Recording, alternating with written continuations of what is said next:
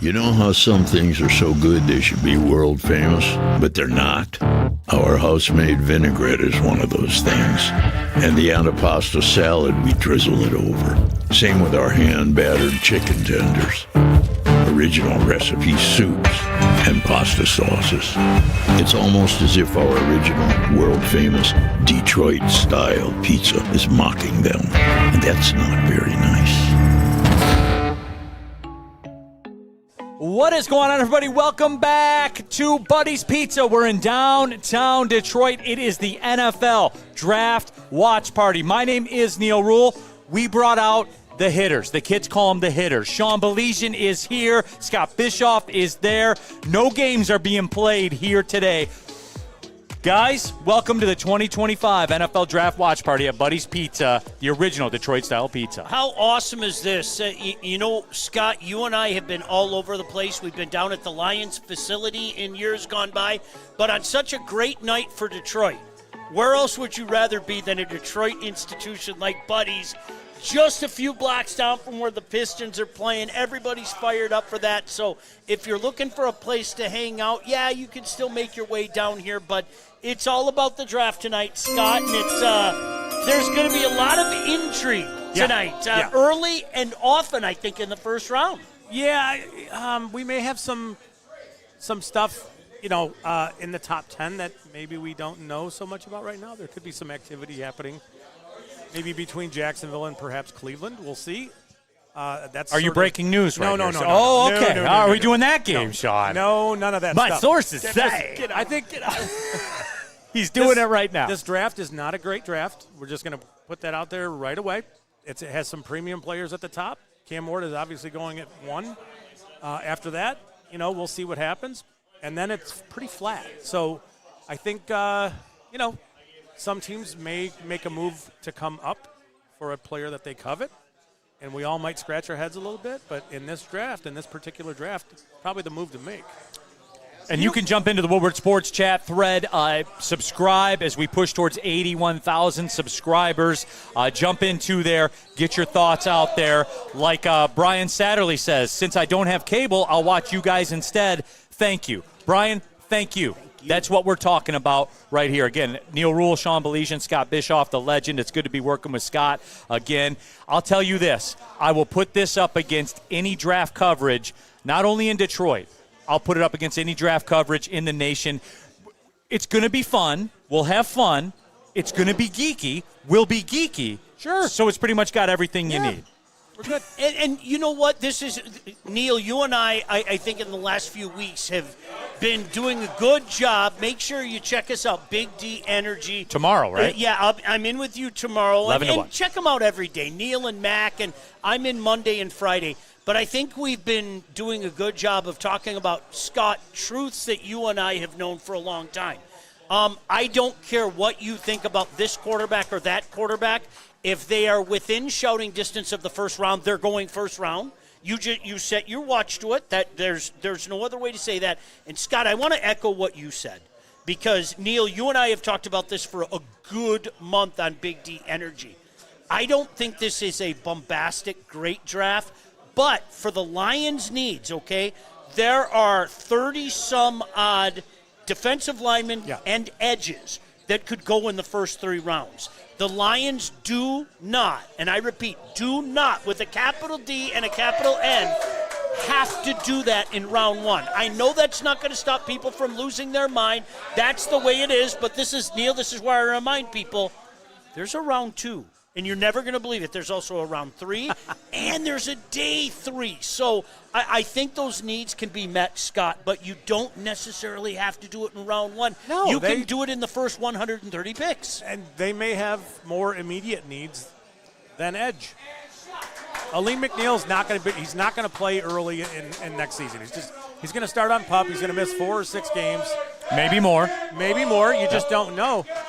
You need a defensive tackle. Right, so the defensive interior, the whole D-line class is very deep. It's deep at running back. It's deep at tight end. But like you said, you don't have to. You don't have to attempt to make a pick at 28 if you don't love what's there. You don't have to force it. And we have seen Brad Holmes not force things. So I think that everybody should just embrace that we don't know what's coming. Do you hear him? He's doing it again. Is he saying something right now? He is. In like Scott speak, or maybe Uh-oh. he knows something other people don't know? Is that No. what's going on right No. now? But Neil, all jokes. I mean, seriously, we've watched enough of these drafts. What's there that would make people believe he's going to stay at 28?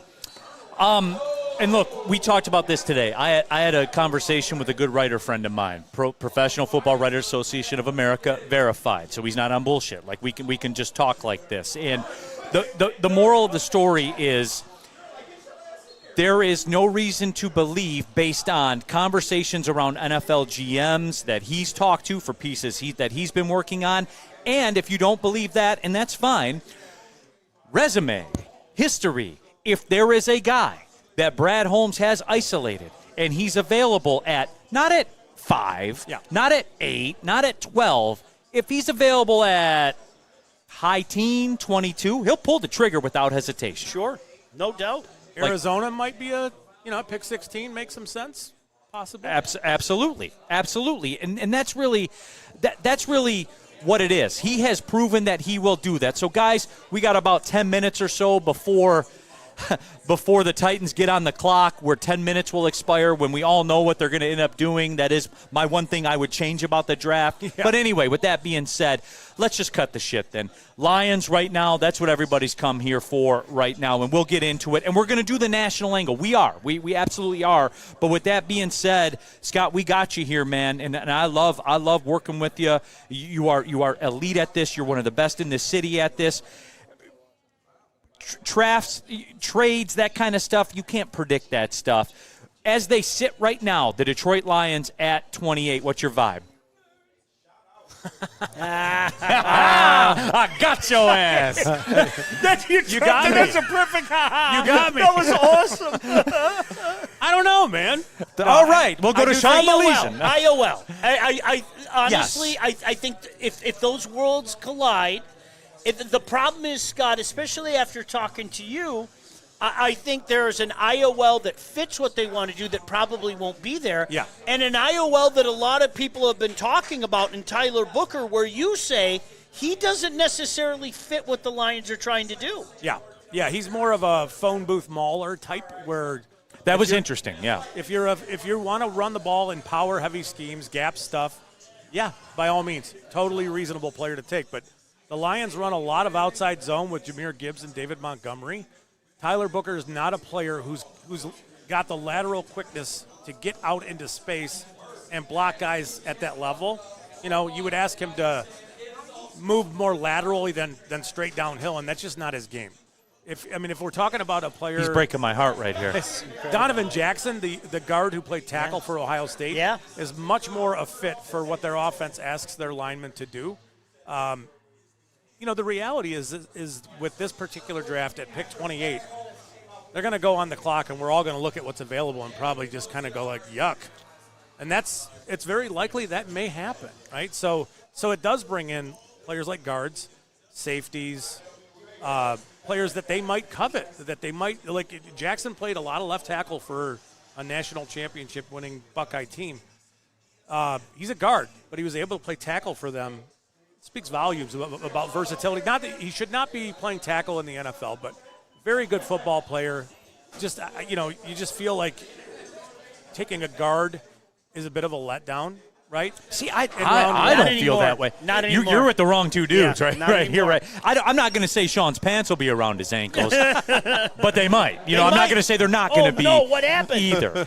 Jump into that Woodward Sports chat thread. How about this from Tev Sauce too? I have the Woodward draft and Pistons going on my 2 computer monitors and the draft on my TV. That's elite time management right there. That is elite. Brian, I can't wait to see Flannel Sam go crazy like he did at the Pistons draft. What about this? Let me get your guys' take. All right, we'll work backwards then, Scott. Since you hit me with the I don't know. How about this from Dozer? Is it crazy that I feel like the Lions won't have a pick tonight? No, not crazy at all. They could trade up. They could trade back. Honestly, so much is going to – I think we're going to hear the name Cleveland Browns a lot tonight. Yeah. I really do, because of the position that they put themselves in, which my pal Neil Rule has talked about ad nauseum the last couple of years. That contract killed that franchise. Yeah. And they understand they literally have to start. So, Scott, whether it be an attempt to move up, whether it be an attempt to move up again from 33. And let's face it, the Lions could get a shitload, pardon my language, crap load of picks from the Browns to move back to get a 33. fifth year on a quarterback. Right. Yeah. And that's the kind of stuff that I'm not ruling it out in any way, shape, or form. Yeah, I mean, I think it's as likely for them to trade up as it is for them to trade down.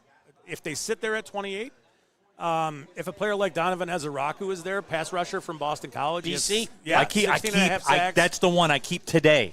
Today I keep hearing the name. Yeah, he's.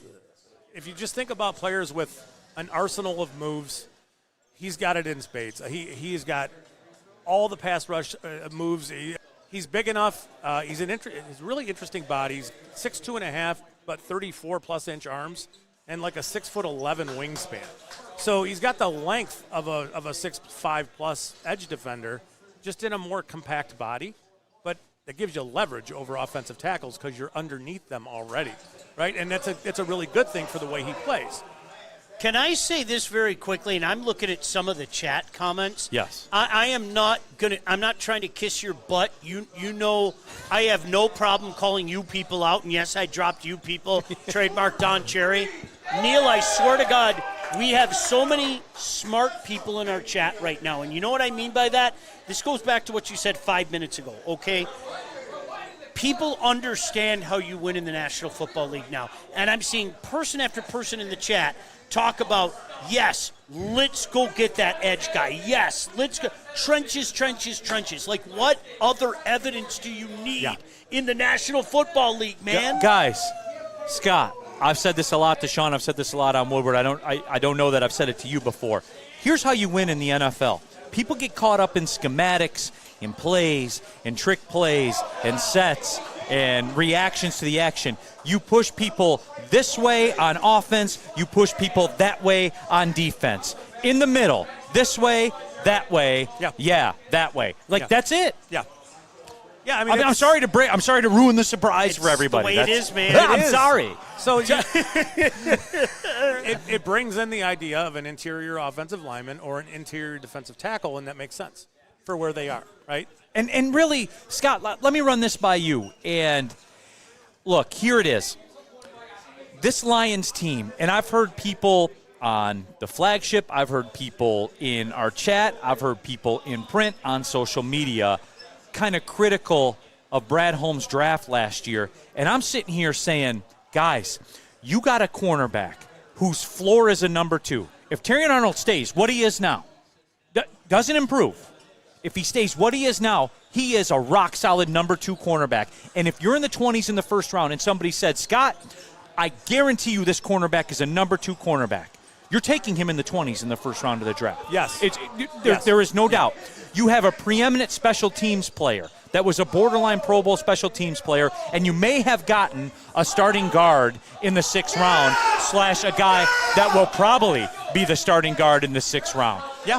I don't understand how you can pan that, and Spencer broke this down well. He said, we are at the point right now with the Detroit Lions where when you go to these drafts, you are not stocking up starters. There are no more starting spots to fill. There are no more. You're developing players that you pick for very specific roles, or right now you do need a guard, right? I mean, Graham Glasgow is your starting left guard. Right. I think Mahogany would start at right guard for them if they were playing tomorrow. You do need some depth. You need a little bit of help. You need a defensive tackle. We talked about this. Aleem McNeil will not be ready for the start of the season, but you need talent there. You need playmaking there. You know, that's a place where, you know, trade up becomes something that's intriguing. Derek Harmon? I don't know if you'd have to trade up for him. He may be there at 28. That's kind of a home run kind of a pick at 28. Yeah. There's some injury stuff with him that might cause him to fall a little bit. But, yeah, I mean, like, you know, he'd be a really interesting player at 28. So, you know, the interesting thing that always jumps out to me about these drafts is, and this has changed for me. I want to go back to this. Scott, I heard Dungy say it like 15 years ago. The National Football League is really simple today. Get after the opposition's quarterback, and what can your quarterback do to the defense? That's really the National Football League today. Let's not overthink it. Protect your quarterback so he can exploit what you do, and get after their quarterback. It's Darren Yes. McCarty in the house, by the way. What's up, Mac? D-Mac. But that's where we're at right now. That's legitimately where we're at. What's up, brother? Look at him. Look at him. The mayor down here. I'm not saying. How about this rain Oh, I love it. Mac, Jack's here. Look at I'd be remiss, too, if I didn't shout out. We got the impregnable JB Smooth here on the ones. And this guy, the heavyweight, undisputed, undefeated champion of the world when it comes to the man mixing and scratching. He had too much of us about 2 minutes before the show started and just turned and our muted mics up. everything. That was he awesome. He 100% and I did. can't blame You blame JB. him? I Yeah. can't blame JB for muting our mics, So let's wait and see how this works itself out. But I'm intrigued like everybody else. Scott, I really want to hear your thoughts. There's a certain quarterback from Colorado where you could ask 10 people and you might have 5 people say he's going to be unbelievable and 5 people say he sucks. There's our wonderful waitress, by the way. She's wonderful, absolutely wonderful. But, Scott, honest to goodness, your thoughts on Sanders? Shador? He's going to get crushed for all the sacks. Colorado's offensive line was awful, right? So there's some context the Pistons have the lead over the Knicks now. Sorry, go ahead, Scott. there's context that's required in the Shador conversation. He's got some footwork stuff he has to clean up, but he doesn't have a big arm. So one of the issues that I would have if you're one of these cold weather outdoor cities is what's it going to be like him trying to drive the ball through the cold and the rain and all that stuff. But he's as accurate as any quarterback is in this class. I have a hard time thinking about Jackson Dart being a better prospect than Shador Sanders. I understand why Cam Ward is the first pick. He's got a huge arm. He's going to enter the NFL with a top 7 or 8 arm. And he doesn't need to set his feet right to rip throws. Shador does. So, I think he's a good prospect. I think he should be a first-round pick, considering what we've seen go in round 1 in the past. I think we're going to see a team maybe come back into the later part of round 1 for him. My guess is that's what's going to happen, and I think that makes sense. But at pick 3, it's a little rich for what the Giants are lacking elsewhere on their roster. That's not a knock at Shador. It's just some of these teams aren't quite ready for just a quarterback, and then they're good to go. You know what I mean? I also want to state for the record, even though this is a guy a year ago at this time, Neil, you and I were talking about it, I said he was one of the Heisman favorites. Cam Ward is going to go number 1 overall. Yes. Make no mistake about it. Scott, to say that he is a sure thing would be a gross understatement. Can I follow that up would real be a quick, gross Scott, before we get understatement. your response on that? I think that, and I'm going to get killed for this, so I'll look into the camera and say it. I think that Shador Sanders is just as likely to be the best quarterback in this draft as Cam Ward is. I'm not saying more likely. Basically what I'm saying, to me, the quarterback spot in this draft, Scott, is a raffle. Is that fair? It is fair, and specific to this draft. Like, Cam Ward was at Incarnate Word for 2 years, right? He went to Washington Incarnate State. Word. He went to Washington State. He didn't do great stuff at Washington State. He wasn't overly prolific or any of that stuff. He needed year 5 at Miami to have the year he had. And, yeah, it was a great year. But to say that he is a flawless prospect who's deserving of being the number 1 pick without question, and all the others in this class are lesser than players, it feels a little bit like nonsense. It just does. I understand there are flaws with all of them. There are some limitations, and some of the limitations with the other players might be a little bigger than your limitations with Ward. I think that's why you're seeing Ward go at 1, because he does have a big arm. He does have lots of athletic It's talent. sexy. He's more sexy. Yeah. I mean, sometimes it boils down to that. Peaceful Tim in the Woodward Sports Chat. Get your thoughts out there, everybody. The audience just keeps growing and keeps growing. Hit that like button while you're at it. Peaceful Tim, welcome to the 2025 NFL Draft on Woodward Sports. Please don't hold us accountable for our goofy guesses and emotional responses to the draft. We are not NFL GMs, or we would all be rich AF.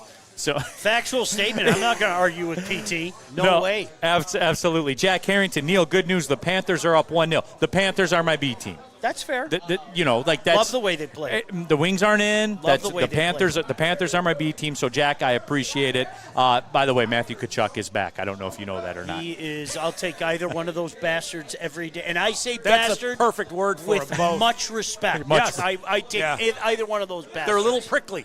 Yeah, absolutely. Kamal 7 Mile Dog, Detroit versus everybody. No, and it is. And that's the way that it is. All right, the NFL draft is underway in Green Bay. Look at that cute little picture up there with their little 200,000 people at the draft. Oh, pinch those little cheeks. And for those that don't know, for those that haven't been to Green Bay, but what do you Stick? I welcome in Stick for a second here. I don't want to interrupt the broadcast, but what is this? This is the Mecca of football? The Mecca of football, and you got 14 people there? There's more parking lot than people. It's ridiculous. Stick, you know what? I have thrown bigger opening day events than that are at the frickin' draft right now. Green Bay is, if you held this in Warren and took Cosno High School out and put Lambeau Field in, it would literally be bigger You know than what, this. Neil? Don't ever disrespect Warren like that again. Ever again. Just not in my watch. The population's comparable. There is Stick, by the way. So You crossed the line, pal. I did cross the line. I kid you not. All right, so you guys remember last year, what was about an hour before the draft, they kind of stopped the influx? Yeah. I heard from somebody who's there right now that said their infrastructure is literally falling apart as we speak, and no one in or out already. And that doesn't, Neil, you and I talked about this Monday on Big D. That doesn't surprise me at all. No. For anybody that's been to Green Bay, this infrastructure cannot handle it. It just can't. It's a neighborhood. It's not an exaggeration. Look at cute Lil It's a Wayne fun up there. place. It's a fun place. Reminds me of a college vibe. Yeah. Going to the games Yeah. there. Yeah. It really is. But, I can't imagine several 100,000 people in that area. It's kind of hard to think about. On the Pistons game, they're showing Ben Wallace is there with the Tigers hat on, sitting next to Rip Hamilton. By the way, that's so cool. That is That's absolutely so cool. awesome. Peaceful Tim, tick, tick, tick, Titan time. The draft is underway. Goodell's out there. They're hyping the crowd up. Lil Wayne, noted Packers fan, Lil Wayne is out there. That's cute. Let's get on with it and let's do it. All right, guys. We talked about the Lions stuff. Let's get into this draft as a whole. We've discussed the quarterback situation. I'm bigger on Shedeur Sanders than most. Ashton Genty, and I've had this conversation. New York Nick Lucido in the chat is here. He has a Carmelo Anthony jersey on. All of a sudden, he's been really quiet about the Knicks game. He hasn't said a word. He does have a Danny Dimes Giants jersey. He's going to show up here for the pick. But with that being said, I was talking with him earlier. This New York Giants organization, I think, kind of holds the keys to the craziness of this draft. Because I am of the opinion they are drafting for their life. Dayball, the GM, all of it. If they have a bad season, they are all getting fired. Am I crazy? Am I crazy to think that Ashton Genty could be in play for them, a la the Jeff Okuda move with the Lions? Am I crazy? No, not at all. It's they let Barkley walk 2 years ago or a year ago in free agency. Obviously, it was probably the right football move to let him walk and let somebody else overpay him because the Giants They weren't in a spot to do they're not a that. good football team, right? That's it. So, but it wouldn't surprise you if you saw the reactions between owner and Ed Shane, the GM. It wouldn't surprise me a bit to see them take Ashton Genty at 3 to try to undo the Barkley problem. Well, it solves a couple of things, right? It saves face if you're an owner, and then number two, it gives the Giants the ability to improve now, immediately. Yes, and then just projecting towards the end of the night, think about the Giants coming back into the middle to end of round 1 and getting a player like Shedeur or Dart or whatever it is, and selling that to the owner like, hey, I just added a bunch of buzz to the building. We got the best running back prospect in a very long time, and we've got a future quarterback. It's good. You know me, I have a Rain Man type memory, and I hope you remember Yeah, this. it's weird, with all due respect. No, it's all right. He and I, 32 toothpicks. He and I were doing a draft show a few years ago, okay? And we were doing it out at the Lions facility. And there was one guy who adamantly said, I do not like Saquon Barkley going to the Giants. And it was you. And I remember. I don't recall any no, of that and stuff. no, and I'm telling you, do you know what your logic was? Your logic was you're drafting a guy that, let's say he hits it. The Giants are in no position to really compete. One of two things are going to happen early in his career. Either he's going to go the way of so many other running backs and he's going to take just a beating, or he's going to get sick of the losing and he's going to bolt. And that's exactly what happened. Yeah. So this is why I say I understand that train of thought, Neil. I do. But the Giants absolutely, positively need a quarterback. Now, if they move up and get a Jackson Dart later, that's a different story. If that's phase B. But let's be honest. As much as you and I love Jameis, and I love Jameis, America loves Jameis. America loves Jameis. I'm going to write songs about Jameis this summer. I really am. Look at their three quarterbacks. You got Russ, you got Jameis, you got Tommy DeVito. Like, are you fucking kidding me? Yeah. Like, really? You're a National Football League, and those are your three fucking quarterbacks? Yeah. You need help there. Well, you have sure. Jameis. But you do have Jameis. Listen, Neighbors is going to go for 2,000-plus yards if Jameis starts. Right. Because he's going to be targeted 40 times a game. Yeah. It's going to be one of those kind of seasons for Neighbors. But, I think the smart thing for the Giants to do would be to just sit there and take Abdul Carter, use Kayvon Thibodeau as a means to get back into round 2, and get your quarterback and sell that to the ownership. Like, look, we're building. We have Brian Burns. We have Abdul Carter. We have some interior. Dexter Lawrence is just a dominant player. There's a lot there. There's a lot that they could do. It's just, even having said all that, they're still not going to be a very good team. Neil, count me in the club that I think it is a predetermined destiny that Lion fans are going to have to put up with Ashton Genty in Chicago. Yeah, I just think. I hope we're wrong about that. I'm terrible. Well, all right, can we dig down on that? Do you know why we hope we're wrong about that? If that's why it's going to happen. Probably. No, really, that's why it's going to happen. Can we dig down on that Yes. since we're here right now and since we're talking about Ashton Genty and the Giants, and we'll circle it back to the Lions because, we're Woodward Sports and we're about Detroit. Okay, and Scott, this is why I'm glad you're here. Mark me on this. Check me on this. The Ashton Genty thing. And it's great when you're in the Mountain West and this hole opens up and you don't get touched till you're 11 yards down. You know where I'm going with this, right? Yes, you know that. Yeah, no, we love something we haven't. We love Mountain West football. 11 o'clock, Fox Sports 2. Are you kidding me? My pants come right down. Give me San Jose State at Fresno. My son walks downstairs and he's like, "Dad, you don't have any pants on." I don't. I didn't even know. I shoot a text at 1:15 in the morning as we're ready to start the fourth quarter.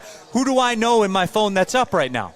Sean Belesian's up right now. He responds immediately. But with that being said, it's cool when you're playing San Jose State or Fresno State and you don't get touched 8 yards down the field.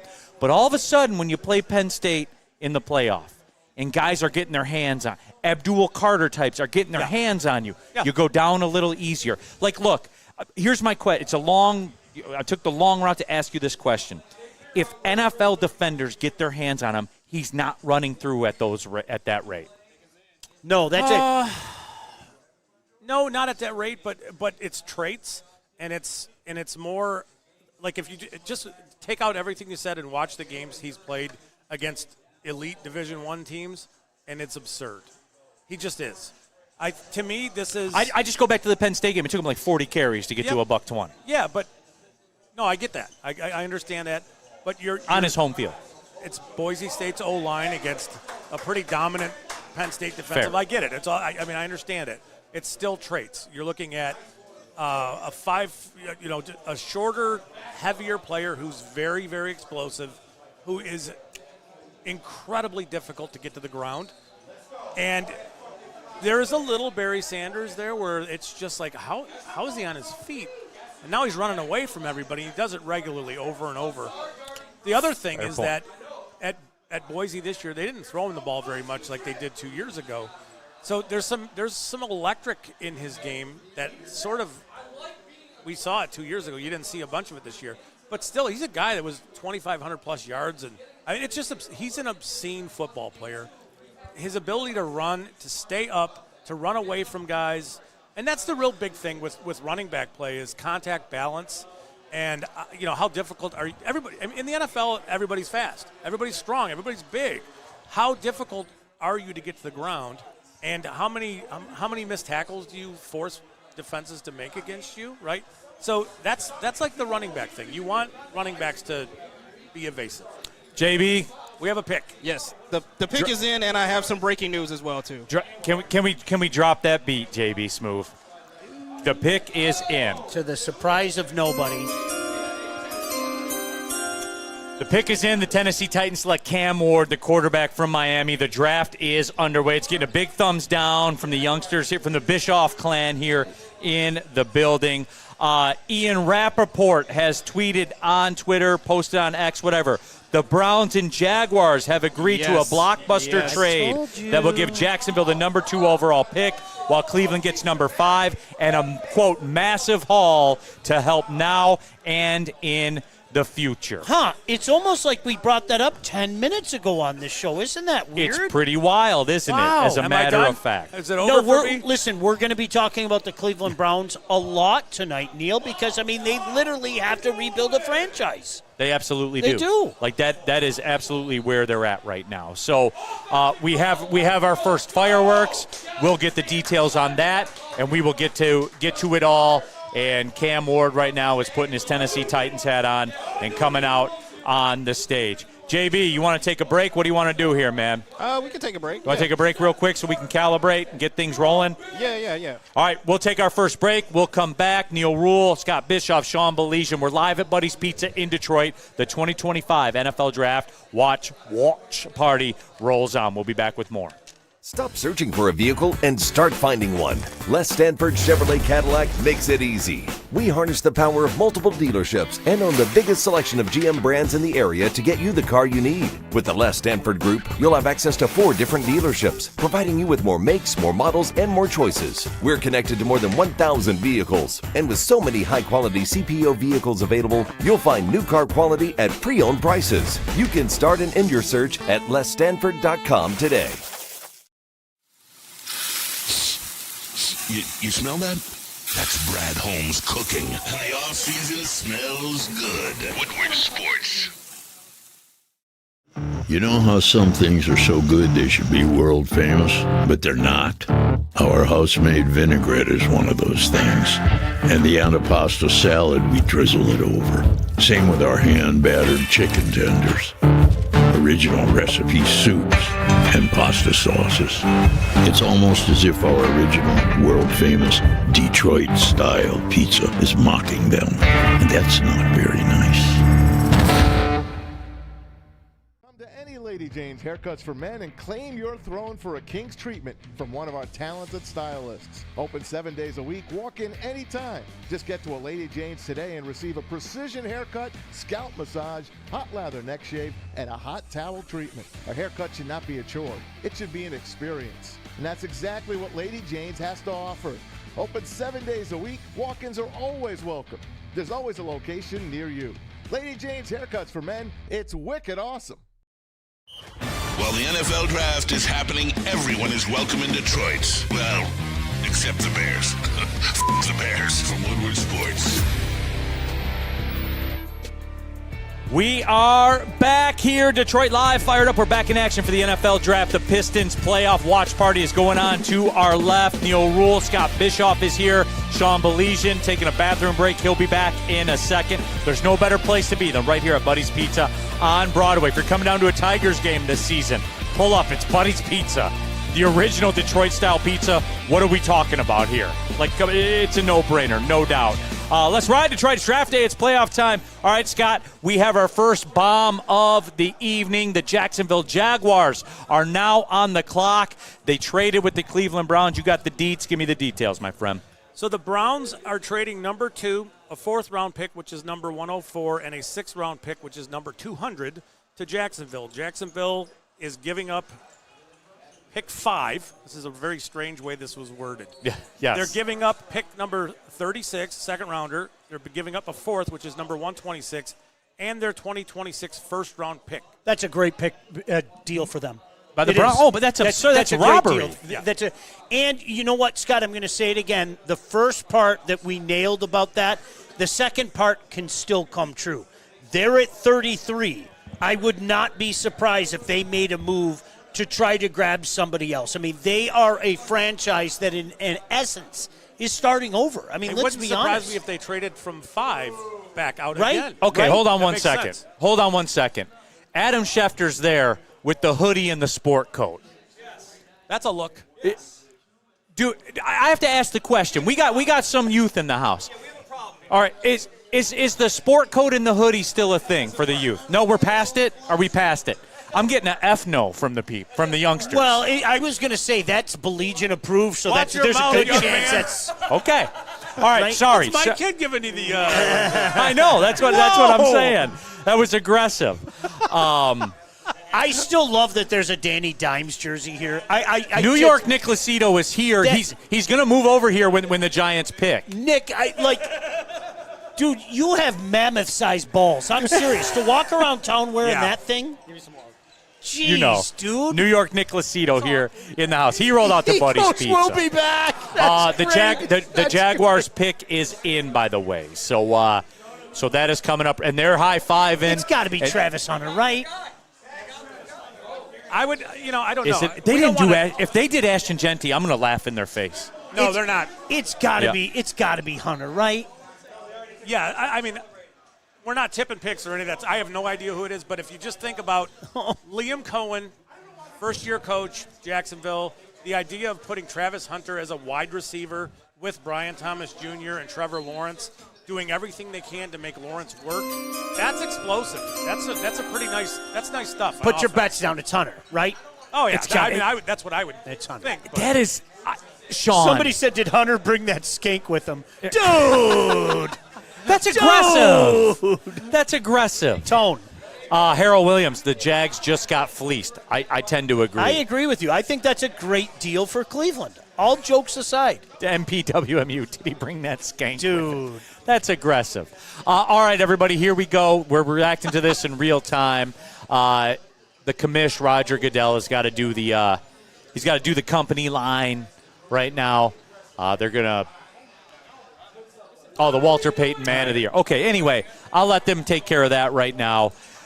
Spencer Raxter in the house, ladies and gentlemen. There he is. This is indicative of where the NFL is. If you take a quarterback, you need to make a quarterback work. You do. Well, especially when you've sunk $250 million into them. Of course. And they don't have a great offensive line.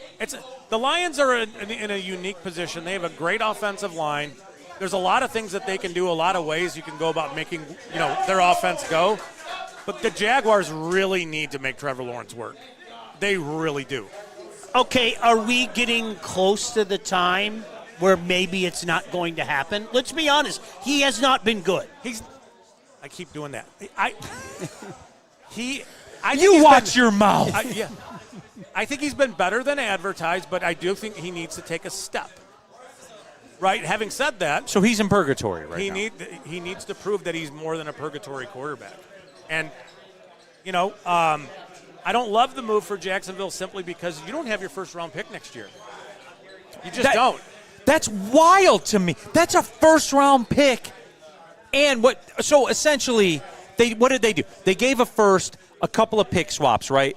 Like a second-round pick swap, a fourth-round pick swap, Yeah, and then I think, and then when a you look second at next the year. point stuff, I think the Browns will have kind of taken the Jaguars to the woodshed on this trade. No, a little I bit. love that deal from Yeah. Cleveland's perspective. I do. From second one, and I think, again, I'm going to double down on what I said. They already made one move. They aren't done. They're going to make a bunch of picks as we await Jacksonville's. It's got to be Hunter, right? There we go. There it is. It is Travis Hunter. One more time, JB. Can you give me the beat? Now, the Browns have picked 5, 33, and 36 tonight. You could make more of that. Not tonight. 33 and 36 tomorrow. Well, but you and- have 3 of the top 36 picks. And you have the ammo to go back into the first round. They can do whatever they want. That is can it. You can move back from 5, go to 10, take a player like Jalen Walker, maybe 8. Who knows? There's a lot of ways that this could shake out, but you're going to get a good player still, and you've got all that capital. All right. and you have the graphic up there on the screen right now. Look, I was one of the first on the scene with Travis Hunter at the Heisman. I was a big Travis Hunter guy. The quote I gave for Woodward, there's no question he's the best player in college football. However, and I'll ask you guys this, can he really play 120-plus plays every week in the NFL? We've never seen it before. Scott, there's no way, right? I don't think that there is a planet that exists where a player could do that with as complicated as everything is. You're not even talking about the physicality. No, and Scott, thank you for that, because I didn't even think about it that way. That's part of it. Like, I mean, the physicality is one thing. I wouldn't underestimate him, right? I just wouldn't do that. No doubt. But when you look at schematically, he's not going to be a slot receiver. He's going to be asked to do a bunch of different things. I just don't see a world where you're going to play him as a full-time corner and give him, 75% of your passing game snaps on offense. That's a lot. He's not a big guy. I mean, that's a lot to ask. He was banged up in college too, like at times. Absolutely, it's physically impossible, Scott. I'll go a step further. I'm sorry, it's physically impossible. The one thing that people do not understand at this level is the physicality. I still don't think that people get it, Neil. To this very day, I don't think that people get it. There's a reason why the lifespan is so small. But, Neil, I will echo your sentiments. There's no doubt about that. I had no problem whatsoever casting my vote for Travis Hunter when my Sean email Belizean came. is a Heisman voter, by the way. No problem. Like To me, the question was, who am I going to put at 2 and who am I going to put in 3?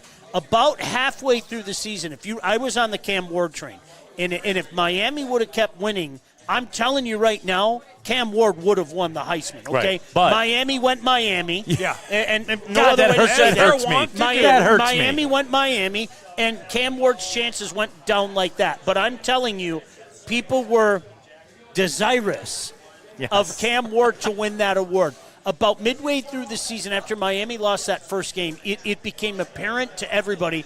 And I'm going to give you credit. Look who's on the clock. I'm going to give you credit. I think what you said was spot on during the season, Neil. As great as Genty's season was, we'll see that again. And we've seen it before. Right. Yeah. What Hunter did? No. You don't see that, man. I'm sorry, you don't see that. Which But is you're not why gonna we see it in the shouldn't NFL. doubt it. Like, we shouldn't doubt it completely. You're fair. The pick is in. What if they give him Danny Dimes, the pick is in. 25 snaps on offense and give him 6 to 8 targets a game? That's enough. It's still aggressive. All right, though. get your bets in. Fellas, That's we're aggressive. We're 2 for 2. All right, we got New York Nick Lucido here. The New York Giants are on the clock. The New York Giants are on the clock. The pick is in, as a matter of fact. They're on He's the clock got in the top in the top 5 again? Again? Abdul Carter.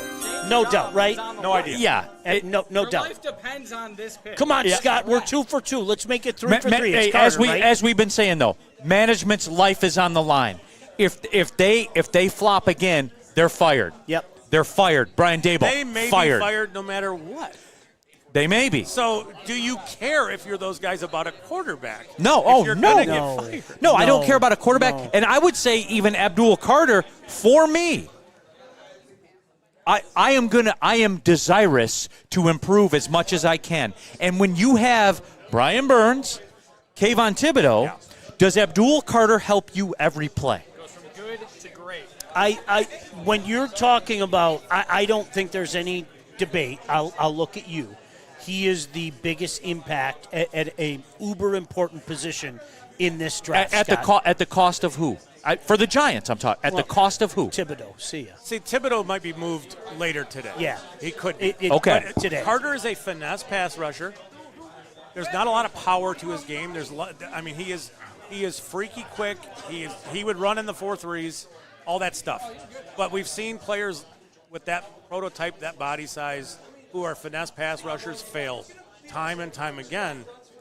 Still, And you have that already. And Thibodeau, and I think that it's skewed in this town because of the Hutch versus Thibodeau conversation.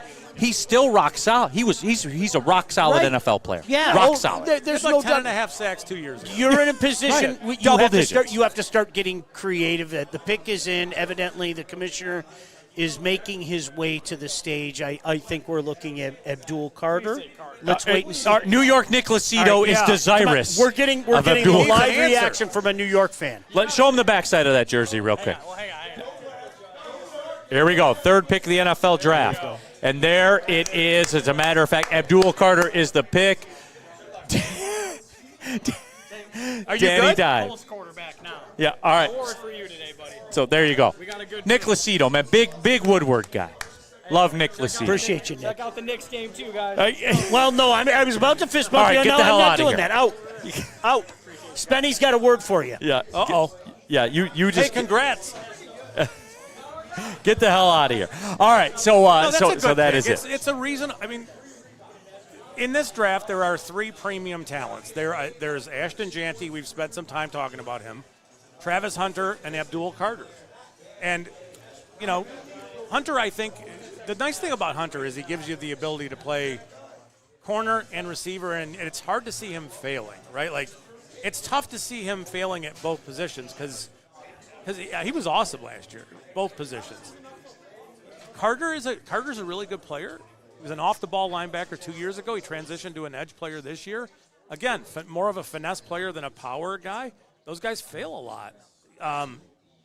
There's no guarantee that this guy is this super dynamic weapon on defense. There just isn't. Thank you. But this is the issue with this particular draft. We're at pick 3, and we're picking apart where the flaws are, that kind of stuff, got it. right? And I can't stress this enough. They are drafting for their life, for their employment. That's the move when you have Brian Burns and Kayvon Thibodeau. I'm sorry, man. If it's me, I'm going in a different direction. This is why you guys, like, honest to God, I'm happy the Detroit Lions are a solid franchise right now because the value in this draft is going to be between 30 and 130. I'm telling you, Scott. No, Scott, you're right. You yell That's at where me the if story I'm will- wrong. I yeah. mean, to me, No, I think you're right. the Lions have the opportunity of getting 3 damn good players. That's where the meat of this draft is. And let me stress the word again, good players. I'm not sitting here writing checks for anybody saying this guy's going to be the next this or this guy's going to be the next that. But if you listen to the chatter, this has been out there for a couple months. This is not a top-heavy draft. No. This is more, there's some good meat on the bone. Like when I make that rack of ribs for my kid, right? He loves the ribs. And it's like, hey, there's some more meat on this bone, babe. We're in the 3rd round. I got some more meat right here. That's what I'm talking about, Neil. All right, Woodward Sports chat thread, by the way. Sorry, this is moving pretty quick here. I haven't been given it its due diligence. Jack Harrington, Giants did a smart thing. Wow. I don't know that it's the smart thing. By the way, we're live at Buddy's Pizza downtown on Broadway. Neil Rule, Sean Belizean, the legend Scott Bischoff here. There's nothing else for them to have done, though. I Really. agree. I mean, you might take an offensive lineman, but there's nobody at 3 or 10. Yeah, I mean, It's ugly. I don't know. Let me do this for you guys too, because this is for me. My good friends at Spot Track, by the way. Let me get you updated on this. It's a number 1 overall pick.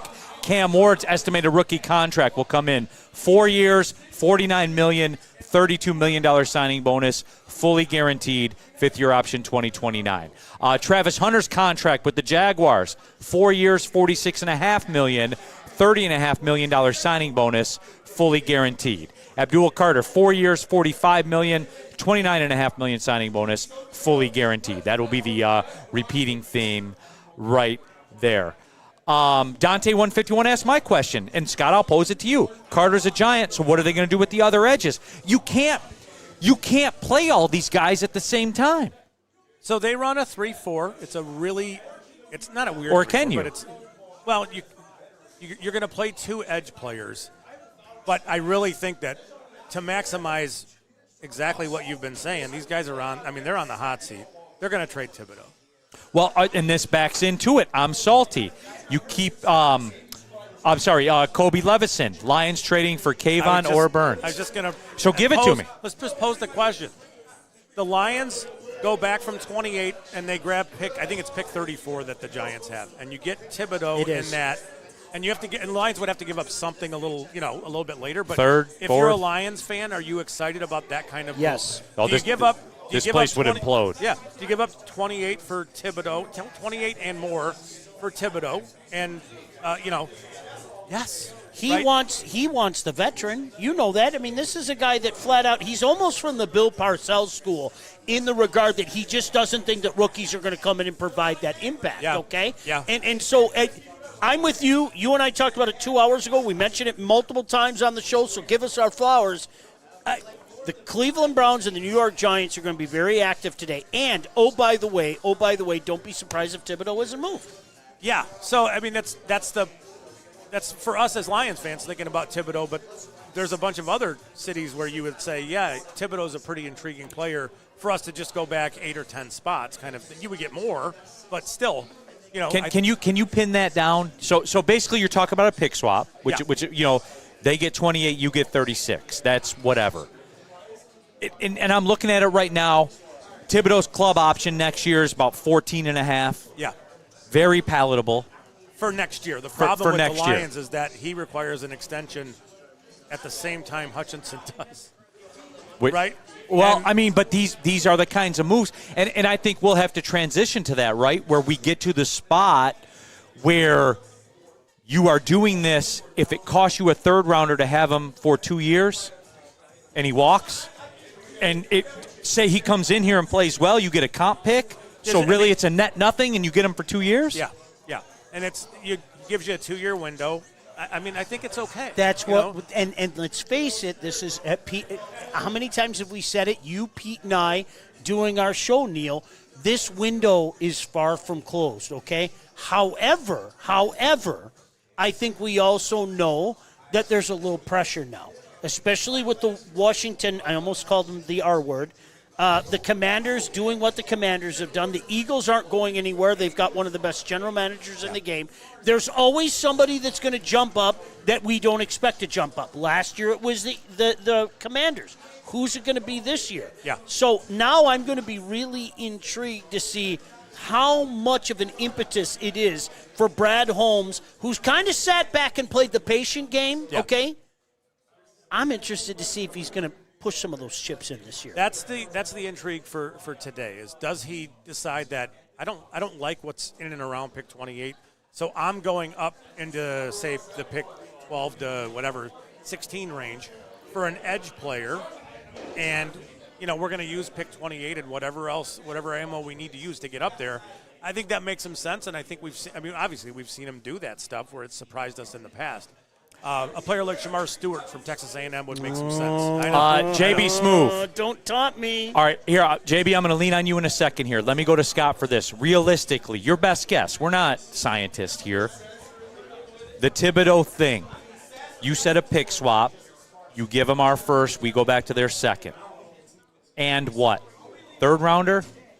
Second rounder? I think you would probably have to involve pick 60 to make that happen.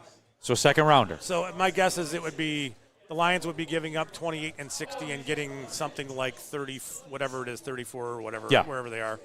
And Thibodeau. So go back 6 spots, give them a second rounder.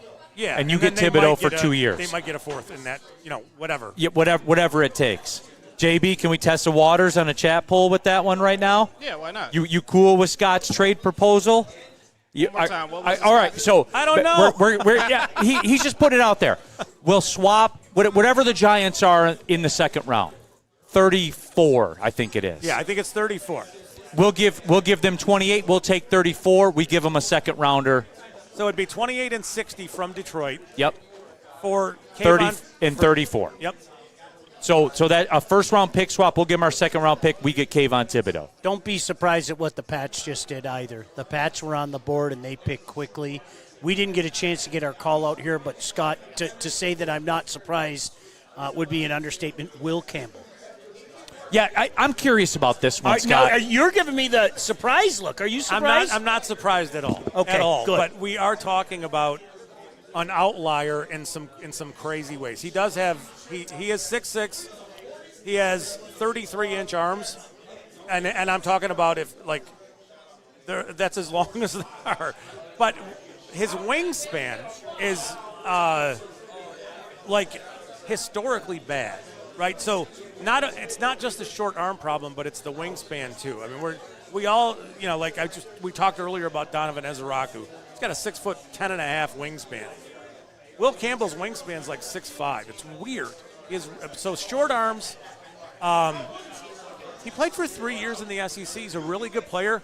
I would say that if you can't move your feet at an elite level and you have short arms, you have a 0% chance of playing tackle in the NFL. Hey, JB, real quick, can you edit this in there? Yeah. We will give them 28 and 60. We will get 34 and Kayvon Thibodeau. I got you. Yeah. So that's how that would be. Edit that real quick. We'll let the people decide on that. I'm Salty's watching right now. Says for a 2-year rental, Dante 151.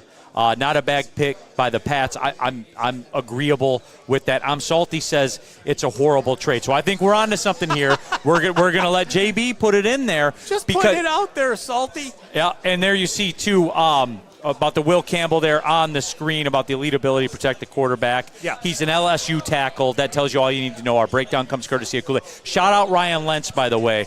Ryan Lentz has been busting his ass these last couple days.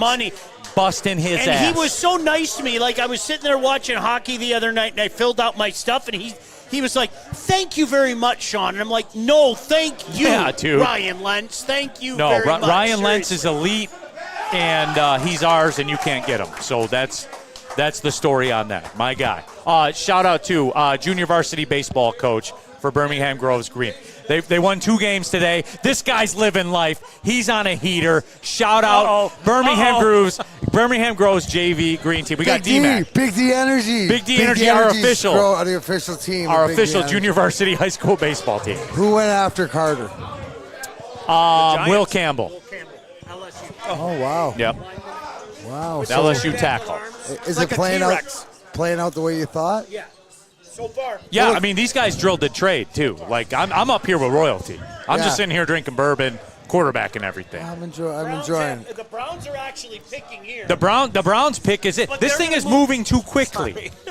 All right. Jalen Walker. Like, I don't know anything, but yeah.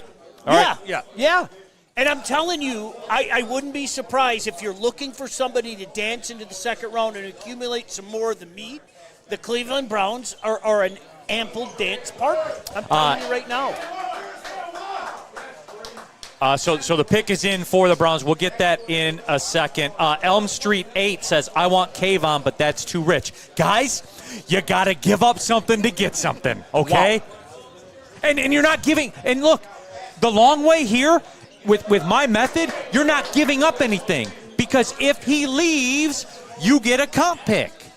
Right? Like, am I wrong with this? Did they change the rules? Is this the Mason Graham thing? Is it? Pistons making a run right now. I can't keep up. I'm overloading, Sean. What a wonderful night. Scott, is that what you're hearing? Yeah. Is it official? I don't know. No. I'm telling you what. We probably don't want to be tipping picks to people. No, I'm not going to say anything. No, I'm not going to say anything. We'll let it play out. It's on the text. It's on the streets. The streets know. Well, some people are chatting about it. There's some people at the streets. Perfect timing, by the way. Perfect timing. Hey, go blue. Yeah, I have a feeling a lot of people are going to be yelling, "Go that color that rhymes with glue" in a second. We'll leave it at that. Look at the stadium there. That's actually pretty cool what they're doing. They are to the surprise of nobody. The emails have already gone out. The texts have already gone out. They are at maximum capacity in the neighborhood in Green Bay. Yes, to the surprise of absolutely nobody. So here it comes. They're going to make it official. The pick is in for the Browns. And they Braylon have selected. Better pay attention to this. There he is, right there, everybody. Mason Graham is the move. So the defensive tackle from Just Michigan. Went to the Browns. All right. So for the Browns, they got deeply compensated to take Mason Graham. Wow. That's damn. Hey, props to the you know Browns. what? Mason Graham's a damn good football player. Okay, listen to me. Yes. The Cleveland Browns are doing the right thing.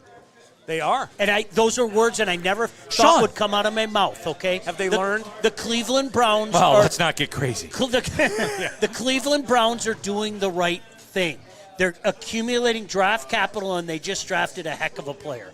That is a smart franchise move. They were compensated to do it. And that, to me, that's the biggest thing. Because I'll say this, Scott, and again, mark me, I think Mason Graham has the highest floor in this draft. Phenomenal football player. Somebody, like Danny G just said, what world do we live in? The Giants and Browns are making smart moves. What the fuck is going on? Danny, you are fucking spot on, bro. I mean, that's what's going on. Hey, listen, can we throw another one in there? Let's be honest. The Detroit Lions are one of the best teams in the National Football League. Like, what world do we live in right now? Right. Right? This is where we're at. So, hey, it goes back to, I've always been a firm believer, if you get competent people in place, okay?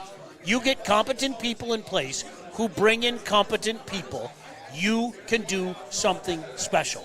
Period, end of story. Period, end of story, man. I do not believe in that this team sucks and they're always going to suck stuff. I don't at all. Okay. I don't know if that's us, but I see the thin crust, and you know I love that. Hey, are you done sure, eating that? It's ours. It's somewhere around here, yeah. We're live at Buddy's Pizza downtown. He's setting a... Look at that. You see the curl. Just put it right there. The pepperoni curl right there. They're coming out like an army right now. You are my favorite human being. Do you know that? You don't even know that right now. Would you look at that? Isn't that lovely? Isn't that lovely? Okay, can we do this real? Can you guys indulge me? Yeah. Both of you. And Sean's going to laugh. Yes, and sir. Scott, I want you to indulge me too. In the chat, I want you guys to indulge me. I'm getting this. 0-16. Hail to the victors. LFIV. Go blue. They could have 4 first-round picks. Yeah, I know where you're going with this. They went 7-5. I knew that was coming. ... You are just, you're a magical human being. What do you want me to say? Discuss. No, like, They Scott. suffered from bad quarterback play. They to say the very least. I think that's what happened. Okay. It was as bad as the 08 room. It Noted. really was. Noted. How do you have that quarterback with 4 first-round picks and go 7-5 off a national championship?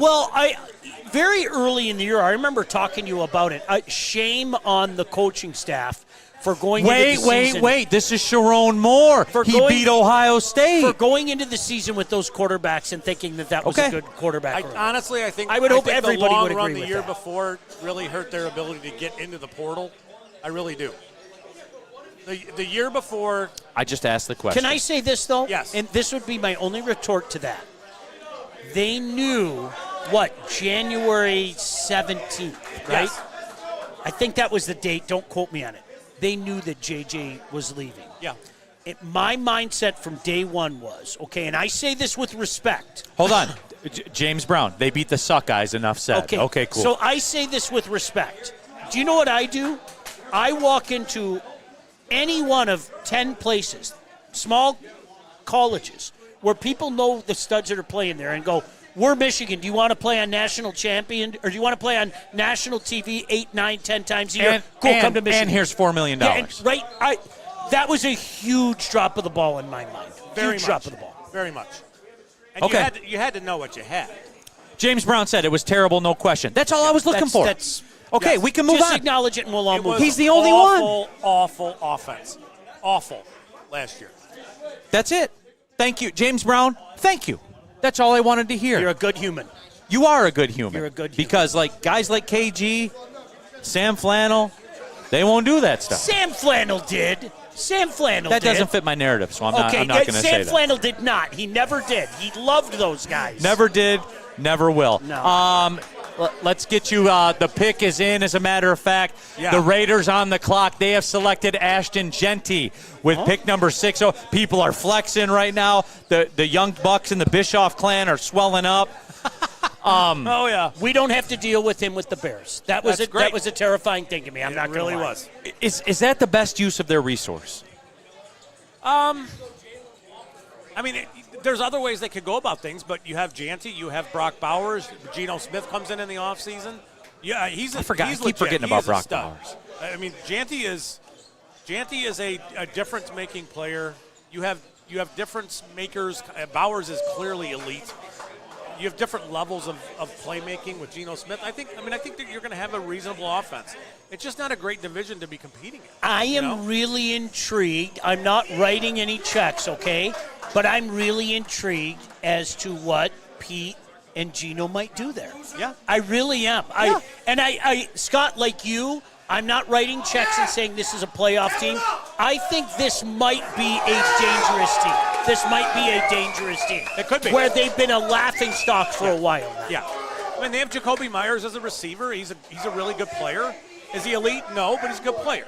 Geno Smith changes things in Vegas. It changes their offense. This guy opens up the doors for lots of different stuff. And they're building things. That's going to be interesting. They're going to ride him though. He's going to get a ton of carries. That dude's going to get the rock a lot.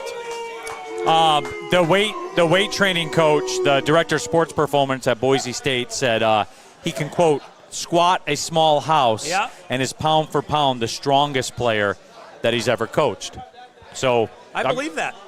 Can we give a shout? Ryan Lentz over here. Gentlemen. Here's the legend, everybody. Can we give a shout out? Thank you. All the cool graphics that you see, Ryan did such a great job. He reached out to all of us the last few days. Those little draft, blurbs that you see, my man got them up there. So thanks for all you do, buddy. For real. My guy. EFOG 3. Eat shit, Bears. So there it is. Okay, well then I'll ask you this. I'll throw it out there. Fuck the Bears. FTB. Let's get it Fuck out there the Bears. right now. Baby. Scott, let me throw it out to you then. I would think that the Bears were desirous. I would think that they probably rang the phone. Yeah. Where do the Bears go now? So with Ben Johnson in tow, I could see the Bears taking a tight end. They need a left tackle. There are other running. Amari Hampton from North Carolina makes some sense. It seems a little high for him, but there's a variety of things that the Bears can do to make it. And I think they will go offense. I could be wrong. Maybe there's an edge player in their future. The Detroit Pistons are within one, if you can't tell right now. They've erased a 13-point deficit. 7 of 10 in the third quarter. Knicks are 1 of 6. Boy, Sorry, that's go a ahead. pretty big comparison, by the way. The Emmitt Smith drop? Jeez. What it looks like. I mean, it looks like to me he's LT. He's like there's LaDainian. There's LaDainian Tomlinson to Janty's game. There really Can is. we be honest? Yeah. Prime LaDainian Tomlinson Filthy. is one of the best running backs I've ever seen. Yes. And that is not an overstatement. No. Prime LaDainian Tomlinson. The window was this, okay? It was. But he did a little bit of everything. He was just uber dangerous. Yes. You don't like LT? The king of the 1-yard touchdown run, the Tim Tebow 1-yard touchdown run merchant. I loved him. I know you did. I remember the fantasy football shows. He was so explosive. But he's another one of those guys. He's not Barry. He's not Barry. I said one of the most. He's not Barry. He's not Barry. Just give me that. Okay, thank you. No. He's another one of those guys that took too many hits, and all of a sudden he wasn't the same guy anymore. It wasn't the dramatic fall off that you say Marion Barber had, but he takes those hits, the body takes a toll, and all of a sudden you're not a stud anymore. Sean Alexander, remember how the bottom dropped out of that guy? There were a few guys in that era. Priest, Alexander, you just take so many hits and the bottom falls out, man. Can I update you guys on the chat? Yes. Freddie Felt 313, fuck the Bears. EFOG, FTB. Xavier D, FTB. Okay. Dante 151, the Bears can go to hell. Yep. That's about where we're at right now. I'm sorry. That's all reasonable stuff. I cannot. That 100%. will always be. I have the conversation with my kid all the time, okay? He grew up in an era where the Packers tortured his life. The Bears fucked me so many times when I was a kid. I hate the Bears. It will never go away. I don't want them to get good. I don't. Sometimes, it'd be better if you beat them when they're good. No. I want the Bears to be a 4-win franchise forever. Hold on, we have some breaking news. What do you got? Adam Schefter just tweeted, minutes after the Bears selected Abdul Carter, Giants GM has said his team is picking up Kayvon Thibodeau's 5th-year option. Oh, our chess game perhaps failed. Okay, that's fine. That's a choice. That's cool. A choice. So let me close out the chat poll here. Are you willing to pick swap 28 and 60 for Kayvon, and 34. 56% of the people said yes. So, Scott, your trade was a good trade proposal because it's just about 50-50. So you did good work there. I can't believe it was close to that. I thought I would have done that. Look, Scott, I don't think that most people understand that if Thibodeau leaves, you get a third-round comp pick. I don't think that they grasp that. Yeah. And it's fair. And it's fair. Like, you literally are losing nothing other than 6 spots to get Kayvon Thibodeau with Aiden Hutchinson. But whatever, it's over. They're picking up the option. Well, but it's not over. It's not over. But it's far from over. There's always hope. It's Keep not hope over. alive. It's not over. Not over. No, it's. I don't know, but perhaps, Scott, maybe that increases the chances. They're still going to make moves. I mean, you are talking about, again, those 2 franchises are just in horrible spots right now. They just are. Both of those franchises are. Yeah, and you picked up his option for next year, right? It's his 5th year Correct. option, Yep. so you still have 2 years of control there. Which is what made him valuable to me. Still On his rookie deal with $15 million for the 5th year option, which, by the way, is. I have a question for you, Scott, and I could look this up, but you're here. When you activate that, are you dependent on if he's an All-Pro or Pro Bowler, that number can go up still, or once you lock it in, it's locked in? Once you pick up, the option is an average of the top 5. Right, salaries. So that's what he can make. So that's it. But a Okay. lot of times you pick those up to be able to negotiate the next contract. The extension, right. So the idea of them picking up his 5th year option really doesn't change the dynamic of, is he available? He might be.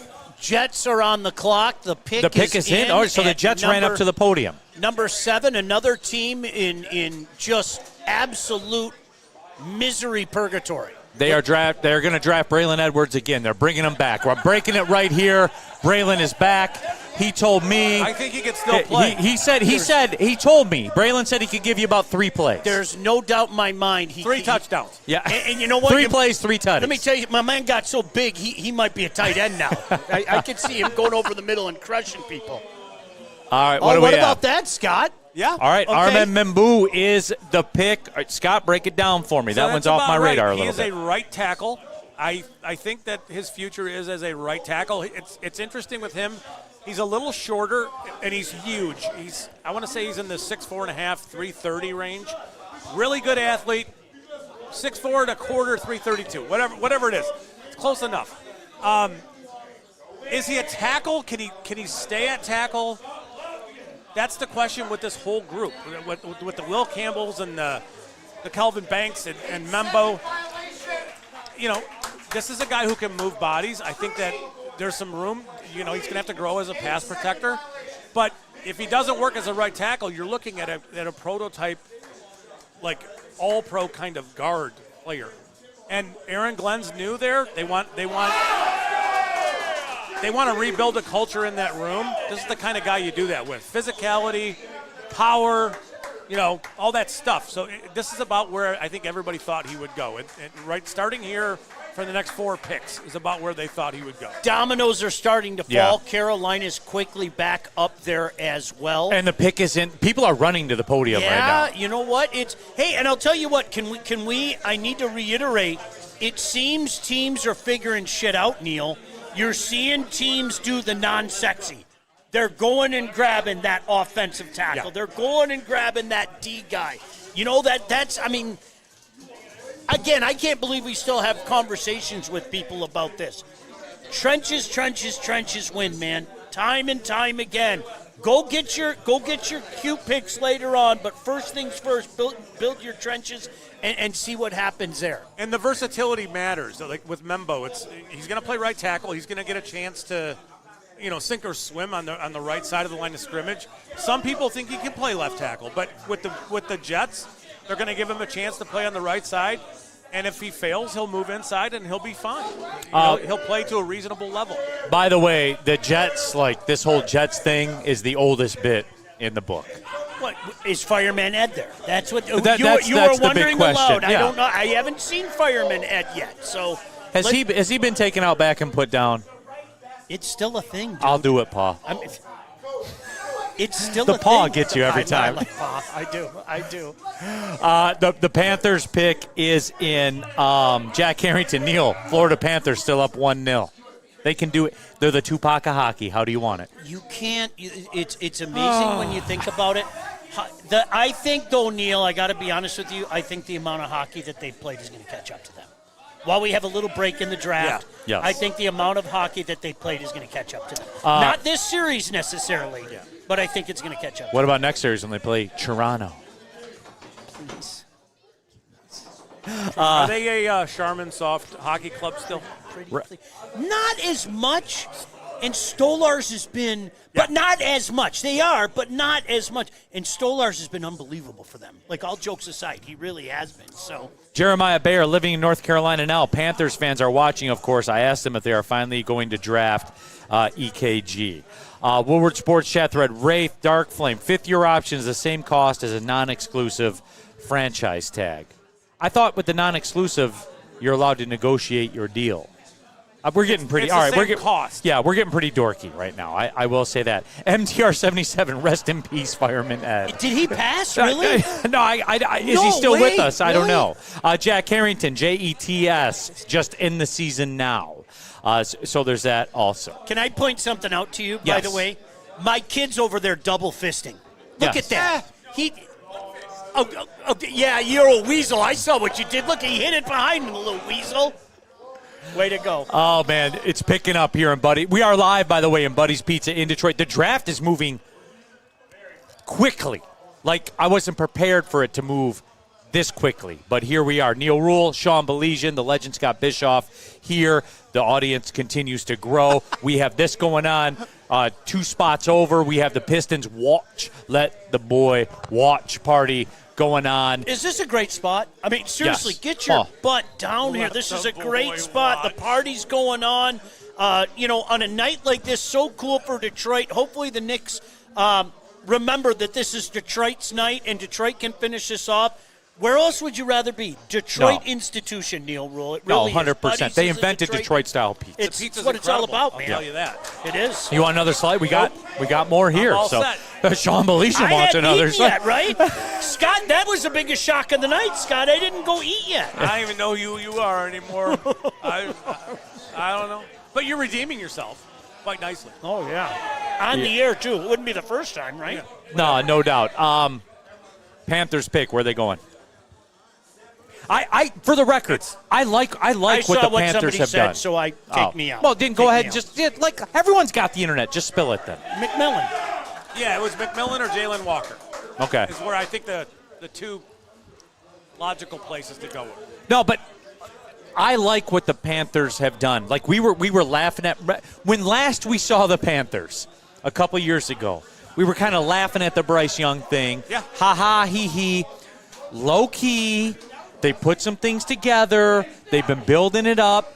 Are they ready to take a step? He put some things together. Bryce Young put some things Whether people together. want to Yeah. admit it or not, he really. I don't think anybody's. I didn't see it coming. He looked like. He was done. Yeah, I mean, do you know what? The Jared Goff stuff, where Jared Goff was a beaten man, and then he came here and resurrection occurred. Bryce Young looked like a beaten man, and do you remember he even talked like a beaten man? Yeah. He did. He talked like a beaten man, and he got it back. He needed a couple of games to just kind of reset himself, and sitting him down and playing Andy Dalton was the right move, and he came back and looked like a different kind of player.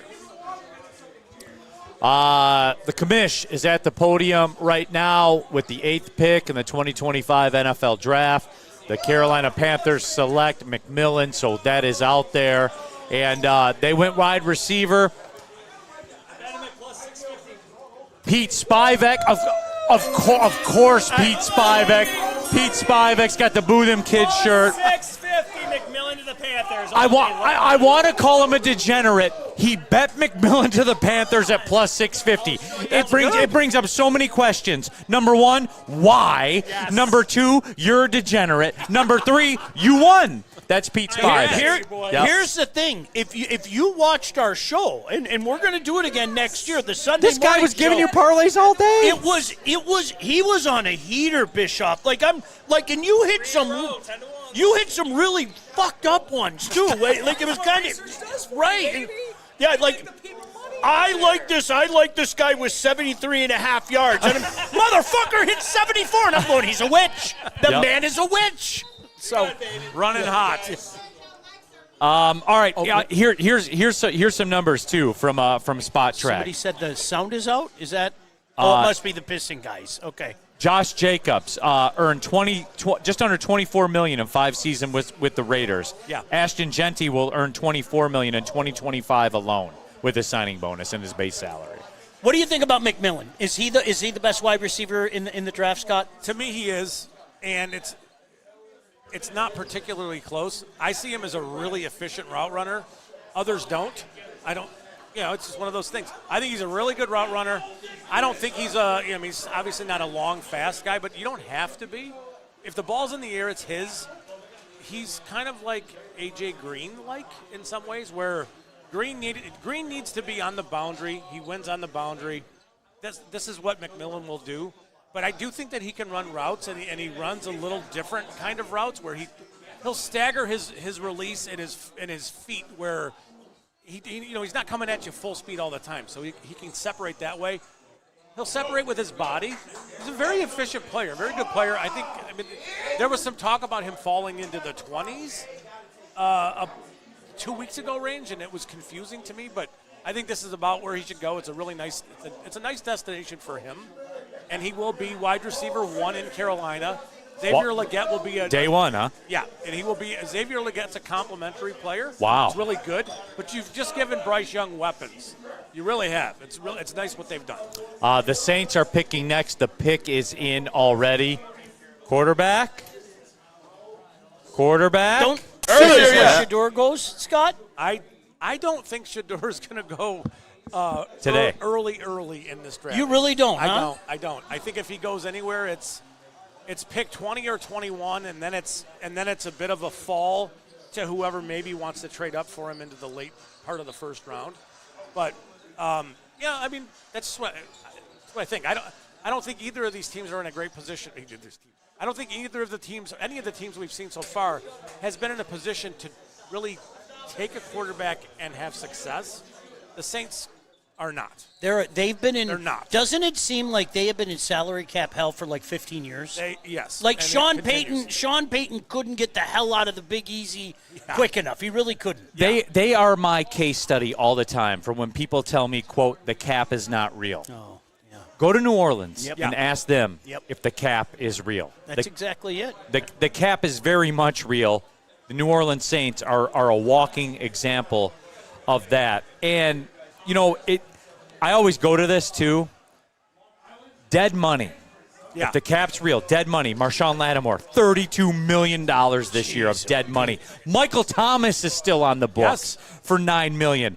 Jameis making an appearance, $7.3 million of dead money. My man. Jamal Williams, remember him? $2.3 million of dead money. Like these are. They might be taking on more with Derek Carr too. Derek Carr could be dead money also, but I was told the cap's not real. It's not real. So you are looking Lattimore, Thomas, Winston. You're looking at 17% of their cap. I want him dead. I'm talking screw face, dead. So that it is very much real. Let's take care of our girl Courtney. Oh yeah, all the bourbon's mine. Yeah. Okay, cool. Thank Isn't you. Courtney great? Listen, let me throw this out you seriously. All right, while Scott's here. Number one, I'd love to hear your thoughts. You and I haven't had this discussion about the JMO stuff, okay? And number two, what else do we have to see? You can go get guys later. There are guys. I look at 130. I'm just going to throw a name out there that I threw to Neil. Xavier Restrepo from Miami. A guy that put up huge numbers, but because he's 2'7", sound familiar like Amon-Ra St. Brown, nobody's going to give him a lot of love for that. Number one, what do you think's going to happen with JMO? Number two, who are guys in that area that you might be looking at? I don't want the Lions to trade JMO. I like him. I don't either. Give me some love. I like him too much. Well, because you're a reasonable man that knows ball. You're a very smart man, actually. Oh, by the way, the Saints Let's not get carried away. The Saints are $14 million over the cap next year already. All right. Yeah. All right, go ahead. Before the draft. if you're going to move JMO, you have to do it sooner rather than later because that's where the value. That's where the meat is on the bone, right? By the way, Saints pick is in. Calvin Banks Jr., defensive tackle from Texas. Trenches, left and right, baby. Yeah. And in a draft like this is exactly what you do. Derek Carr, by the way, $69.2 million cap hit for the Saints. I'm sorry, go ahead. Yeah. You know, the JMO thing is it's a confusing thing, but we have seen teams be able to pay all their guys, and it's not a bad thing for Brad Holmes to continue to crush the draft, right? It's just not. But having said that, you're going to have Jahmyr Gibbs and Jack Campbell and Sam Laporta and Brian Branch. They're coming up. You got to pay those guys. And I know, listen, Brad Holmes is very good at paying attention to the today and also playing a little chess and looking ahead. But to me, Scott, right now, it doesn't make any sense to move from JMO. Right now. That's something, unless you're playing a pretty heavy game of chess and looking ahead 3 moves, it just doesn't make sense to move him right now, right? It doesn't unless you feel like you want to come up to about now to make a big splash defensive player kind of move. Do you think Dallas would like the idea of Jameson Williams in that offense? Nobody has ever taken advantage of Jerry Jones, so don't you start. dare throw things like that out there. I'm just saying, I know nothing, but the idea of moving up to, say, pick 12 using JMO does make sense. But then, you're missing all the things he does for your offense, and I'm not talking about the catches and the touchdowns and the all that stuff. It's the space that he creates for everybody else just by being on the field. 100%. And it's so important for what they do. So Don't get me started. I would hope they don't. I would hope they don't trade him. That's why I hit him under. I know. You guys couldn't see it. Do you know how many times we had to plead with some of the lunatics about Jameson Williams? You cannot quantify what that guy does in numbers. You can't. Scott, now, the fact that he put up the numbers this past year, we didn't have to say it anymore. But it was, Scott, I always use the analogy when the Red Wings went out and signed Luc Robitaille and Brett Hull. Yeah, they're not going to come in here and score 70 goals, okay, because they don't have to. And Jameson Williams was not a guy that had to put up the bombastic numbers. Just do what you do. Yeah. And he is doing everything they're asking him to do. You hear the... Hey, fuck the Bears, by the way. The Bears pick is in. The Bears pick is in. Yeah, it feels really good to say that. We're flying along. Yeah. This is number 10. I'm going to leave for a few minutes. I think, is Braylon coming in next or is Stick coming in next? I don't know. Is Stick coming in next? I do. Oh, Braylon is. Yeah. Hey, I think we nailed another one. Can I make fun of the Bears? Just No. let me stay here and make fun of the Bears, and then I'll hand it off to Braylon. I don't like this pick for the Bears. Well, you know what? I'm going to yell at it anyway. No, it's good. For the Bears, No, don't it's good. say that. Don't say that. You know what he's doing. Like, honestly, you guys, he whose name I dare not mention is building the Lions in Illinois. He is. That's what he's doing. Welcome to the Bears pick. Yeah. Okay. All right, guys, spill it. What's the pick? It's Colston Loveland. Yeah. Okay, so there it is. Yeah. Bears So now got he's Colston dead to Loveland. all you Michigan fans, right? No, they love him. No, you got to keep that same energy now. If you're all on board with me, right? I won't even mention his name. A certain coach decided to go to Chicago. So now your guy's dead to you that he's a Bear, right? No. They're still up there. This isn't the variety hour. Give the pick. Get off the stage. Yeah, give the pick. All right, anyway, you know what? It's Colston Loveland. I don't need the variety hour anymore. It's Colston Loveland. Here we go. All right, 2 of the top 10 picks in the draft, 7 and 5. All right, no, I'm sorry. I was kidding. No, they were 7 and 5, though, with 2 of the top 10 picks. 1 on offense, 1 on defense. All right, but anyway, I digress. Now, Scott, what do you think? Is he the best tight end? To me, he is, yes. Yeah? Yes. Even over a certain player from Why? Penn State? Yeah, it's so... What's the why? Why? Flannel Sam said he's the best pass-catching prospect to come out of Michigan since Braylon Edwards. I think he's a little lubed up when he says that, but you tell me. He is an electric route runner for a big player, and that's the difference between him and Tyler Warren. Warren gets a lot of stuff schemed for him, screens, kind of, stuff like that. Loveland gets open because he's really good at running routes, and he is a problem to cover. He just is. He's really good after the catch. He's all that stuff. I think Warren, that's where his. I think with Warren, you see more of some Gronk in his game when he's got the ball in his hands. But you need to facilitate that for him. Loveland, you don't need to do that. So Loveland, even in that awful offense last year, he was really good. Freddie Felt, 313, by the way, my tip of the cap to you. You are now my enemy, Loveland. Yes! Matt That's Broder, the way it should be. Michigan alum, former Michigan pitcher. Yeah, what did my guy say? Colston Loveland is now the enemy. Broder, I love you. Broder, you already knew that. I already confessed that. Do you know? Absolutely, even more so. Freddie Felt also said 2 Wolverines in the top 10, not a Buckeye in sight. Well, they were busy picking up their national championship ring. Sorry to interrupt you, Scott. And on that cue, yes. Here's a Wolverine to work with you for the next 10 Thank picks. you. Braylon Edwards stepping in. Let's do this. We'll get everything situated. Let's take a break real quick. Is that cool? That's cool. You cool, JB, with that? Braylon, that's cool. We're going to take a break, This get is your everything show. set up. All right, whatever you No, want it to do. ain't my show, my friend. All right, we'll be back with more. We're live at Buddy's Pizza, doing it in the draft party, the Pistons watch party. We'll be back right more. This is Woodward Sports. We're the best. You smell that? That's Brad Holmes cooking. And the off-season smells good. Woodward Sports. Come to any Lady Jane's Haircuts for Men and claim your throne for a king's treatment from one of our talented stylists. Open 7 days a week. Walk in anytime. Just get to a Lady Jane's today and receive a precision haircut, scalp massage, hot lather neck shave, and a hot towel treatment. A haircut should not be a chore. It should be an experience. And that's exactly what Lady Jane's has to offer. Open 7 days a week. Walk-ins are always welcome. There's always a location near you. Lady Jane's Haircuts for Men. It's wicked awesome. While the NFL draft is happening, everyone is welcome in Detroit. Well, except the Bears. The Bears from Woodward Sports. You know how some things are so good they should be world famous, but they're not? Our house-made vinaigrette is one of those things. And the antipasta salad, we drizzle it over. Same with our hand-battered chicken tenders. Original recipe soups and pasta sauces. It's almost as if our original, world-famous Detroit-style pizza is mocking them. And that's not very nice. Stop searching for a vehicle and start finding one.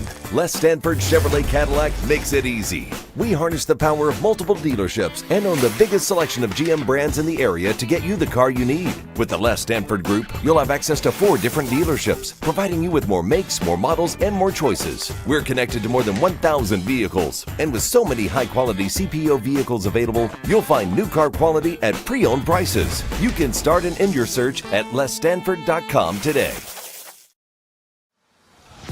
We are back at it. That's right. Welcome back. We're live, fired up. It is the NFL Draft Watch Party. Neil Rule here in the house. We have Scott Bischoff. We are joined by NFL Draft royalty. It is Braylon Edwards, the University of Michigan product, the 3rd overall pick in the 2005 NFL Draft. Yeah. Bray, you were over at the Pistons game. Yeah, I was. The city's on fire tonight. Let's start there. Look, the city is absolutely on fire, man. You walk in, and I was waiting to see people outside, kind of like Toronto does with Jurassic World and all the other crazy stuff. And it wasn't like that. So now I'm walking in, and I'm like, I thought this was going to be something. Maybe this is a sign of what the crowd was.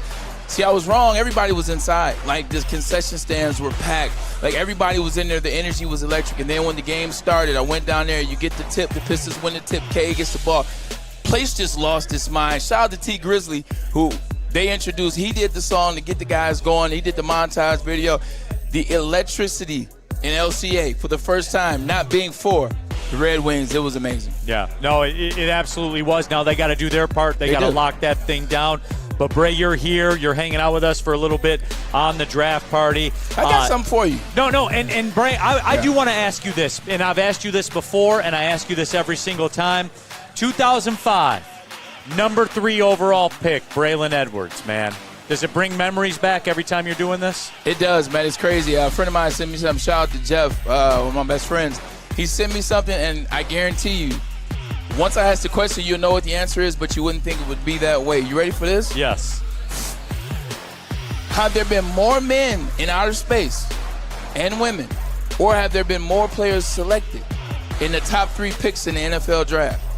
Have there been more top 3 NFL picks, or have there been more men and women in space?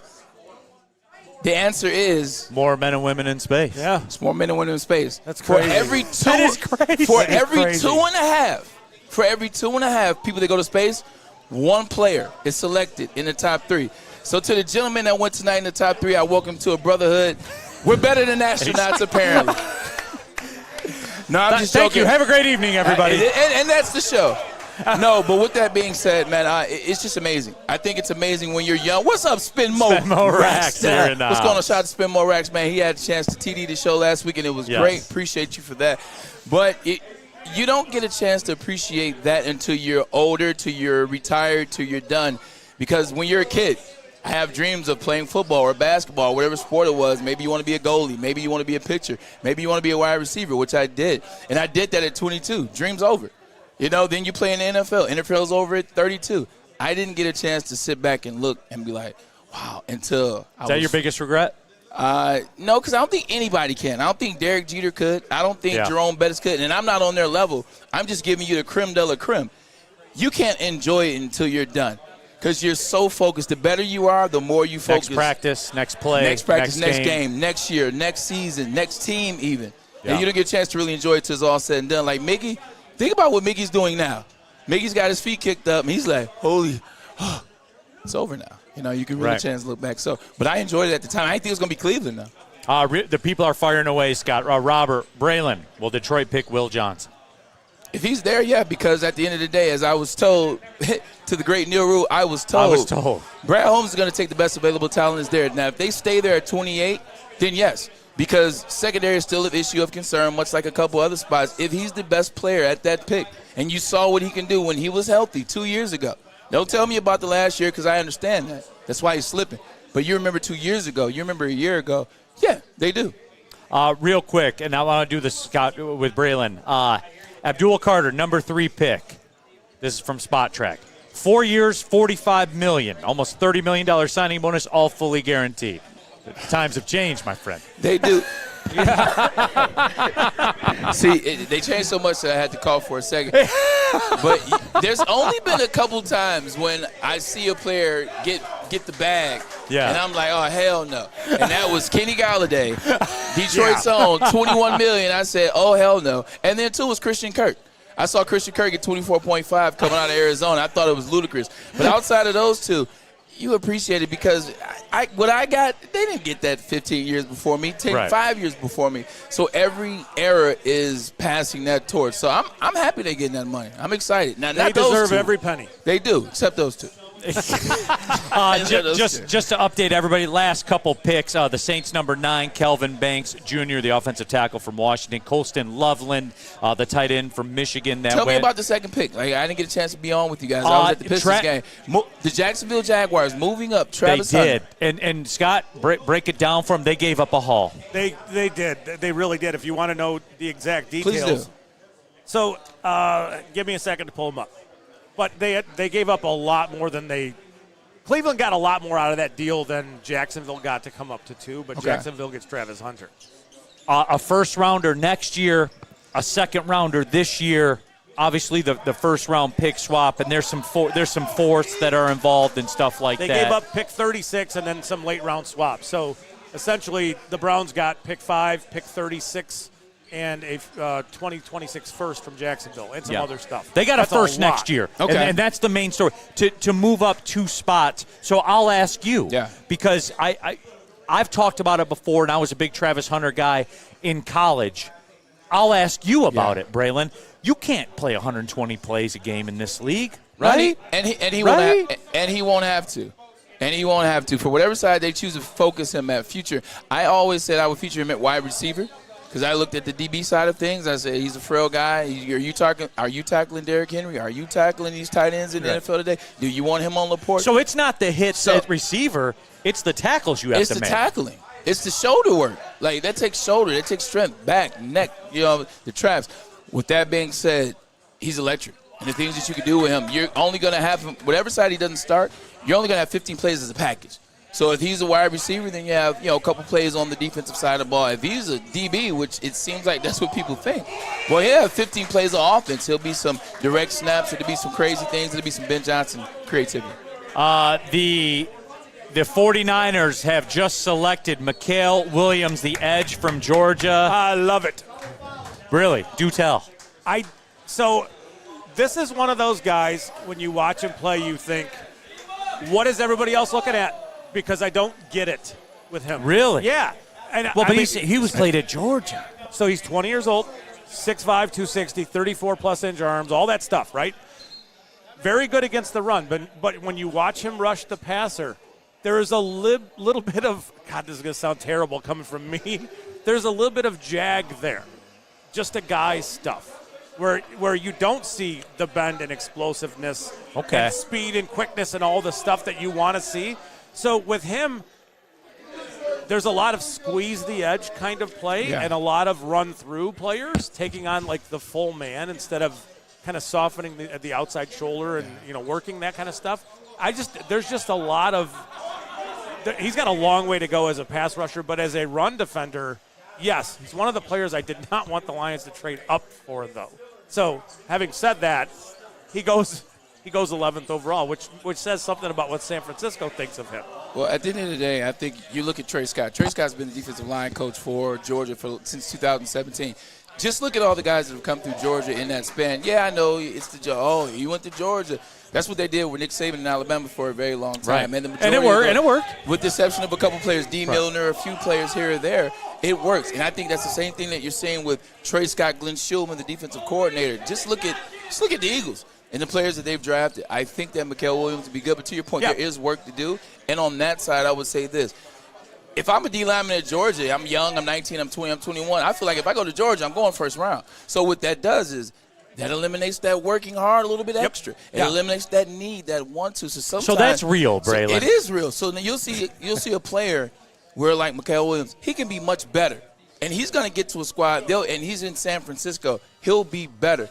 But when you go to Georgia, just like when you went to Alabama in certain spaces, I know I'm going to get drafted here because this is how they view me. They view Kirby Smart as that. They view this as that. And some of it's scheme, too. Georgia runs that tight formation where they ask him to be a 4-eye or sometimes head up over the tackle. Trayvon Walker. Exactly. And they ask him to step into the B gap instead of turning the corner where a lot of other players just have to I'm just going around the corner here. We got a lot of other responsibilities. The pick is in for the Dallas Cowboys. They take Tyler Booker at number 12. Scott, you broke my heart on Tyler Booker. Sorry. No, but, hey, this was a reach then. On your breakdown, was it a reach for them? But they run a different system. In some ways, but, I think that's Tyler Booker is going to be a reliable player. He's going to play to a certain level. He's going to give you enough floor that it's reasonable for him to go there. Just don't ask him to run, outside zone stuff. Yeah. That's all. Yeah, that's what the Lions are doing a lot right now, is running lots of outside zone with Jahmyr Gibbs and Montgomery. Yeah. And this is not a player who's gonna thrive inside in an outside zone system. He's just not. Which is interesting. But let me ask you, can he be taught? Like the Detroit offensive line coach for a while was Hank Fraley. Yeah. I played with Hank Fraley when I was in Cleveland Browns. It's no coincidence that all these players are drafted and they become better versions of themselves since Hank has been here. So what I ask you is, can he get better with the right offensive line coach, or is it just something that you don't see in his game? Know that a player with his athletic makeup can get better at movement stuff. Like the outside zone stuff is lateral agility. Can you get a little better? Yeah. But he needs to be – it's almost like saying – we're going to take a finesse offensive guard and ask him to be a power guard. You can't switch. You are not doing. You're right. You can't switch. You can't make a guy more competitive. You just can't. So I just love that I'm sitting between the football guys right now, breaking it down right now. Because you can't turn Damian Woody into Penei Sewell. No. Like Damian Woody, I love him. I played with him, 2-time Super Bowl champ. He is legit. He will answer my phone call if I call him. He was a finesse guy that happened to be a bigger guy, so he can get away with it a little bit. He's a finesse guy. He can't do the physical things that Penei. So I agree with you 100% on that. So the Lions still do, I'm not saying they don't run power gap concepts. They do. But you can't draft a guard and say, with him, we have to take him off the field sometimes because, that's not how teams run things on offense. You're kind of giving away what you're doing. But the Lions, what they're doing on offense with Gibbs in particular and the outside stretch running game is so electric. You need a guard who can get out into space. So are you angry that Kevin Zeiler is no longer here? No. Because of the age? I mean, go get your money. Gotcha. I mean, is he in the last 1 or 2 years of his career? Yes. Guys, they got to do what they got to do. True. I don't think anybody should be angry about somebody going to get money somewhere. Yeah. Just for context, and this doesn't mean anything other than a point of context, the Athletic had Tyler Booker as a number 24 overall rank in terms of where they had him. I'm just giving you context. Yeah. I'm not saying that that's the Bible or anything like that. So just so everyone knows, the biggest value on the board, Jalen Walker from Georgia. I like Jalen Walker. Yeah, so he's still out there. Tyler Warren at tight end. I think that there's better value tight ends way later in the draft, but whatever. That's neither here nor there. So, again, we're doing it here. We're live at Buddy's Pizza. Neil Rule, Braylon Edwards, Scott Bischoff, and we're just here talking ball right now. All of you in the Woodward Sports chat thread, jump in to there. Get your thoughts out there. Adese 411 Zabel still on the board. Jalen Walker's intriguing. His off-the-field stuff is so at Georgia. We talked. Yeah. Who did I ask you about? Yeah. And he intrigues me to the point where if you were going to make a move, if this is just speaking from the Lions, there are a couple players who I think they would target coming up if they fall a little bit. Jalen Walker's fallen to the point now where I don't think anybody foresaw him being available at this point in round one. But his off the field and the intangibles, the character, the leadership. At Georgia, when somebody needed to step up and get that team together, it was Jalen Walker. They got a lot of guys who were going to get drafted. He's a dude. He is just, he screams Lions. Is he the Jalen Carter? This year's Georgia's Jalen Carter? No. I'm talking like character. No. Character issues. You know what I'm saying? Like, is it scaring people away right now? No. His Jalen Walker's character is so good, I can't believe he's still available. Yeah. He is he would come into the Lions and he would be one of their captains in a year. He's that kind of guy. You know what that tells me? He's undersized. And that's what I was about to get ready to. It tells you that the size issues. I'm sorry. 242? Yeah. 6'1", 245 range. 6'1", 245. This is an issue. And, you can point to players in the past, but it was the same thing for them. Dwight Freeney was a guy. Elvis Doomerville was a guy. Yep. Robert Mathis, to a certain extent. Smaller guys, but the same thing was said about them. They drop in the draft, and then you see what they do in the league. So, they're looking at him. What use can we get on him at 242? Can we make is he gonna be an OLB for? Is he a will? Can he blitz off the edge? Yeah. Can he drop into some coverage for us? So it's a lot of questions. So the team that drafts him, it's not about the player. It's about he fits what we do. Yeah, extremely well. We'll make it work. We'll figure out how to use him. Yeah. PAFD's Firestopper. I'll pose this question to you guys. This year's draft seems boring to me. Anyone else feel this? We had a top 5 trade. Yeah. Well, it's a great thing if you're a Detroit Lions fan for drafts to be a little bit boring, because that means you're picking really late. And for years, the draft in Detroit was the Super Bowl. Correct. It's not anymore. Notice one thing you said, 100% you hit the nail on the head. The draft was the optimism. This was the beginning of the franchise. If we get the draft, so that's no longer that when you're picking 28 to 32. The second thing on that. It's so crazy. What's happening? Pistons made a 3. They are within 5 with 5:18 left. So it's coming down the stretch. We have the Woodward Sports Pistons watch party going on. So. The other boring thing is, what pick is it right now? It's 13, correct? Correct. So when do the Pistons usually when do the Lions usually make their moves? Last year was 22. The year before that was 12. The year before that was 12. So now we're at 13. People were like, wait, where's Brad Holmes at? They're used to something happening around now. The pick is in for Scott. Just fire away. So you're going to get 3 of the top 13 and a team that went 7-5. Another Michigan man going. Another Michigan man going to the Dolphins. I've seen that before. Big fella on the line. And Kenneth Grant. Yeah, he's a KG. That's what I've read. We'll see. But you know what you're starting to see. We'll wait. Obviously, Yeah. You're going to be right because the timeline of that's always right. What they're starting to do, if you see Michigan, last year's 45 players been drafted or something like that, the players have worked in the league. The player development when Harbaugh was there now, it went to a level. The biggest thing Michigan, biggest knock against them, we had no player development for a very, very long time. Right. But now you are starting to see coaches in the NFL say, no, this guy was coached by who? This guy played on what? I need this guy on my squad. That's what you see. And that's why Michigan is having the success they have in the first round in the draft. What did they lose, 22 starters? 22. Braylon. That's tough. But listen, to what we talked about earlier, ignoring the quarterback is a choice in and of itself. And that we haven't talked about this. Yeah. Okay? You and I are here right now. We're talking about it. And we get along very, very well. We're pretty tight, man. 3 of the top 13 picks in the NFL draft, and you go 7-5. That's a sin, Braylon. That's a sin. Come on, man. And I know the why. I know the why. The quarterback spot's a why. But here's the deal in college. You're responsible for your roster. Your thoughts. I feel like this is a setup, and I appreciate it. No. Honestly, I just want your thoughts. At the end of the day, the season was heading to a disastrous point. But then you have the Ohio State game. Then you have the Alabama game. Then you have Bryce Underwood. So I understand the season was not good. Finished strong. Had to get that out there. With that being said, it's a lot of changeover. So Three of the top 13, Braylon.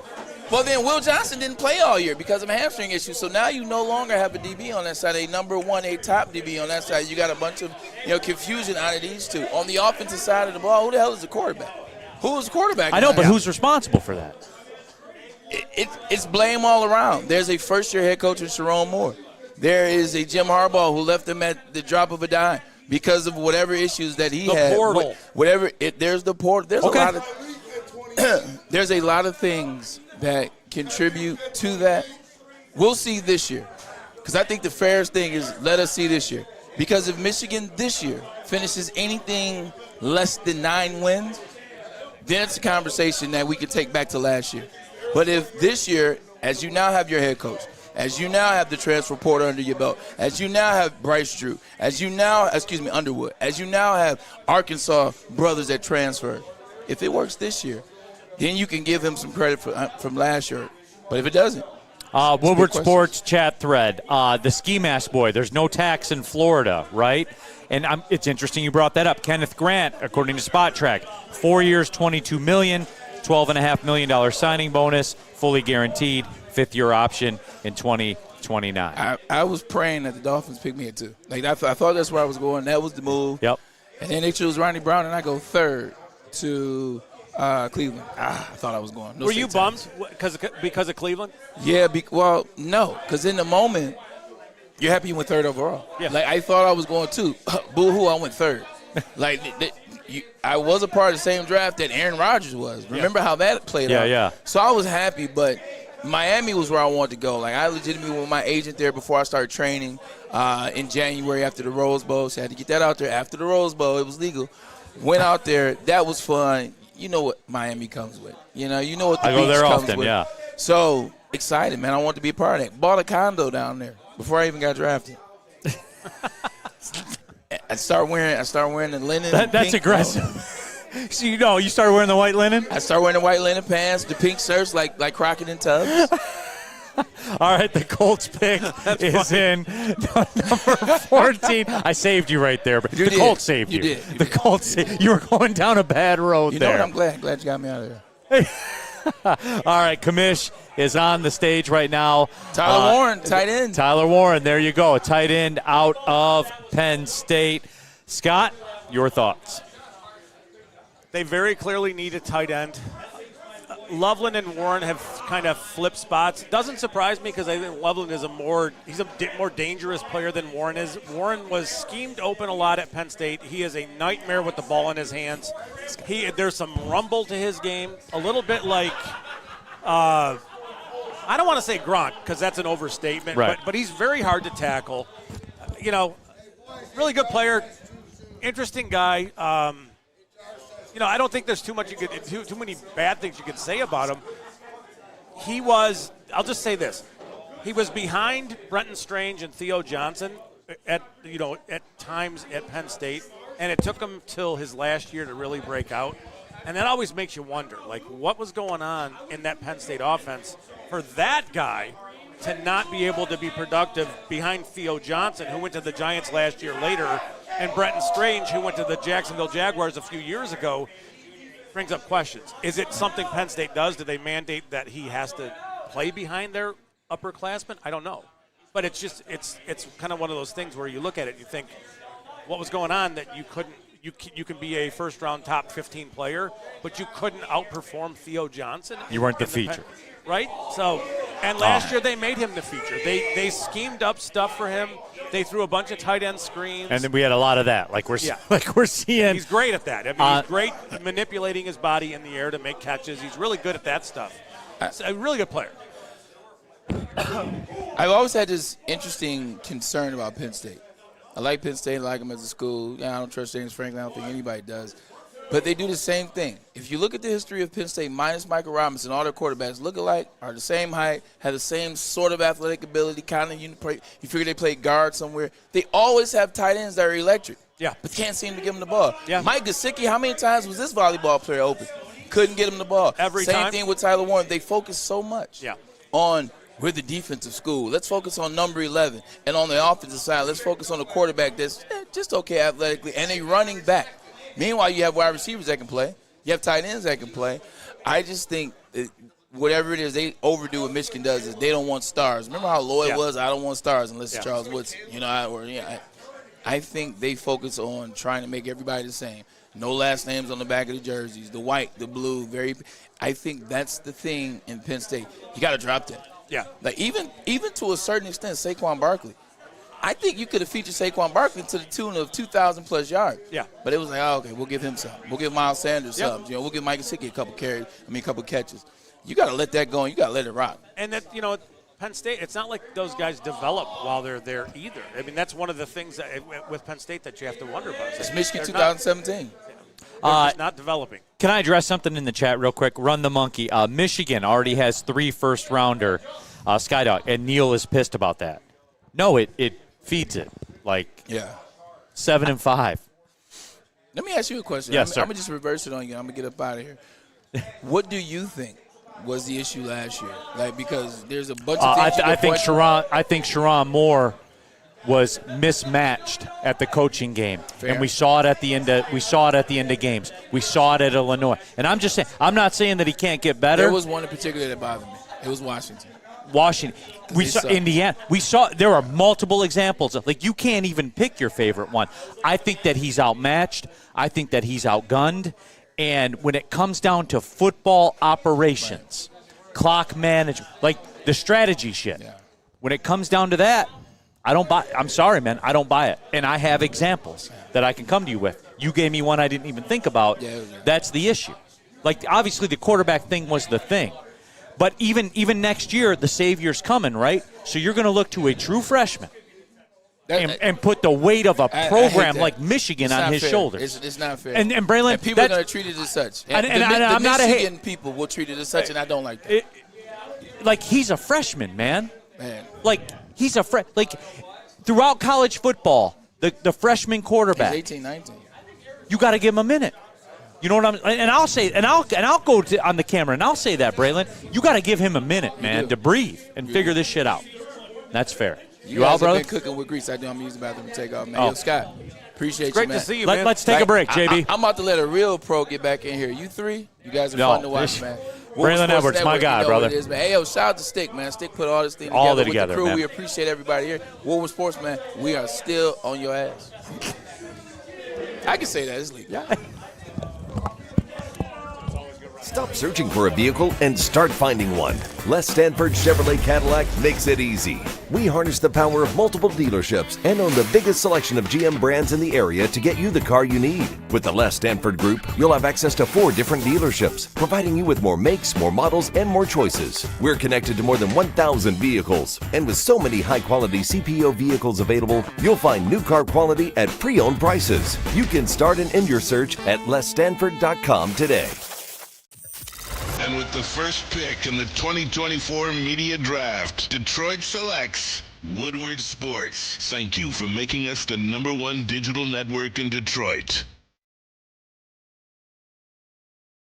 You know how some things are so good they should be world famous, but they're not? Our house-made vinaigrette is one of those things. And the antipasta salad, we drizzle it over. Same with our hand-battered chicken tenders. Original recipe soups and pasta sauces. It's almost as if our original, world-famous Detroit-style pizza is mocking them. And that's not very nice. To any Lady Jane's Haircuts for Men and claim your throne for a king's treatment from one of our talented stylists. Open 7 days a week. Walk in anytime. Just get to a Lady Jane's today and receive a precision haircut, scalp massage, hot lather neck shave, and a hot towel treatment. A haircut should not be a chore. It should be an experience. And that's exactly what Lady Jane's has to offer. Open 7 days a week. Walk-ins are always welcome. There's always a location near you. Lady Jane's Haircuts for Men. It's wicked awesome. Back at it, Detroit. That's right. We're live at Buddy's Pizza, downtown Detroit on Broadway. We're doing it. The legendary Detroit-style pizza. We've been having it. We've been smashing it all night long. We're breaking down every pick, enjoying every play of the Pistons watch party. They are coming down the stretch. Cade's in the paint, got his shot blocked. Detroit, we're doing it. Draft day, playoff time, all in one night, only right here at Buddy's Pizza. They invented Detroit-style pizza. They are Detroit. They are. We're here in Detroit. Done. They are Detroit. Sean Belesian back in for Braylon. Freddie, some reaction to my discussion there with Braylon. Freddie felt 3-1-3. He wasn't mismatched against Ryan Day. Ohio State won the national title. You went 7-5 with 3 of the 13 picks in the draft. You know, one thing that, and I remember talking to you about this, that jumped out to me, the much maligned defensive coordinator got a hell of a lot better as the year went on. I thought they made adjustments. They better used what was at their disposal, even with a key contributor deciding to walk away, and that was one thing. But let's face it, you could be the biggest Michigan fan in the world. You have to have some concerns with what you saw in Moore the first year. You have to. Yeah. It's definitely fair. All right, we are doing the NFL draft watch party. The Falcons pick is in. All right, let's do this. We'll get to the Falcons pick when they make it. Is the commission up to the podium yet? Are they going to have some people come out and wax poetic for a little bit? Can we play one of my favorite games? Look out for the Falcons again. I love that game. Oh my, Sean. That's like there are great games. The Indianapolis Colts. You came up with this bit. And or with. I love that game. That's a great game. But look out for the Atlanta Falcons. That division sucks. Has quickly, Scott, become one of my favorite games. And or with. It's the Colts, synonymous with, the Colts. Look out for the Falcons. About week 15, the Colts, the playoff situation, and or with. They're always there. Always. They're always there. All right, here we go. The commission is out there for the Falcons, picking number 15. It's starting to get interesting now, I think, for the Lions. Jalon Walker is That's the a great pick. pick. That's that really a is. great pick. Break it down, Scott. Give it to me, man. How's this going to work for Atlanta? So he's an off-the-ball linebacker who can do... You can't take an off-the-ball linebacker this early. They can do whatever they want. You can drop him off the ball. He can play a little bit in coverage. He's a really good edge defender. He's a very good pass rusher. He's kind of like, he does a bunch of stuff. But what you're getting with him is a guy who's going to come in and own that locker room immediately. He is going to be a captain there very quickly. His character is impeccable. When Georgia needed somebody to rally the troops last year and get everybody going in the right direction or a similar direction, however you want to talk about it, it was Jalen Walker doing it. Now, think about that. It's Georgia. Georgia's full of dudes, alpha dudes, and that guy is the only guy that could talk to the entire room and get them going in the same direction. That guy.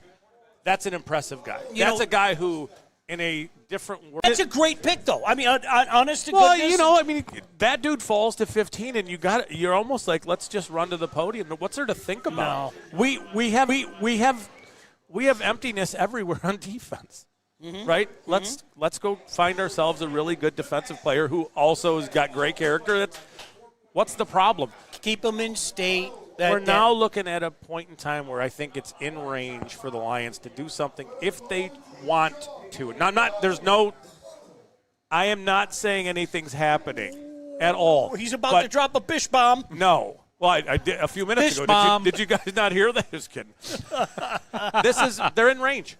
They're in range at this point. We'll see what happens. But, who are the players they could come up for? I would say Jihad Campbell is a player who I think would make some sense for them. mentioned Yes, that I earlier, know it's friend. an off-ball linebacker. No, but what we're getting to that territory. What did I say, Sean? High teens, low 20s. Right.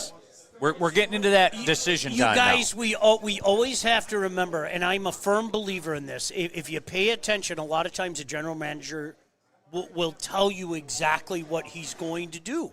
And this is a guy, if he feels that there is an absolute perfect world of BPA and fit, he's going to make the move. Now, I'm going to say it again.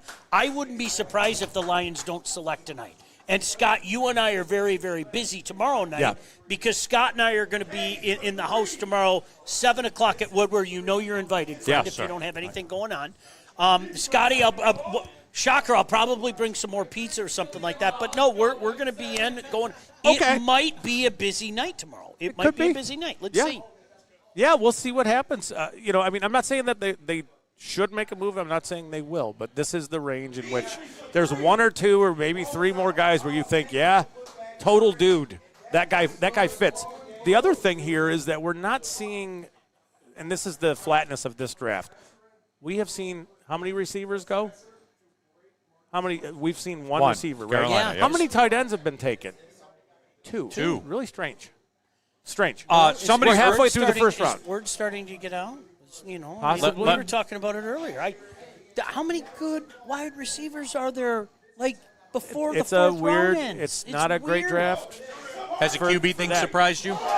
What's that now? Has the QB thing surprised you? We've had number one. No, because if and I were big on that, though. If we're at the end of the round and we're still having this conversation, yes. But I have a feeling multiple quarterbacks are going to go before the end of the round. And now you find yourself in that position, and this has been a commonplace all night. Do the Giants move back up and say, well, you know what? This guy's on the board. We didn't expect him to be. Right. Maybe, just maybe, we can grab a quarterback because we have a room full of garbage. And that's exactly where the Giants are at right now with their quarterbacks. Or conversely, Scott, the Browns. Yeah. Hey, maybe we can jump back in and get our guy and everything. So I think that's what makes it intriguing. Not yet, Neil. I get your point, but not yet. And there's a quarterback that's available we haven't spoken about, and it's Jalen Milroe. Yeah? And he is a very, very intriguing player. Now, you mentioned this earlier, and you're spot on, just about what are the chances that Ward's going to have a better career than Shedeur? I don't know, flip a coin, right? And that's Same where I am thing with it. Milroe. It's just that Milroe runs 4.3 and would enter the NFL as one of the better running quarterbacks. Yes. Crazy athlete. And comes from a military family, very high-end player, graduated Alabama 3 years. Teammates love him. A hard-working guy, all this stuff. Needs to work on his accuracy a little bit, but some of that stuff is overblown. But he's a player that we haven't talked about. I think one of these smart teams one of these smart teams might come up to take a player like Jalen Milroe. And to me, Milroe and the Steelers have been that seems to be a logical fit. Everybody wants to talk about Shedeur and maybe Dart and some of these other players, but we'll see. The quarterback thing is very, very it's not confusing because it's one of those years where there's a lot of questions on all these guys, but, So how many go off before the first round? Because if I were a betting man, I would say Shadeur's gone, Dart's gone, and Milroe's gone. Do you throw Tyler in there, too? Is there a chance that Tyler goes? Are we talking about through 32 picks? Yeah, through 32 picks. I could see it being Cam Ward and Jalen Milroe, and that's it. I could see it being it just depends. stunner. It depends on. We'd have to eat our hats tomorrow. we absolutely would. Real quick, I the like pick the is pizza. in. You eat the hat. The pick is in for the Cardinals. They take Walter Nolan, the defensive tackle, goes off the board out of Ole Miss. And look, this guy, by all accounts, he was a dominant performer in the SEC. Dominant. Elite first step quickness. Yes. Like rare first step quickness for a 6'3" and 290-pound dude. But what do you do? What do you do after you defeat the guard and now you're in your gap that you've won? What do you do then? That's where he's got to take the next step. Because it's not like he was extremely productive. But we've talked about it repeatedly. It's traits. It's hard to find. It's the planet theory. How many people are 6'3" and 290 pounds with the power this guy has, with the ability to explode out of his stance and defeat everybody because he's that quick? There's only a few in the world. That's why he got drafted. Now he's got to finish and develop as a player and understand how to finish plays. Now, I got to throw this out there. He is another guy. Scott, we've been doing this for so many years. We've talked about this. In January, people are clearly just throwing things against the wall. By the time February and March rolls around, you have a better guess at where guys are going to go. By the time late March and the combine is long gone, you're starting to finalize some stuff. Walter Nolan is a guy that you saw his name late first round in some of those mocks a month and a half ago, and there was no way in hell he was going to go 28, 29, 30. You knew he was probably going to go somewhere in the teens, so I'm not surprised in any way, shape, or form, fellas. Yeah, I'm not either. He went to the Senior Bowl. He had a really nice Senior Bowl performance, left early. That's always a tell. I've done my work here. I'm out, Jubilation 77, excellent pick there. And somebody earlier said this. Is it weird, or is everybody seeming to make good picks? Have things changed in the NFL draft? I always talk about this. Big people push people this way, push people that way. Yeah, that way. That seems to be the order of the night. Yeah, but that speaks to the strength or lack of strength of this class, where we're going to draft a big body with some athletic tools and all that stuff, and we're pretty secure that at some point he'll develop into a player who can play somewhere for us and do something for us on the defensive line or offensive line, and we're comfortable there because we don't want to reach anywhere else, because everywhere else feels like it's a reach. And that's kind of why I think somebody with some skill might fall to the later part of round one, because all these teams are doing very similar things. Somebody said Chicago did not make the right pick. I thought Chicago made the right pick. Somebody said earlier, too, Chicago media is roasting them right now. They can roast them all they want, but Ben Johnson knows the value of a really nice tight end. I forgot about that for a second. Yep. Sean, I did. I forgot he was there for a second. I'm not saying his name. That's why I think it makes sense for Colston Loveland to go to Chicago, because I think that's a really good – again – I think that their brain trust is also in a position where they understand that this year isn't going to be the year. Yeah. So you build some more pieces. You have to protect that Charmany soft quarterback. You have to protect that guy, and you saw them address that during the offseason. Yeah. When Neil gets on quarterbacks, one of his favorite quarterbacks ever, not just today, ever. Jameis Winston.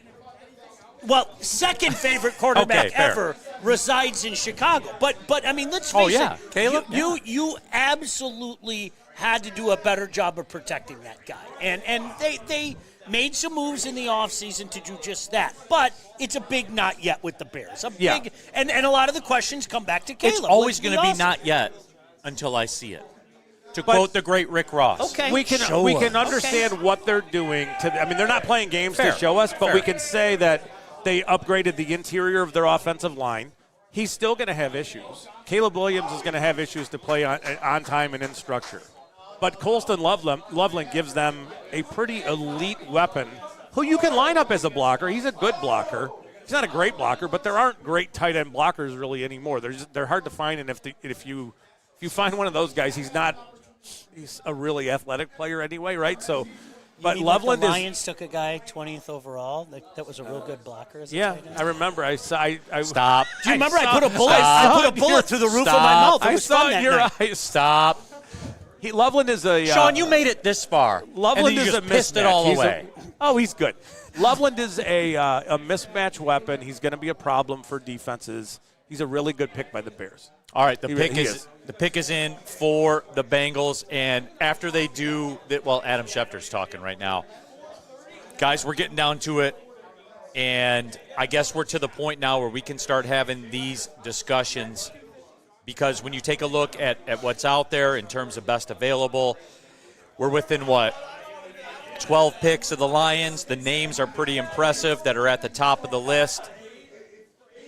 How are we feeling right now? Lions related, how are we feeling, Scott? I'm a little bummed at who's going to get picked next because it's who I want as the Lions. You know what? But here's Did you where just tip we're your going to cap to me? No, go ahead. Just let it That's know. Shamar Stewart. Yeah, Shamar Stewart's the pick for the Bengals. Can I tell you this? Yes. I do think this means that Trey Hendrickson may be That was my available, follow-up much more question. available right now than he was earlier. Neil, that was my follow-up question. We had a mind meld moment there. And you know, this goes back to you and I talking about this on Monday. Brad wants a guy that is He's a desirous. Veteran. He's desirous of a guy that's a veteran. Do you go out and make that move now? How possible is that? And I think the possibility just got better. It did because the price just went down. Yes. It really did. Right, because life's about leverage. No more leverage. No more leverage. No, you're absolutely right. In their current situation financially, I don't know that it makes sense for the Lions to do that. But, Hendrickson would be a really nice player here. That was the conversation around Cincinnati. Are we getting Max Crosby, Neil? Yes, Hunter, and Myles Garrett. And Myles coming Garrett, too? yes, we're going to do Both it. of them? That's awesome. Danny G, I love Shamar, but that's a reach. And Scott, I'm in the same boat because at some point I hear about it, but at some point you have to do it. Yeah. And like the numbers, numbers aren't the whole story. They're not. But with that being said, at some point, Scott, you have to do it, man. He didn't do it. No. Why? As far as pass rush productivity, he got pressures. He had 4.5 sacks in his college career, right? So, right. That sounds nuts. Sean wants to laugh so bad right now. It sounds a little nuts. But when you watch him play, the way he defends the run, the explosiveness, the power, all that stuff, again, it's traits. Can you develop this guy into something more than he is right now? Absolutely. So that's the thing is, nobody's banking on all the productivity from college. You got to bring it to the NFL. He's got movement ability. He's got rare stuff. It's just he's got to learn how to finish. He missed a lot of tackles, and there's a lot of, he gets pressures. So can I throw this out there, and I hope that people take it in the context in which I'm saying it. I'm not comparing him to this guy. But, Scott, a lot of what Ndamukong Suh didn't show up in the numbers. Yeah. And Jim Schwartz used to scream it at people. Is it that type of situation where you saw him do a lot that maybe didn't show up? Yes, there's still some maturation, but you saw a lot of raw talent that made you say, this guy, when all is said and done, might be the best edge in the draft. Yeah, and so the thing is though, when you watch him, you can see effort. He defends the run like a monster, right? Okay. So you could see jet screens or bubble screens or jet sweeps go his way, and he'll diagnose them, and he's got the athletic ability to get out of there and go make a play on a receiver who's trying to cut the ball back inside, kind of the play that Michael Williams could not make athletically. Sure. Shamar Stewart's able to do those things. Welcome to everybody that's jumped in right now after watching the Detroit Pistons watch party. Neil Rule, Sean Belizean, the draft legend, Scott Bischoff here. We're live at Buddy's Pizza, the inventor of Detroit-style pizza downtown at Broadway. So damn good. Jump into the chat, by the way. Subscribe to the Woodward Sports YouTube channel. And Burn, if you want to skip the line, use the super chat like Burn. I don't think the Lions are going defense. So before we get to that, can I just ask you guys both? The pick is in with the Seahawks. We are moving quickly here tonight. Sean, I'll start with you. Your impression so far. We had an elite trade that rocked the world to get it started, but it's all pretty much been by the book since. It has, and you know what? I think somebody in the chat brought it up. Scott, I can't look at a lot of picks and go, what the bleep were they thinking? Like, I don't. No, I it's pretty apparent what everybody's thinking. No, clearly you guys know the drill. Somebody's going to miss. One of these guys isn't going to make it. Chances are multiple guys aren't going to make it. But, Neil, to your point, the secret's out now. You got to take care of your trenches. Yeah. You have to take care of your trenches. It's not a coincidence anymore. It isn't cute anymore. You got to take care of your trenches. And I'll say it again. I think there's a chance. There's a chance that gentleman, was it Byrne? Yes. Byrne, you could very well be right. You could very well be right. It could be, and I put this in our nickel package last week. Scott, I would be stunned if the Lions' first pick, if they stay at 28, isn't the trenches. I really would be. Offensive or defensive line, I would be stunned. I agree. Neil, I do have some breaking news that's probably going to break a lot of people's hearts. The Seahawks are selecting North Dakota State. Gray Zabel. Damn Zabel. it. Damn, to quote Florida Evans. Look, that was, to be fair, you know what? We mock the mock drafts, and we mock the people that do those and put those out and stuff like that. They were right about the Seahawks and Gray Zabel. Are you good? You okay? Are you okay? He's such a legend. He doesn't even know it. He doesn't even know it. That's the best part. Tyleek Williams to the Lions at 28. Okay, all right. So there it is. Hey, listen, Scott, or Neil, sorry, and then I'll defer to you, Scott. As you get closer to the draft, it's amazing how spot on some of these mock drafts are. If you're one of those guys, Scott and I used to do this bit years ago. Remember our bit? We would pull a mock draft. I won't say the website, okay? It's a national website. We would pull like the first week of January mock draft, Neil. The pre-Senior Bowl mock? It was awful. It was just awful. But no, you're absolutely right. More often than not, these things are, and again, it continues the theme of tonight. Teams know what's up. They watched the Philadelphia Eagles win the Super Bowl, okay? The Philadelphia Eagles won the Super Bowl with a dominant defensive and offensive line. Okay? Yeah. They did. Period. End of story. Yeah. That's how they won the Super Bowl. And unfortunately, we were beat up. That's the way it is, and we never got a chance. Brennan in the Super Chat says, shout out Neil and Sean, Skull Vikes. That's my favorite. That's awesome. Brendan, seriously. I'm not a Skull guy. I'm a Kodiak guy. But yeah, that's a good stuff. Fantastic. Cody Engel, Neil's insider's wrong again. Did I not say that Seattle was a threat to take them, and if they got into the high teens to the 20s, then that was the move, right? That's what I said. You can't control what the Seahawks do. You can't. And Zabel's interesting. We talked a little bit about him. 6'6", 32-inch arms, kind of a weird. This is the year of the short-armed offensive lineman. Last year, they all had really long arms. Issues with his game is he doesn't punch and he doesn't really use his hands all that effectively, so he allows his chest wide open for defensive players to kind of get in there and just bull him back. And he does it all the time. So, again, can you make a player more competitive? I don't know. But this is not a player who you're going to play as a tackle. And I have some questions about whether he can even hold him at guard. I really do, simply because he allows his frame to get. Thank you for making me feel better. That's good. That's my friend. His chest is open. He's getting walked back. I think you're looking at a player who could play at a very high level as a center in the NFL, and that player just went at pick 18, and it's good. He's a fine player. It's just, we see the North Dakota State stuff. We know that he's playing a lesser level of competition, and you can see him kind of get – not that they had their way with him, but he did have issues with exposing his chest and not using his hands right and not being aggressive with them. Let's just say it like that. So I think that this is a player who's going to have to go inside, probably play center at the NFL level. But, if Seattle liked him, it's cool.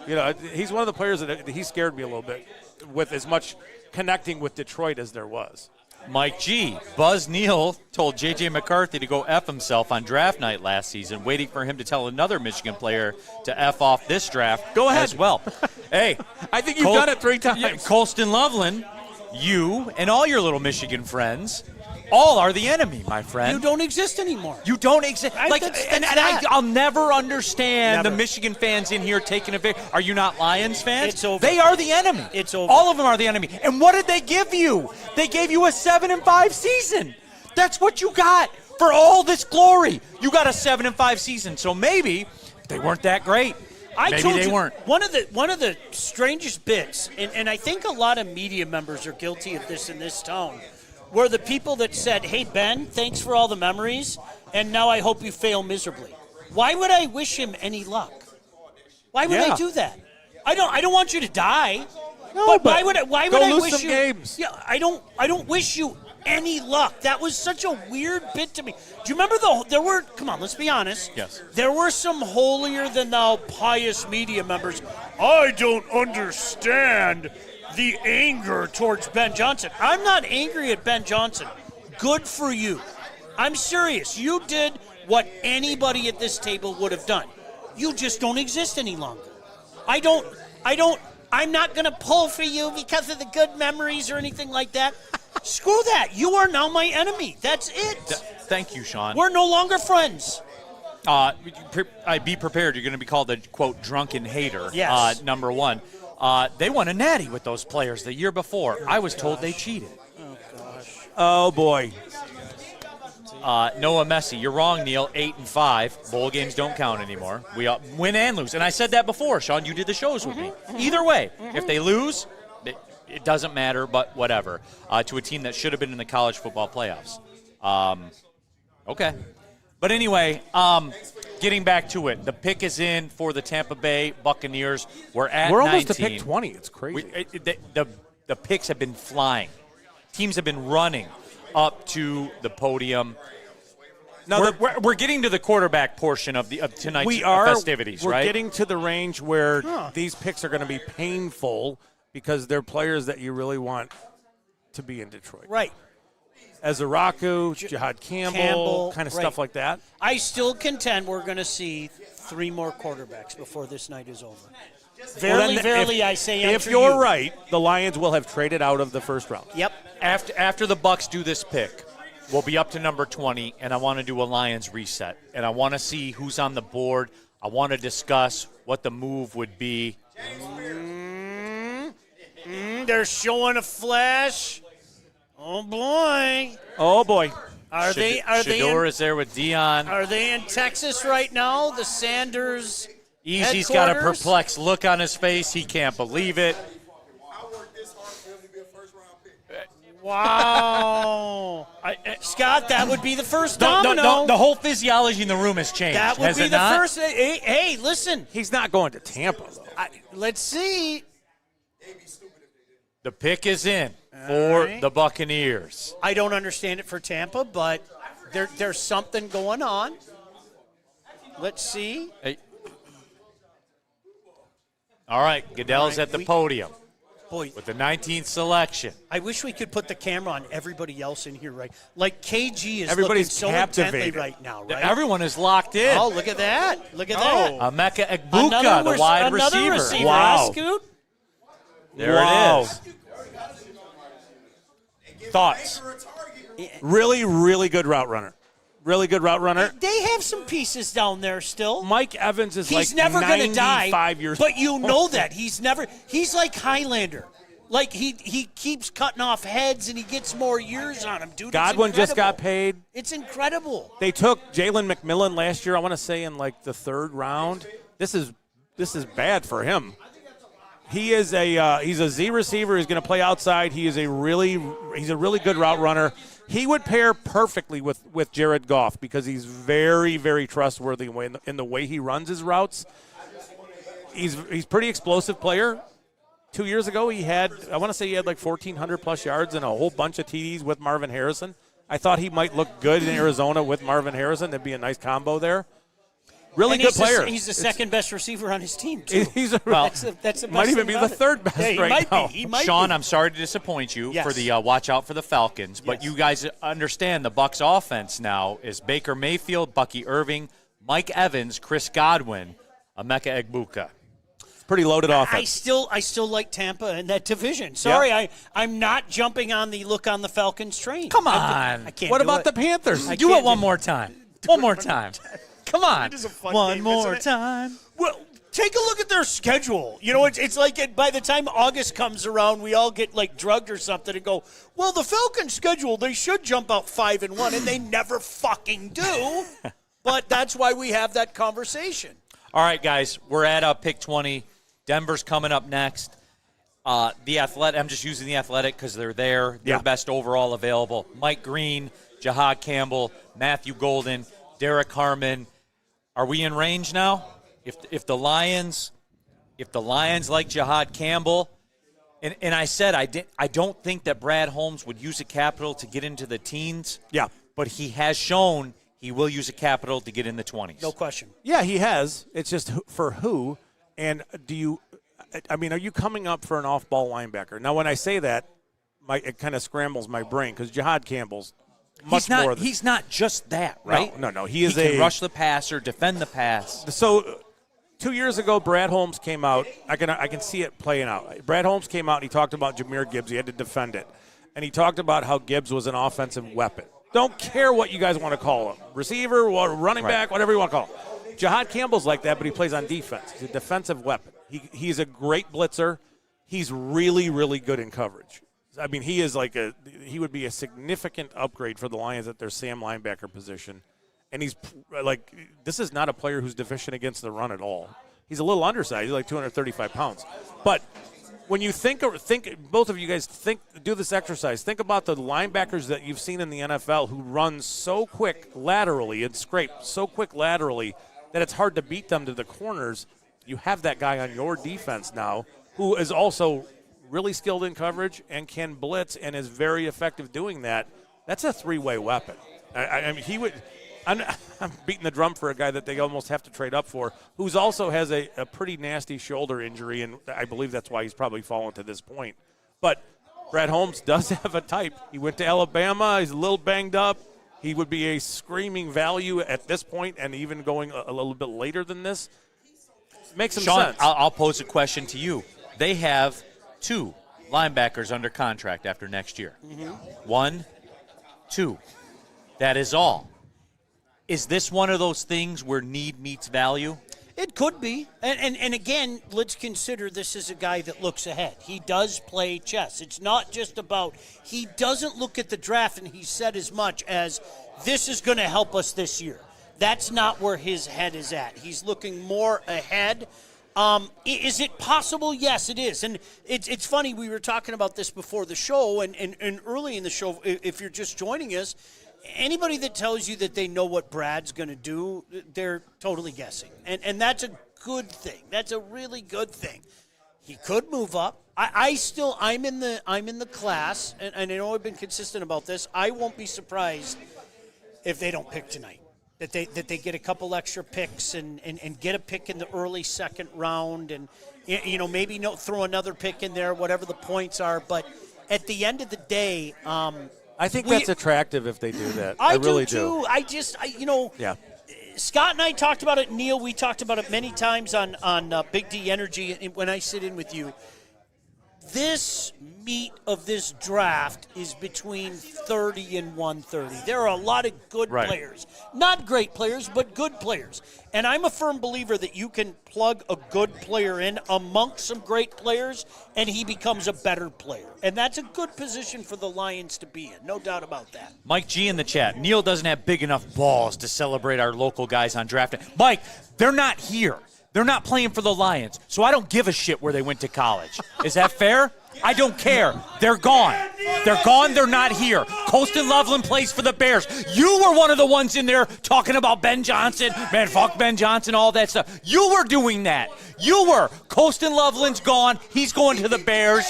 Hey, if we're being real, I hope he never plays for him. I hope he flames out and he sucks. I don't give a shit that he went to Michigan, Mike. I don't care. He's in the way. He did the same thing to me. I saw, and I'm glad that you brought it up because he goes, well, what about an MSU hockey player? You go to my enemy. You're my enemy.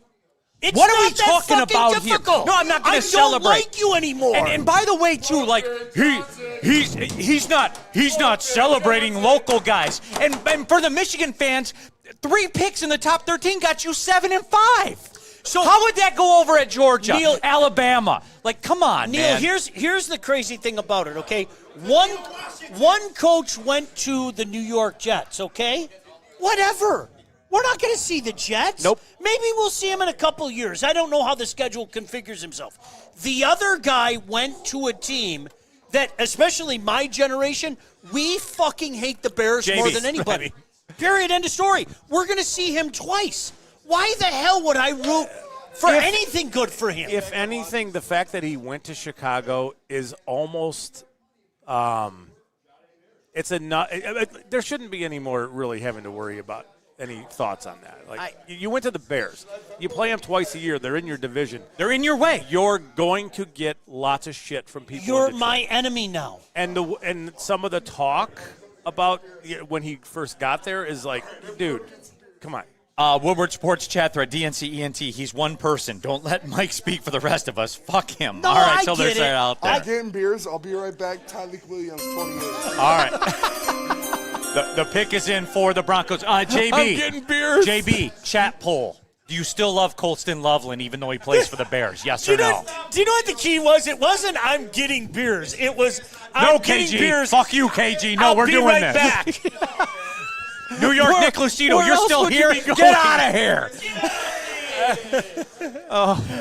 You're my guy, man. You're still my Dude, guy. hey, listen.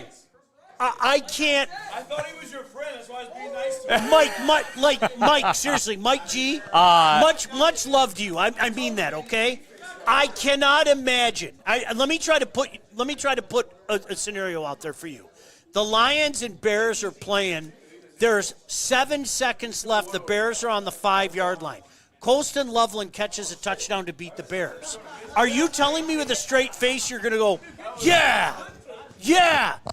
No. Super Bowl Cartier, Colston the bust. Same, Neil. I don't think he's a bust. I gotta be honest. I want him to be a bust. I want him to be a bust. Yeah. He's a Bear. He's a absolutely. Bear. I don't want him to do well. Sorry, I don't. All right, so just to update, Barron, the cornerback from Texas, just went to the Broncos. We're at 21 now. The Steelers. Scott? Yes. Best corner, right? I think so, yeah. He's a really good player. Yeah, he's 5'9.5" or whatever he is. Are we doing that again? Whatever. Mike Green, Jihad Campbell still out there. Over. Yeah. They're not taking Mike Green, right? I wouldn't think so. With some of the history there. I don't think it's a Lion pick. I don't think he would is I? either. You and I have talked. Would I? Absolutely. Yeah. But I don't think they will. Let's just go there. If the Lions vet this guy and they think that he's fine for them, my pants are coming off. They should be coming off. I'm warning I might everybody. take your pants off. Chargers going to go Will John. All right, look, let's cut the shit. Mike Green, Jihad Campbell, what's got to happen here? Steelers, what are they going to do? The Chargers probably going to take Will Johnson, So this is a pivot point right here with Jackson Dart, with Jalen Milroe, with Shedeur Sanders. This is all happening right here with pick 21. This is going to determine This is it, everybody. We're here now for this. This is great, isn't it? I think the this smart so people refer cool. to that as an inflection point, but I'm not one of those this people, isn't so I don't know. A smart room. Hoof-hearted. Mike Green has grit. We were told Mike Green was a pipe dream. It was all a dream. That's what we were told about Mike Green. Can I tell you why, though? Not for playing reasons, but because of Lion reasons. I just don't think, with all the stuff in his past, regardless of what he has been excused of, I don't think that's the pick that they're going to make. I don't either, and, the problem is on the field, he's a bit of a monster. Green. Yeah. I mean, he really is. You know what? Sometimes the people act. You pose the question to the people, and you wonder which way they're going to go. Do you still love Colston Loveland even when he plays for the Bears? No, 85% of the people. You know what? Mike G does not speak for good for you. Roughly any of you. Good. Shout out to the people. Good for you. I hope he's a bust. Good for you. Good for you. I hope he's a bust. Get him out of here. Nobody was going to root for Colston Loveland as a Bear. Good for you. Mike G was? Yeah, Mike's pretty. No, I was told Mike's to pretty celebrate adamant. the local guy. Mike's pretty adamant. Well, and I think, Mike, with all due respect, I think you're missing the point again. You can celebrate the local guys, okay? If the local guy goes to Seattle, best of luck. I will never, ever utter the words, best of luck to anybody that goes to my most hated team. You can't do that. I'm sorry. The pick is in for the Steelers. Which quarterback, Scott? It's not. It's Derek Harmon. Oh. Yeah, that was. All right, that's a player we would have liked at 28. 1,000%? Yeah. So Derek Harmon is the pick for the Steelers. Somewhere stick cries. The nipples are starting to get twisted in the room right now. You feel that just ever so slightly? Okay, now Scott, you and I were together on a draft night a few years back where Christian Ponder magically went at a place nobody thought he was going, and it in turn changed the next really 10 picks of the draft. Are we at that point now where somebody's going, holy shit, there's a quarterback, I can't believe he's still there? I think you were before pick 21 because the Steelers were definitely a team that needs. I mean, they have Mason Rudolph right now. Right. That's it. Right. So they just passed on all these guys. The Steelers just passed on all these guys. There's no reason now for anybody to make a move quickly, but I think when you get to picks 27, 28, 29 range, if you like Dart over Shador or vice versa, or you like Milroe over the other two guys, you might make a move just to prevent somebody else from jumping in front of you. Right. But you're not going to do it at 22, 23, 24 kind of. You're just not. Burn in the chat with a super chat. He's not even local. He's from Idaho. I told you he was coming. You're going to replace Cam Hayward with that guy. I told you he was coming. This is why the Steelers are always winning. Maybe not in the playoffs, but they're always winning. Consistently winning. They don't need a quarterback when you have fucking Derek Harmon. You can't win games with all defense, Nick. Yes, you can. Yes, you can, KG. Wow. I told you he was coming. Tell KG about what Kansas City needed a couple years ago when they won the Super Bowl. Was it their defense that led them there, or was it the offense? It was a deep. They flipped the whole thing. Yeah, the defense did it. No ball before you come and talk to me. Thank you. Derek Harmon, I wanted him as a Lion. Damn it. No ball. Trade the pick. I told you he was coming. I told you. All right. Just trade the pick. All right, guys. Since the whole season. It's over. Since we're here right now, the Chargers are on the clock. We need to reset this after every pick. Mike Green, Jihad Campbell, still out there. Will Johnson. The Chargers on the clock. It's Will Johnson, right? Will Johnson, right? Harbaugh going to get his guy? No, he's going to shake his head. No, I don't know. What do you think? I would be surprised if it was Will Johnson. I would. He's got a long-term lingering problem with a knee. I don't know that, and this is the truth. Do the Chargers play enough off-man or zone coverage to support Will Johnson? I don't know that they do. I was told he's the best cornerback in college. Yeah, but there's the man sitting over there doing the Pistons post-game show told me that. There's many different kinds times. of corners. There's if you're a press man corner, you can Mike play G anywhere. told me that. You can play anywhere. But if you're a zone corner, you need to go to a place where they play a lot of zone. We need a Spenny can. I didn't know he was. We need a GoPro. I want a Spenny can. We need a GoPro on his head. Just a Spenny. Like, where does he go? How does he get things? Look at him. Jeez. EFOG 3 in the chat. Who's left for the Lions? The best available right now. Mike Green, Jihad Campbell, Matthew Golden. Is he in play for the Chargers? Oh, are you for the Chargers? Yes. They could use a receiver, Scott. They could, but you have very, very tiny Ladd McConkey. You can do everything. Matthew Golden, who would be a Z for them and run really efficient, really good routes. I think that could. It's okay. Would Matthew Golden be in play for the Packers? I don't know. They have so many tiny little receivers already. That's they haven't taken a first-round receiver in like 2 decades. But yeah. They need a bigger outside guy. Will Johnson still out there. Malachi Starks, Josh Simmons. Edge 6 to me is intriguing. Your guy from Boston College. College. That's just me, but as a Raku at this point, yeah, please. Would you? Okay, so at 28, he's there. Do you think Brad would jump? So this gets into the the prototype for what the Lions have done for the last several years. They want the big, crush the can kind of edge. He's not that guy. I know. So I would say please throw away this requirement for somebody to be 6'5" or 6'4" or all. He's got all the length that Holmes would want. So maybe there's something there, right? The problem is he's 6'2.5". Right. But he's 6'2.5" and almost 250 pounds with really long arms. I would hope that they could see past the desire for him to be 6'5". He's not a crazy physical pass rusher. He's got so much in his arsenal, though. He might have more pass rush tools than anybody in this draft. And he's, 16 and a half seasons last year. Sacks. So, I mean, it's not like we're not talking about a project or a player that you've got to develop. And the character stuff with him he's a perfect match for Detroit's locker room. He is. I mean, this is a guy who reached out to the offensive line to watch film with them to understand why they did some of the things that they did to make him improve as a pass rusher. Did the same thing with some of the coaching staff at Boston College. I mean, this is a guy who fits their character requirements all day long. All right, WeezyD313. Scott, WeezyD313. He's not coming at you directly, but he says, F crushing a can, we need bendy guys. Well, if you want bendy guys, that's Ezeraku. He can bend. He can turn the corner. Again, a lot of that stuff is understanding taking on half man as opposed to trying to run through everybody.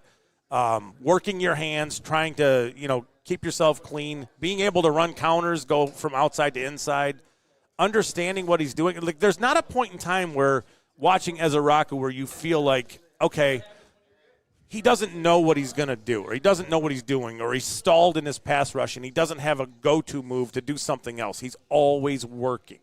And sometimes that means losing a few reps in a row to set a tackle up to then win a rep. And he's a high-level pass rusher.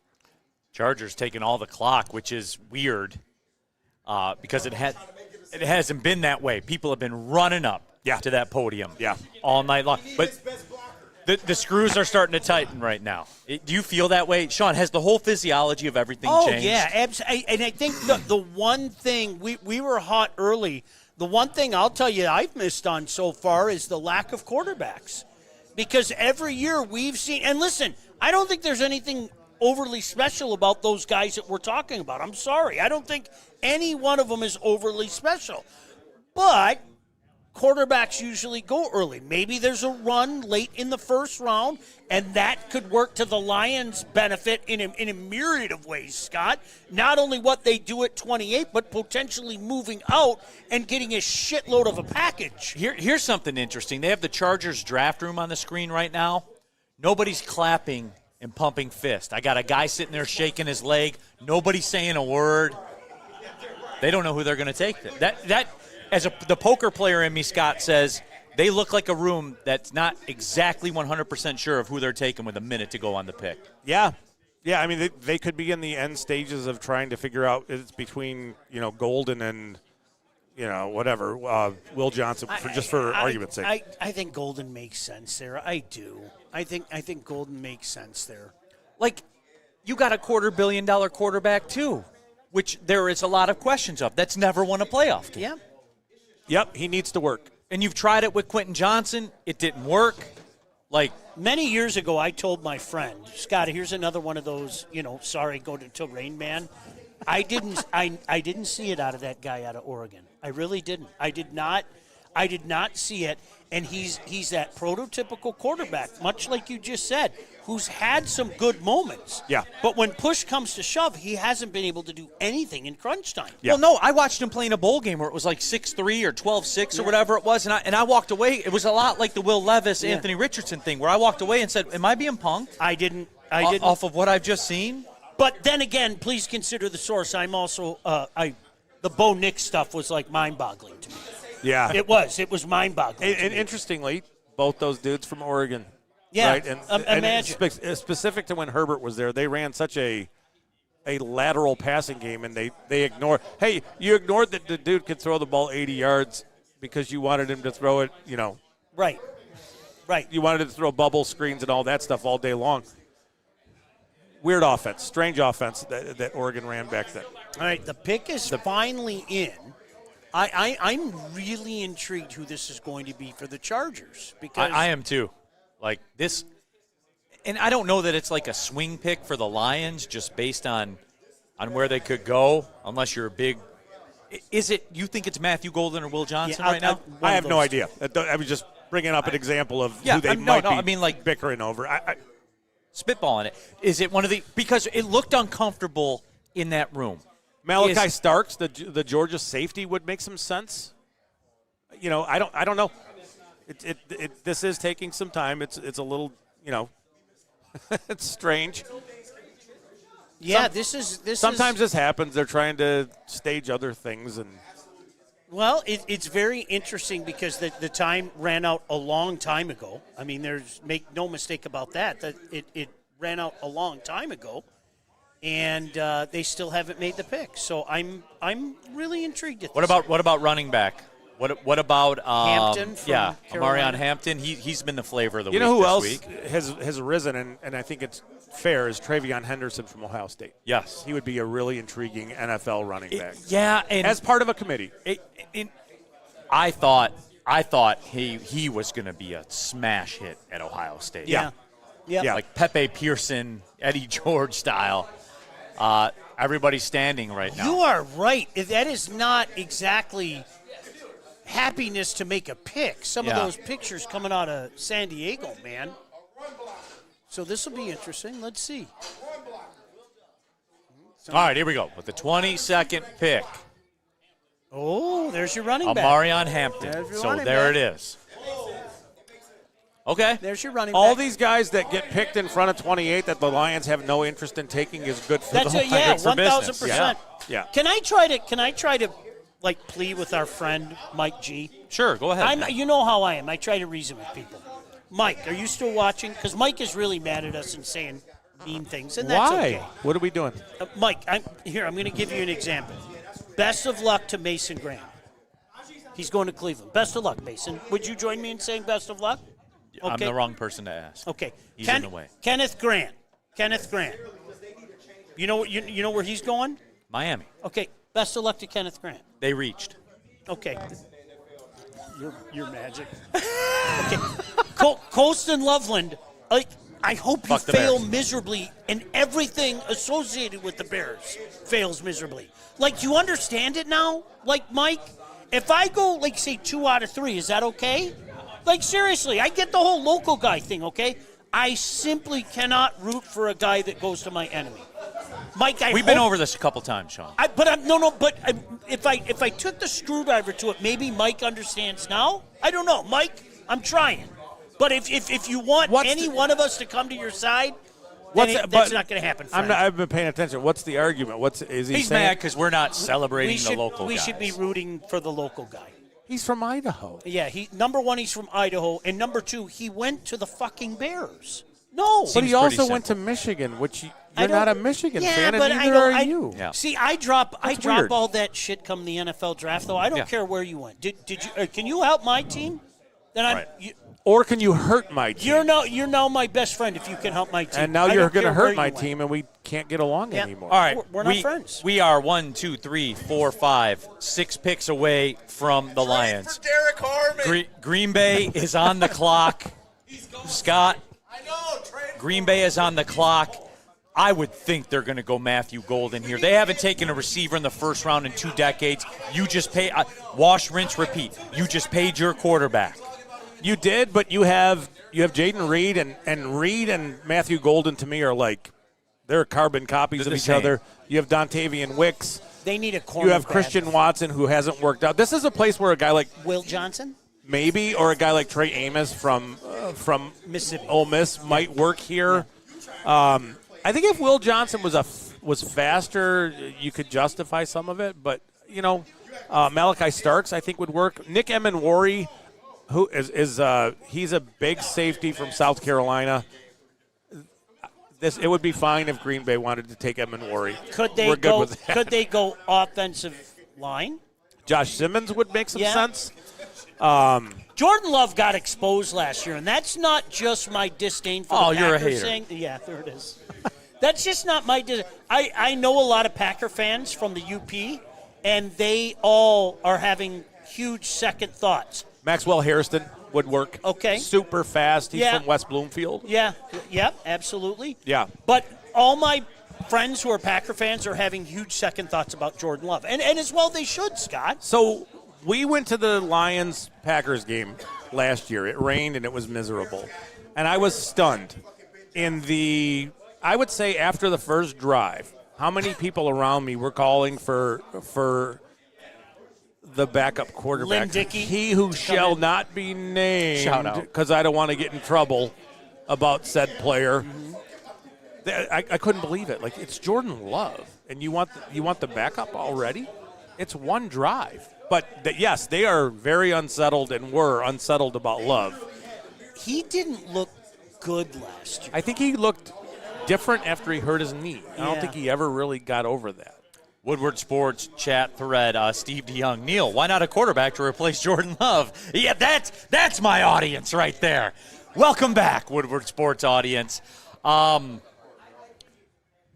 Schefter tweeted, Michigan cornerback Will Johnson has a knee issue that has concerned some NFL teams and helps explain why he has still not been selected. Yeah. Yeah, we talked about it. That's Adam Schefter. I know. Yep. Yep. And I think that's one of those long-term, like, he's fine for now, but is this going to shorten his career? Well, as you and I have talked about, and unfortunately, anybody who's lived through it, it depends what type of knee injury it is. It does. Because if it's that nerve damage knee injury, man, trust me, as somebody who lived through it, I couldn't imagine playing football. And you don't want to. The problem is that you don't want to be 4 years down the line having a guy play to a certain level, knowing that he's done with his knee, and thinking, well, we got to pay this guy for. You know what I mean? You can't. Right. So that's the conversation. 5 more picks till the Lions pick. Mike Green, Jihad Campbell, Will Johnson still out there. Boy, there are. James Pierce Jr. still out there. James Pierce is still alive. They're not going to do it, though. Josh Connerly would make some sense. He's not going to be a guard, but he could play a long-term tackle for you. That would make sense. Scott, that's not what the people want. Wouldn't it, Scott? Whatever. Scott, isn't it Scott, interesting? just tell the people what they want to hear. Like Brad Holmes staying at 28 would be the surprise, wouldn't it? Let's be honest. Yeah. That would be the surprise. Yeah. It's kind of please. Packers, please take the receiver. Please take Matthew. I could see Amon-Ra being the pick here too. Okay, then what would the Vikings do? I'm going to do this for you rapid fire till the Lions pick, just so you know. What would the Vikings do? What would the Vikings do? WWVD. The Vikings probably take Amos, the corner. Go with corner? WWVD. Oh, no. All right, your scenario. What would the Texans do? Matthew Golden. Do you know who what do the Ravens do? No, what do the Rams do? Jackson Dart. Come on. Now that's the Shedeur Sanders kind of. What would the Ravens do? Probably Jihad Campbell or Ezeraku. Then Mike Green's there. Yeah. Mike Green's there, and one of those other two are there. I just gave you the realistic path of Mike Green.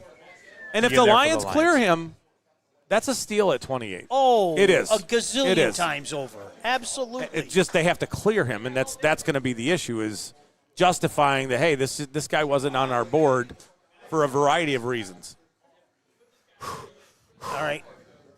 The Packers, there's kind of a silence. There's still that, we can't decide. Although, Neil, you and I had a front row seat for the Vikings flying up the hate chart this past year. Yes. We had a front row seat for that. I want to send a shout-out to all the Viking fans. Thank you for joining us. We've owned your souls for months now, and you guys still check in constantly. We got a shout-out earlier from a Viking fan. Really? Yeah, do you remember we got one of the Skull. the super chats? Oh, yeah, who that's said right. Skull, That's right. And I said Kodiak to him. So all right, you got your is wish in for the Panthers. The Packers. Or did You're I say good. that? All right, You're yeah, good. the Packers. Whoever, same thing. Yeah, but 2 irrelevant franchises. I cannot believe the lack of quarterbacks, dude. I'm really.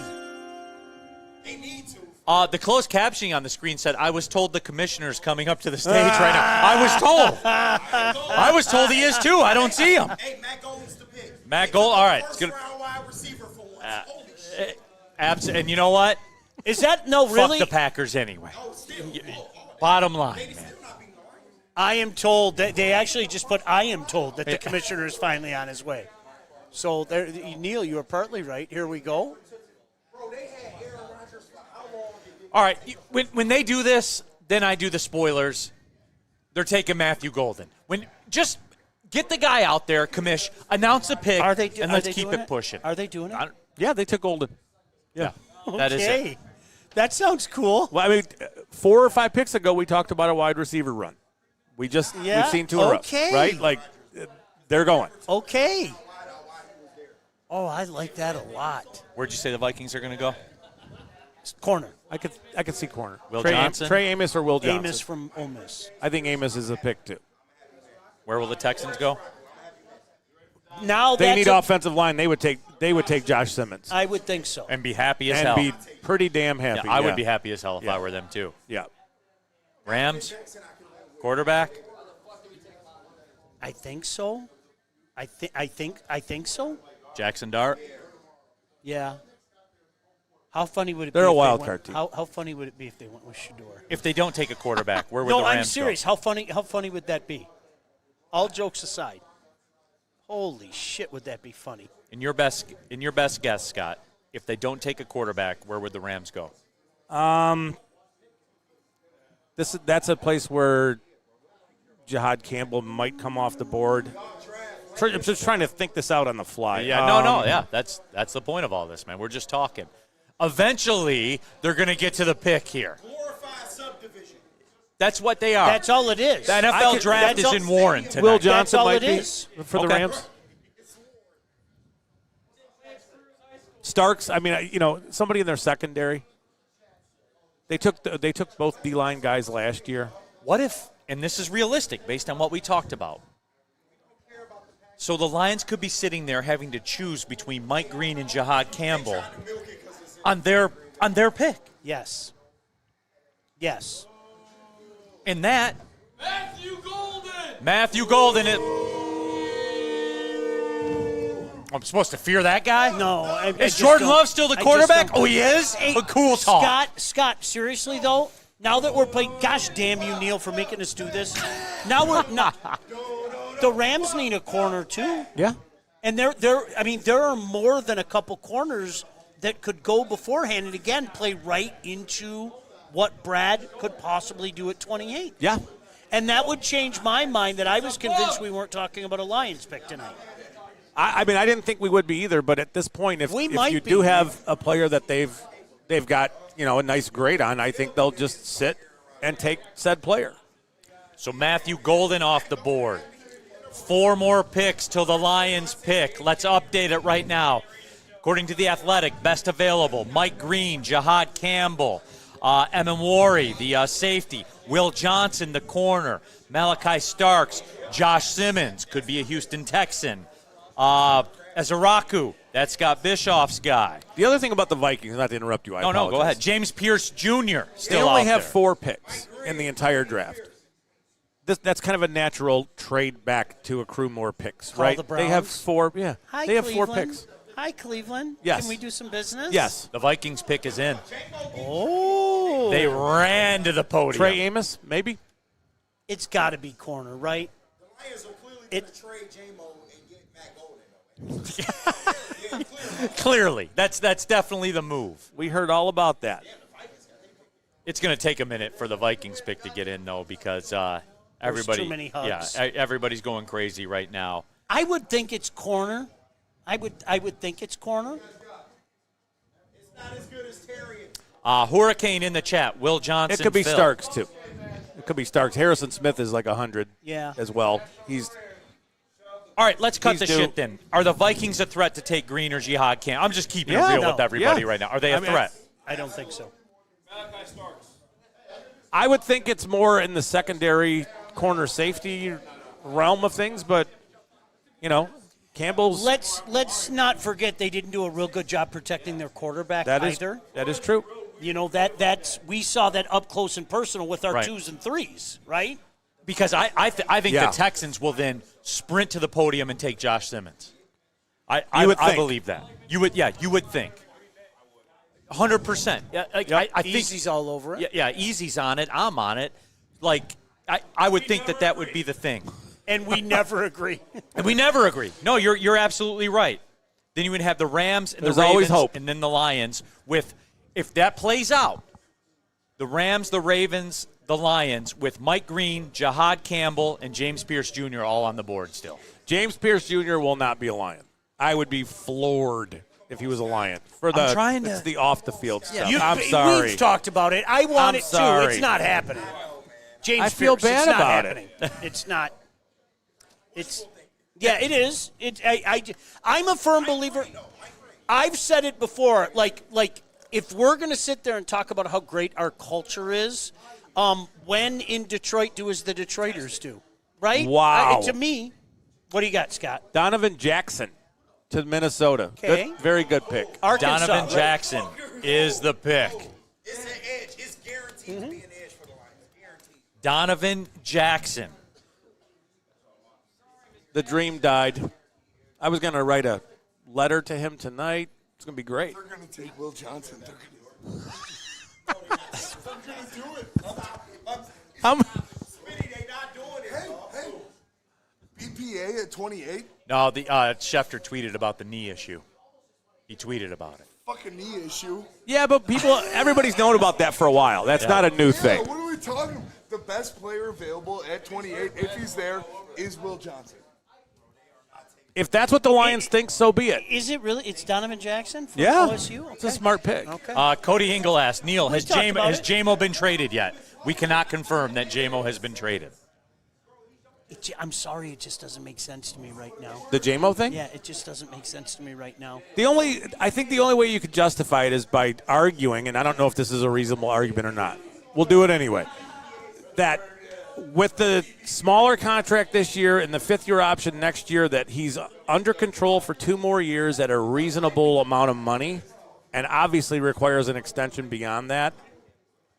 You know, if you pick up his fifth-year option, which they have to do in like a week, then he makes a lot more money. So do you want to trade him next year going into a season when he has to make a bunch of money, or do you want to trade him for 2 years? Well, you know what I'm saying? Like, that's the chess game. but yeah, it is. you're not replacing him with anybody in this draft with the things that he's able to do, period. You're just not. So find a way. Restructure Jared Goff for 4 years. Tweet from – oh, sorry, go ahead. Sorry. We're good. All right, Adam Schefter. Giants are trading back up into the first round, according to a source. Okay, Jackson Dart Wow, will be a Giant. It's almost like we suggested that about 2 hours ago. New York Nick. Oh, look who just showed up. Yeah, look. New look York who Nick just is back. popped All right, the Vikings are picking. They take Donovan Jackson, the guard from Ohio State. So the pick is in. Donovan Jackson is there. Who said that the Giants were trading up? Adam Schefter just tweeted, said the Giants are trading back up into the first round, according to a source. Okay. Well, that's legit. Broder, Jalen Milroe to the Giants. It might be Shador. All jokes aside. Would you take Shador, New York Nick? I know that. Yes, the trade has happened. Danny Dimes' jersey is here. Listen, Scott, again, we talked about this 2 hours ago. What's stopping Cleveland now from jumping back in and going, look at these quarterbacks on the board. We got to go grab one. You might see it both depends those on who teams they do take. that. At 33 and 34, right? They're Yes. both at 33 and 34. Drafting like their life depends on it. Bingo. And Nick, New York Nick, by the way, an astute call. Brian Dable looks happy. The New York Giants, that is a room right there of guys who are drafting for their life. If Dable looks happy, they're taking Jackson Dart. Period. I'm not saying that's who they're taking. Spenny's all in self-preservation right now. Spenny lost a bag on the Pistons game, so he's got to get back to good. Can we like Shador in L.A.? Like seriously, that would be. We have the trade. The Giants get pick 25. The Texans get pick 34, which is the Giants' second-round pick, and pick 99 and a 2026 third-rounder. So they get two-thirds. Okay. Oh, it's Jackson Dart. Dart. You know it is. No. I don't. Are we saying that? That is the pick No, or not yet?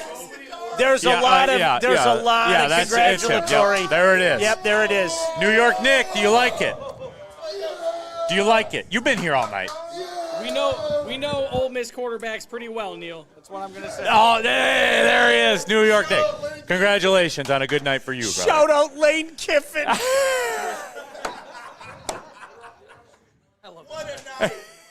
It was unexpected, but we'll see what happens in 3 minutes.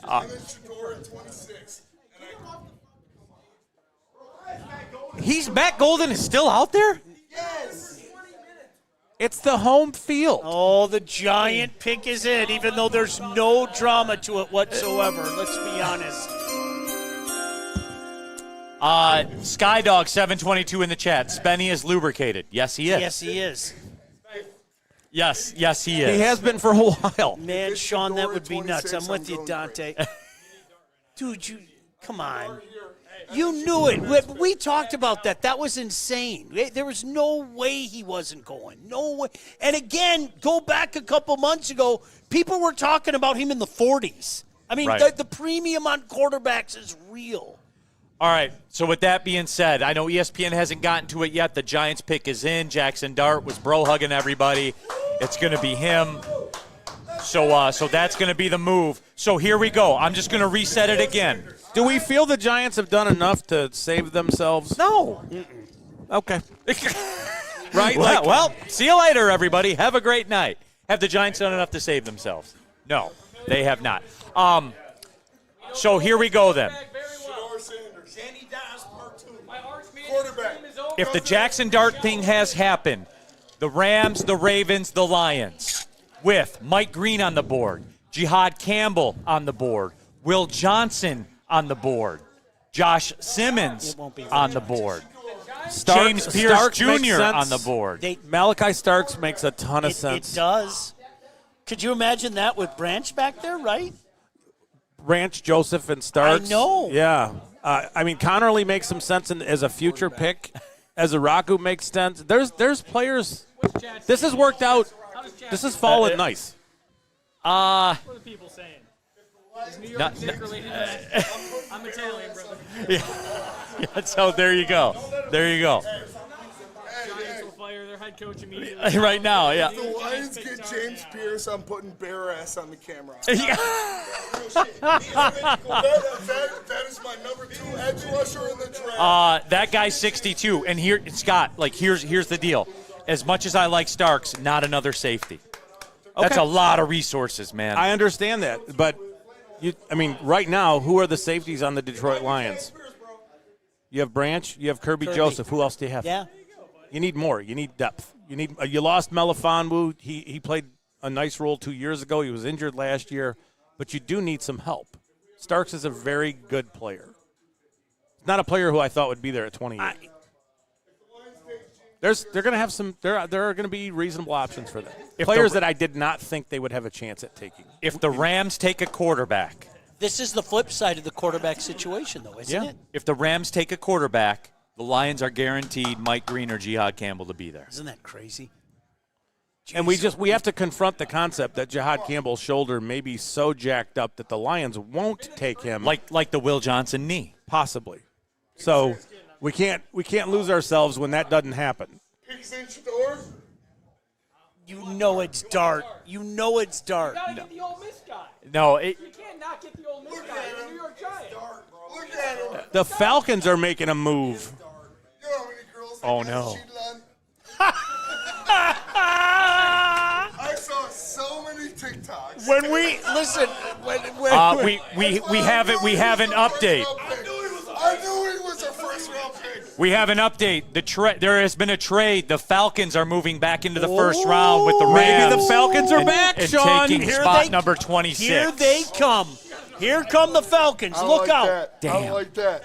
They're going to take Mike Green, aren't they? Yeah, they are. I think they're going to take Mike Green to pair with Jalen Walker, and that's a nice edge combo. Could you imagine that? And then Holy the Ravens are going to take Campbell. Scott, don't say. The Ravens. They're back, Sean. They're back. Gosh, damn. They sucked you right back in. That offense, man, it's so lethal. Jackson Dart. Here you go. Here you go, Spenny. Yep. Big Dick Dart, baby. All right, the pick is in. The New York Giants are drafting Jackson Dart. Big Dick Dart. Hey, fuck Drake May. We got Jackson Dart, bro. Drake May! You still need one more QB, Spenny? Yeah, I need one more QB. You're gonna just get hit me 250. Now I need one more QB for another 250. You want some bad news? No.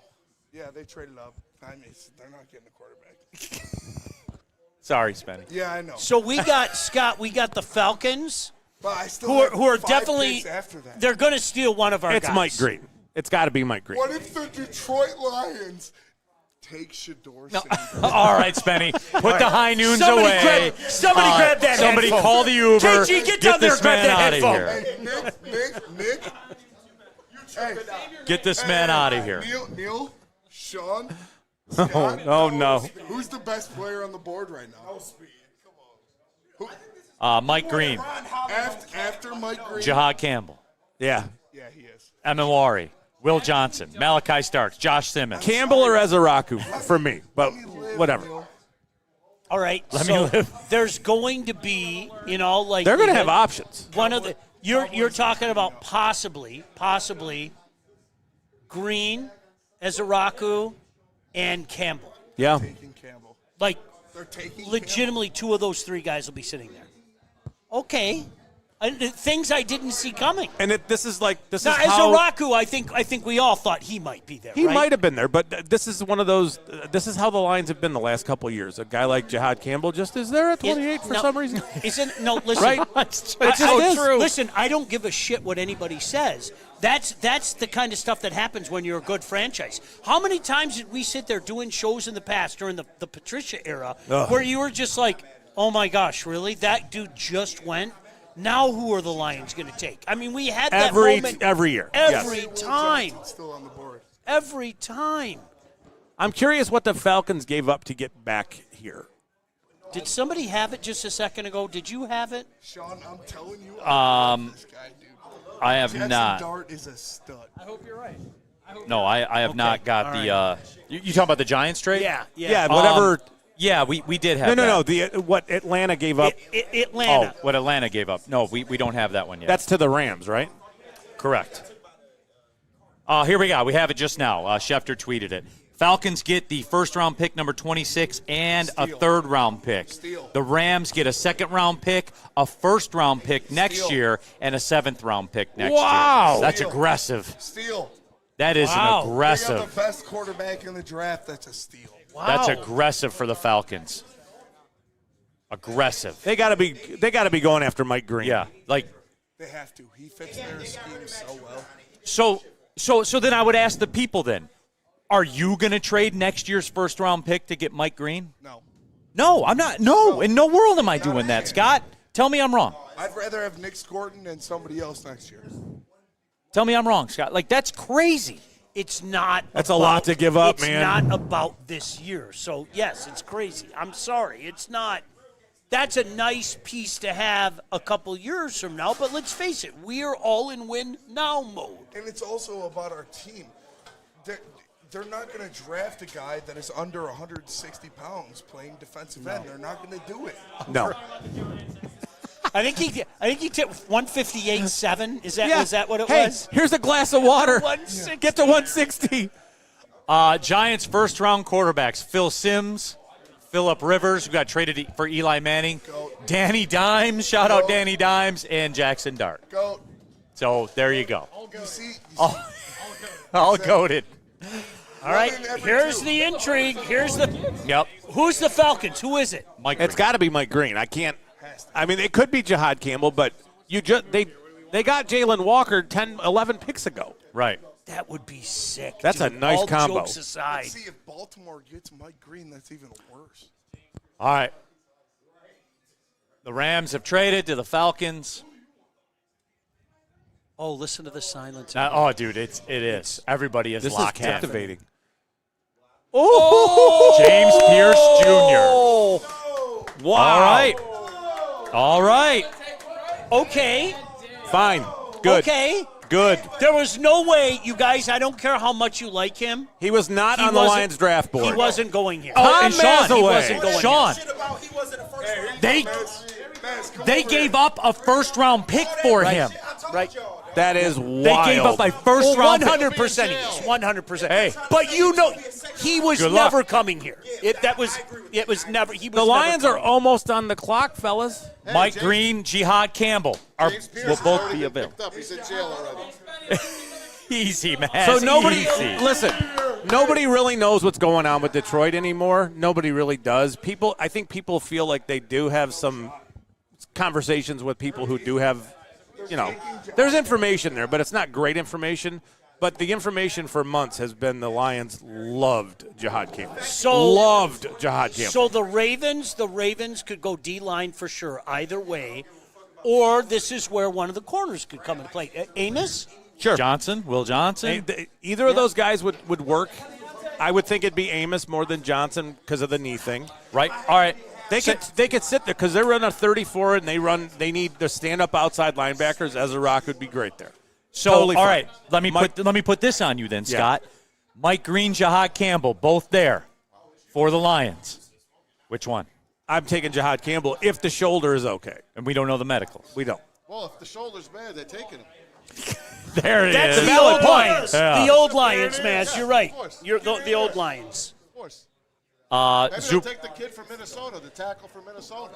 I'm telling you guys, if it's me, I'm in your camp. I think it's Jihad Campbell, and you run, don't walk to the podium. Yeah, as long as they feel like that shoulder's okay, they should. They should sprint to the podium, blow a hammy.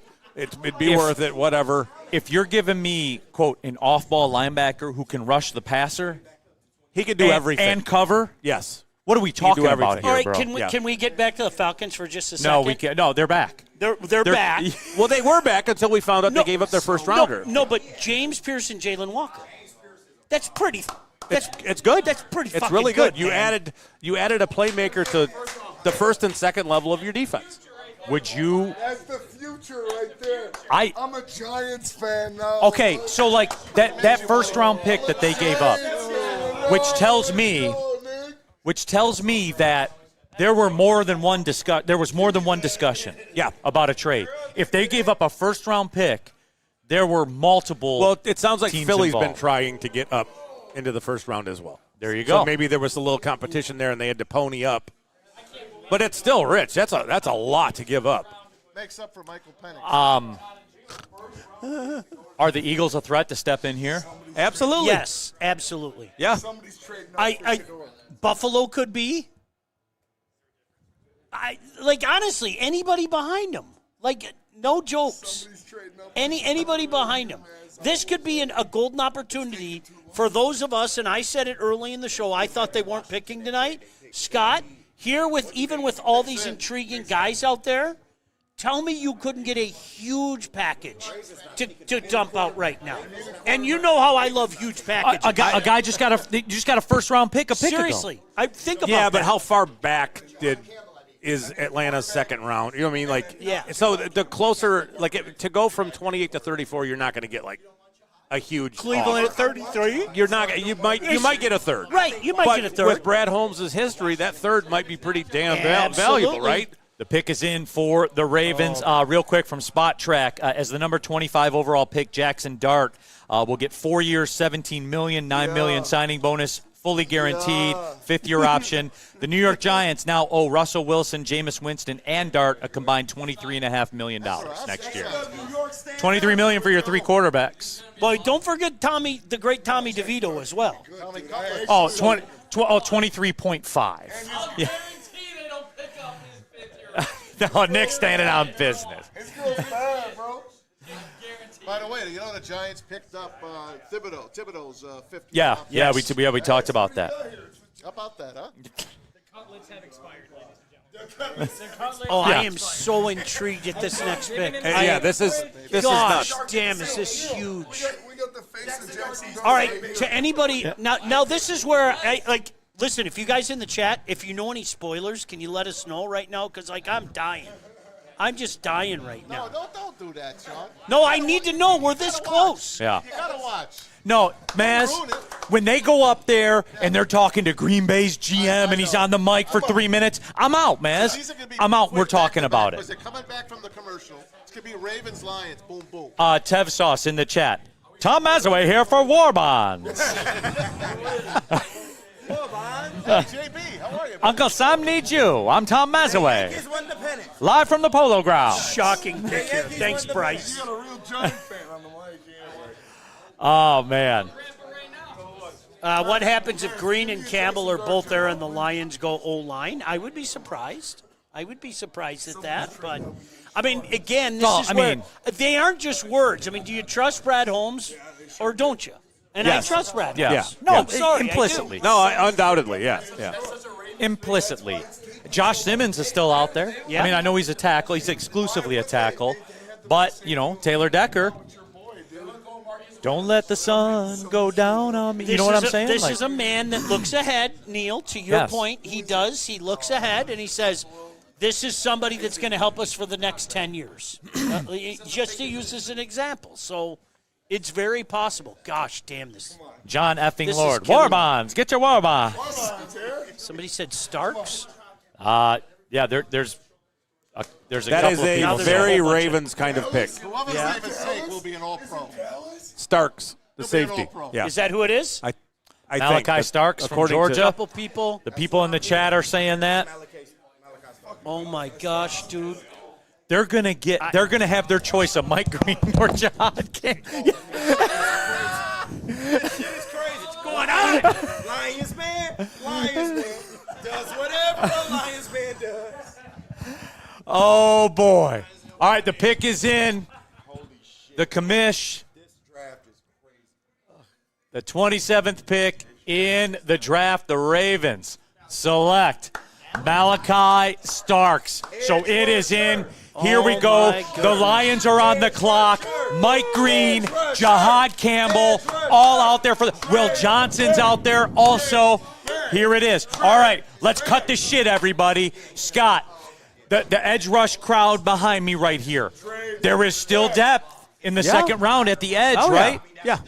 Yes, there is. Could you get two birds with one stone? Could you go Jihad Campbell and satisfy, these animals back here with your edge in the second? Yes. Yeah. You Absolutely, could in the you third, could. too. I'm convinced you could in the third. Yeah. Really, I'm convinced you could in the third. But if Mike Green is sitting there, I would grab him. I would be very desirous of Mike Green.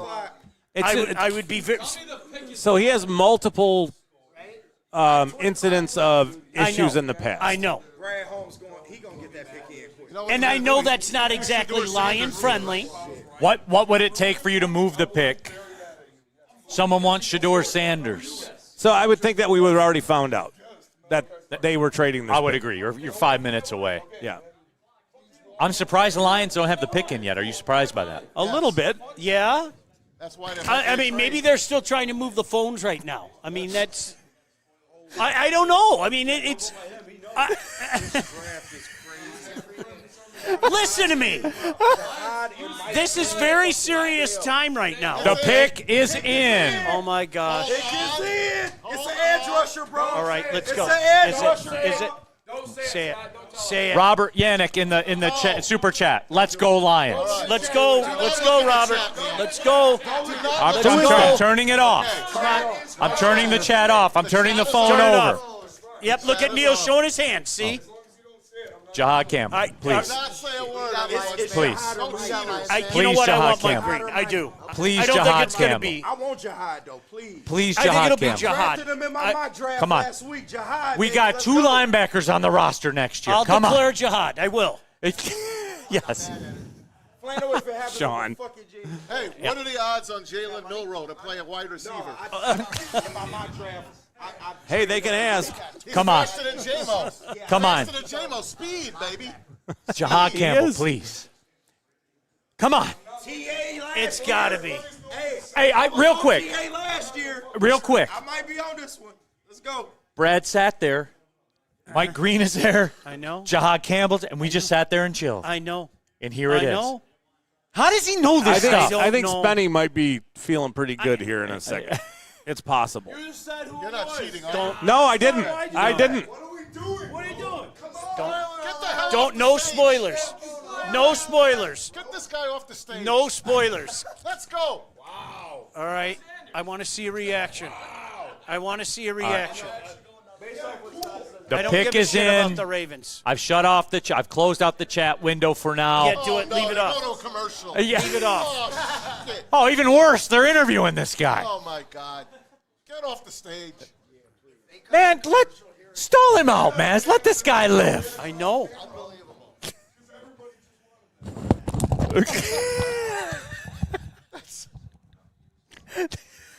These masks weren't made for wearing headphones, fellas. Make sure you tap in. Woodward Sports tomorrow. We'll have all the reaction. Wake Up Woodward, Big D Energy, Ermanni and Edwards with masks. Dude. All of it going down tomorrow, as a matter of fact. Come So make on. sure you tap in to that. Knock it off. Heavy NFL draft. Make the Heavy fucking NFL pick. draft. Pistons react as well. So all of it. Malachi Starks taken by the Ravens. All right, come on. Don't say it. I heard somebody yell, wow. It better not. I can tell from that face. It better not. What cheaters are here? Come on. I don't like that. I don't like your dumb face right now. Why do you have to cheat? Why do you have to have a dumb face? From Easy's face, I don't think we're going to be happy. Why are you going to cheat? All right, the pick is in for the Lions. Easy's face tells me it's an old lineman. That's what he tells. That's what I'm understanding. Well, I'm looking at Easy's face, and I see all an right. old lineman. Here we go. He's got the old lineman face. Scott, we said trenches. I would have bet a lot of money on it, Yep, he's got and the I'm old sticking face. with it. He's got the old face. All these fucking players on the board and somebody's just. Brad, we trust. Brad and Dan. No, I mean, You guys, come on now. Come on now. We don't even know what the fucking pick is. That's the best part, right? Sean's got the mask on. I love it. boy. Over here. Spotty, I need you over here. Get fake Brad Holmes off the screen. God damn it. Come on. It's right there. All It's right, all right will there you for us. just do it? More room. They All right, look come on. excited. Come on. They do not look excited. Dan Campbell looks excited. I didn't like that look from Brad. I got to be honest with you. They don't look excited. Trade it. All right. All right, the drone's flying over the crowd. I don't see the commish out there. There he goes. All right. You know, everybody else knows except for us right now. I know. All right. All right. The commish is here with the selection. Here we go, everybody.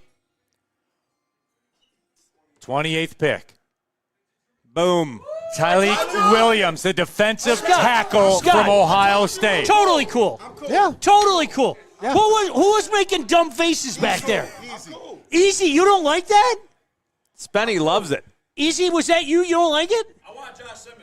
Okay, but I mean, you're okay with that, right? Green's on the Okay. board and this is who we take? You don't like it, really?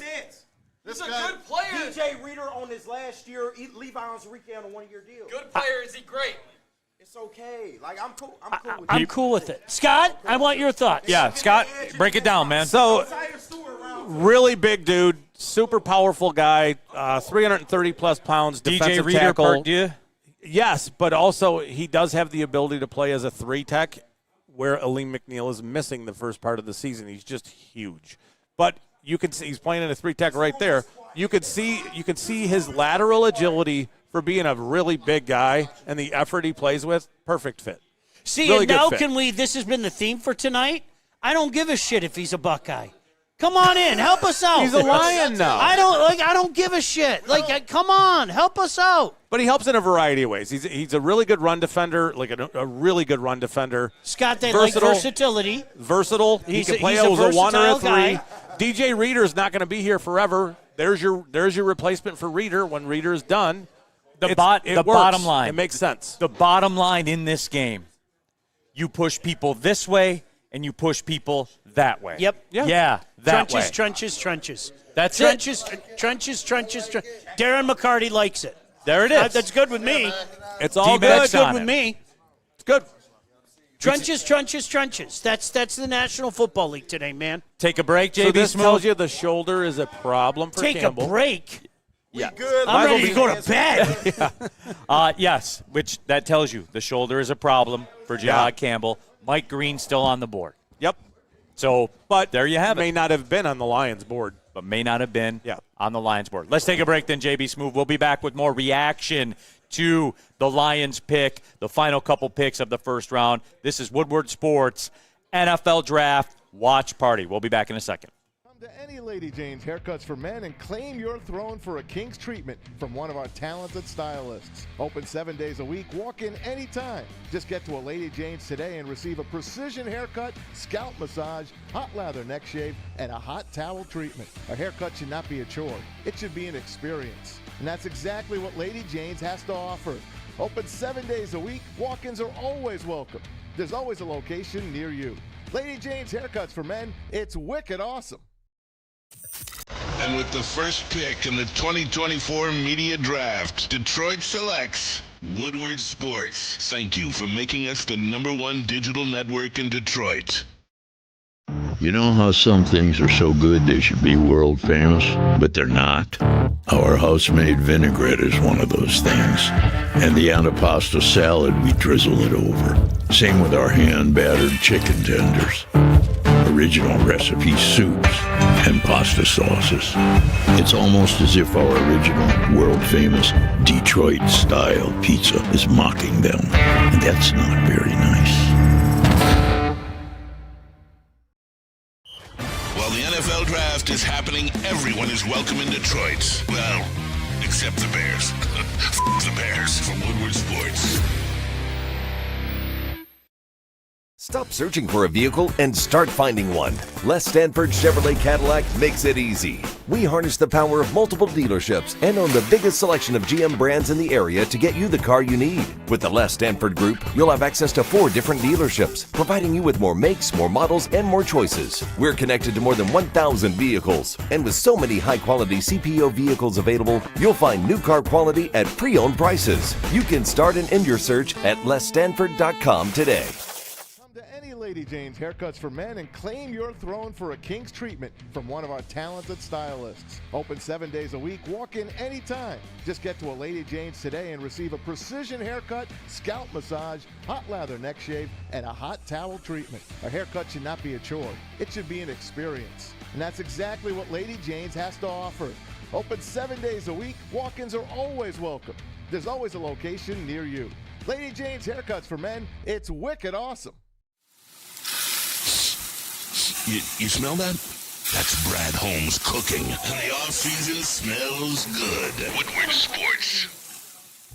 We are back at it. That's right. The NFL draft, the Pistons, but all the watch parties going on here today. Woodward Sports. We're live at Buddy's, downtown Detroit on Broadway.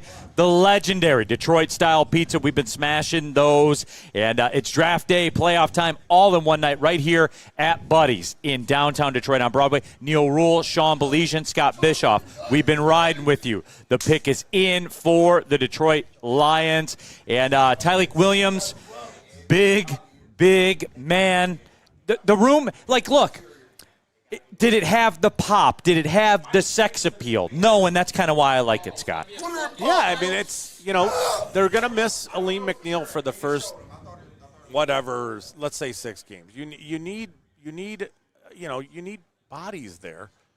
He's versatile enough to play as a 1, and he's going to be, I would say he's a backup to DJ Reader while being a starting player early in his career. And it'll transition over. So when McNeil returns and gets to full health, he will play he'll spell Reader, which makes Reader a little more, he'll have more life left. I just think that there's so many ways to look at this as an upside move because he is versatile. He can play all over the place on the interior of that defensive line, and he defends the run at a very high level while giving you a little bit of pass rush. And it's tough to find that in 330-pound dudes. Scott, big body disruptor, right? Get that body in the middle. And again, the one thing that we've learned about these guys is they like versatility. Yeah. They do. They like, yes. and I think Scott, all the things that you were explaining to me scream versatility. Oh, yeah. Good. Yes. I mean, versatility, high character. They've been connected to him since around the Senior Bowl time.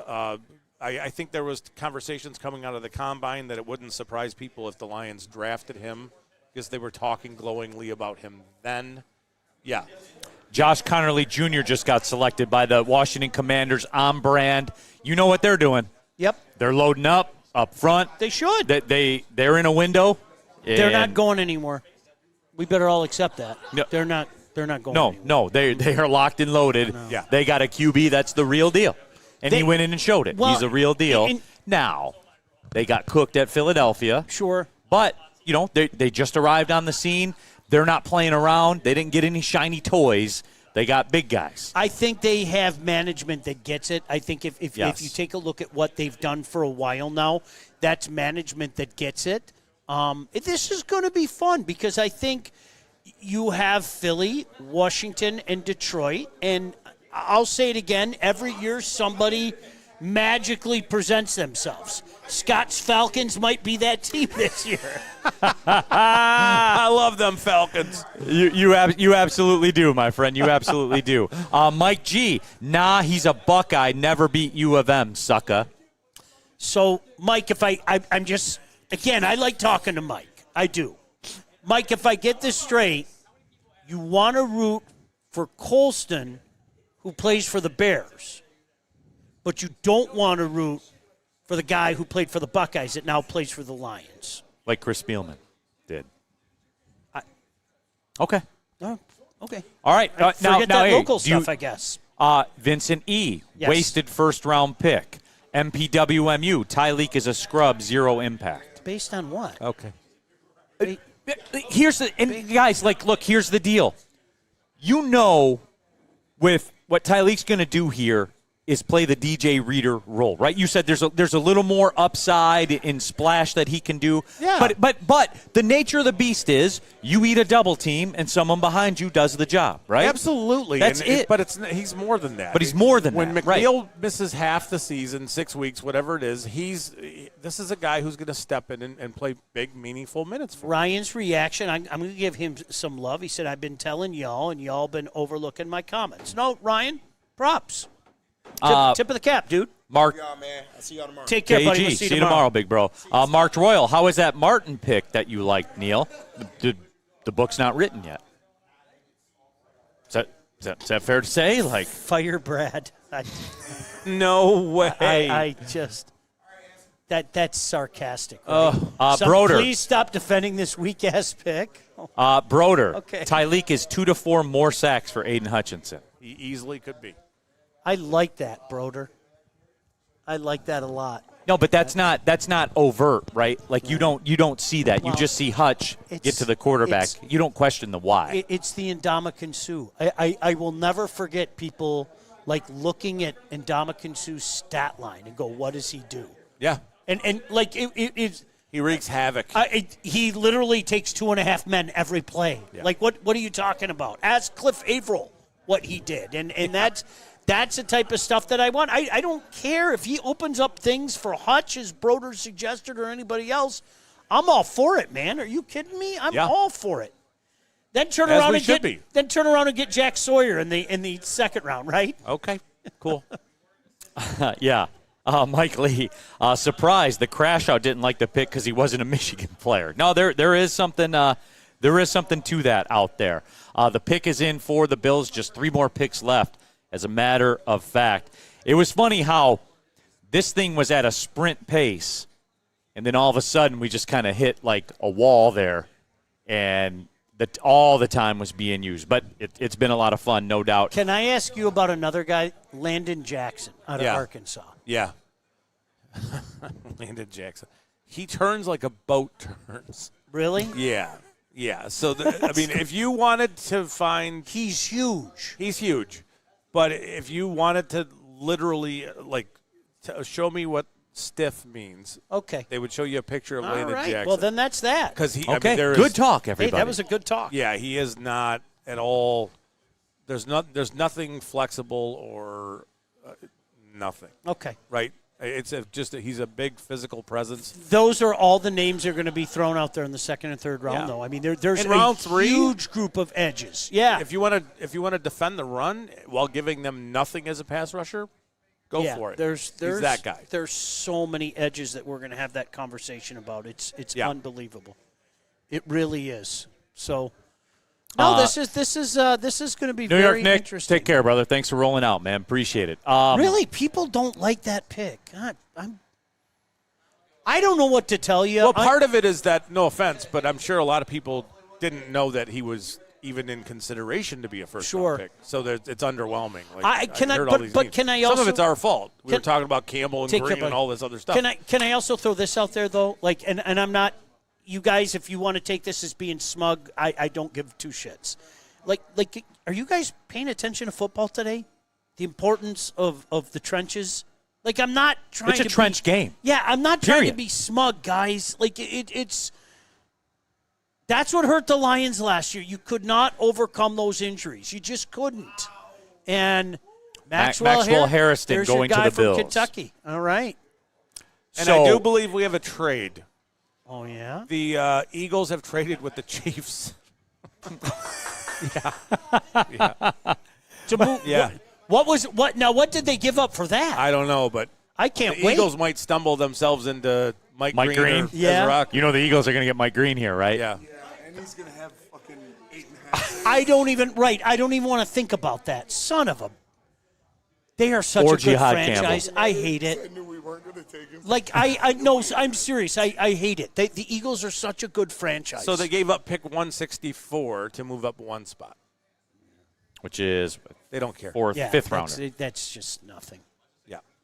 Pick, Brad. What? Neil. Neil. What's up? Me and Brad just have a wavelength that is unfuckwithable. Is what the kids say. Unfuckwithable. Is that a word? It is now. Just, might be general 4 words. manager wavelength. I guarantee. You guys are built the same. I guarantee on my unborn first child's life, Josiah Stewart at 60 tomorrow. Okay. There it is. Okay. There We you laid have it it. down there. There you have it. They'd be cooking doing that. That'd be good. What? If they take Josiah Stewart here right now, I'll run outside. They're going to get Mike Green, aren't they? I They think are. so. The Philadelphia Eagles are going to get Mike Green, and it cost them a 5th-round pick. Or Jihad Campbell. Or Jihad imagine? Campbell. They're a really good franchise. Or Will Wait, Johnson. so now wait a second. Hold on. Are you telling me a really good franchise decided to look into the trenches? Maybe. Hold on. Maybe. Hold on a second. That might be what's happening. Fire Howie? Is that could we fire that up? Could they go corner and go Will Johnson? They could. They run lots of zone. And that's his jam. How Darius concerned- Slay's gone, right? This comes back to the knee. I mean, how concerned are you? Could you go Amos? Yeah, Amos makes a lot of sense. They have their pick. They do. They can choose. It's pretty wild to me, man. That they are. I think they're going to go Look corner, at that. man. That is just. I think they are going to go corner.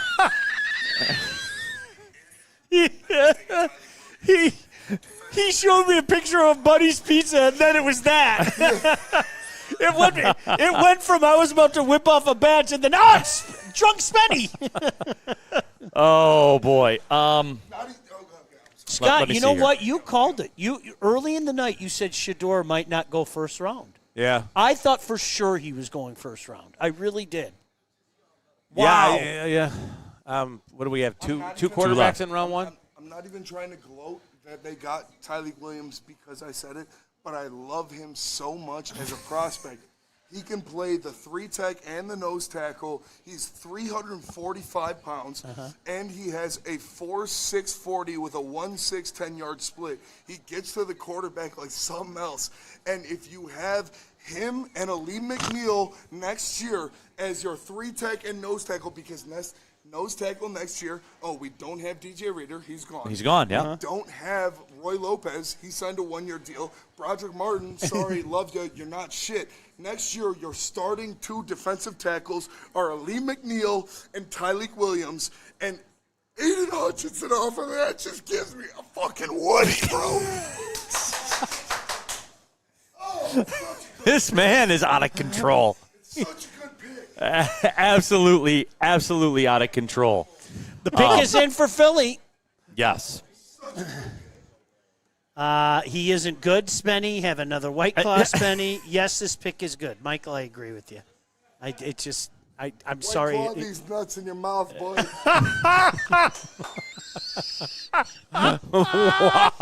at he's doing his breathing techniques now. He is something What is old, happening? you guys. Oh my gosh. Hey, we have to be back on in about 2 hours. Oh, right? we do as a matter of fact. Yeah. Works? We do as a matter of fact. Let's do it at 60, and I'll have the biggest dick on the planet. Do we have the Eagles pick yet? No. No. We're distracted. Oh, they're going to commercial, of course. Why are they stretching this out? I'm trying to figure. I don't. They probably got a time slotted till midnight. The You Eagles think are so? taking Jihad Campbell. Are they really? Yep. There you go. That's boy. They're the team to beat still. I mean, period. End of story. They are. That changes the physiology in the room to me. It does. And Sean, I can tell by you right now. I don't like it. I don't like it at all. I don't like it at all. But, Neil, how many times have we said it? That is a really good franchise with a guy that deserves to be called the best general manager in the league. With all due respect to Brad, he does. He deserves to be called the best general manager in the league. And, oh, boy. I feel the same. Dude, for real. That's a bummer, man. Yeah. It really, Are you pulling up really, their depth really chart is. right now? Yeah, I appreciate that. You can do that if you want. No, I am. I'm going to do it. I'm just going to look at the defense, though. All right?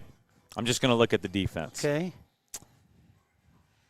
Oh, I forgot they had Keely Ringo. Yeah. Jordan Davis, Jalen Carter, Nolan Smith, Reed Blankenship, Cooper DeJean, Quinion Mitchell, Jihad Campbell. That's just on defense.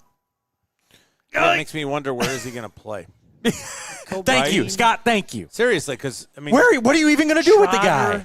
Oh, my gosh. And maybe you're drafting him because you can give him a year and let him get the shoulder stuff resolved, right? Oh, my God. I mean, they do have kind of a loaded linebacker room already. They do. Wow. Just Jalix Hunt, Nakobe Dean, Zach Bond, and Nolan Smith are their starting linebackers. Is that any good? And you just threw Jihad Campbell didn't into that mix. list Jihad Campbell right Is there. that any good? Yeah. It's pretty good. The Eagles are drafting for depth. Yeah. They are. Talk to me nice, Neil. Ziggy Steve, Eagles are crazy. I hate them so much. Broder, yeah, they don't need him year Steve one. Wilds, lick my nuts. Jason Kenyon in the super chat. I like the depth piece in the Williams pick. Next will be back up for a bigger Frank. We signed Big Z after the draft. Exciting to think about. There's a lot of reason to be super, super, super pumped about being, a Lions fan right now. They're in a great place. It really is, and this is my opportunity to remind people, Neil. Here it comes. Tomorrow. Are you aware that tomorrow? There's a couple rounds. There's a tomorrow. couple rounds, and well, hold on, Scott. Did you forget? There's also a Saturday, a 4th, 5th, 6th, I forgot. and 7th round. We're going to be on tomorrow at 7 o'clock, buddy. I'm looking forward to it. Yeah, it'll be good. Yeah, we're going to It'll be good. on taking you through the 2nd and 3rd round. Hopefully all the fellas can pop in or say hi or whatever. That is a great deal for them. They moved up. They got a guy that they desperately wanted. It's a long-term play, and they gave up a 5th-round pick. That's what good franchises do, man. You know what, That's what though? good I'm telling franchises in the chat, it's real. DNCENT, all caps. It fucking hurts.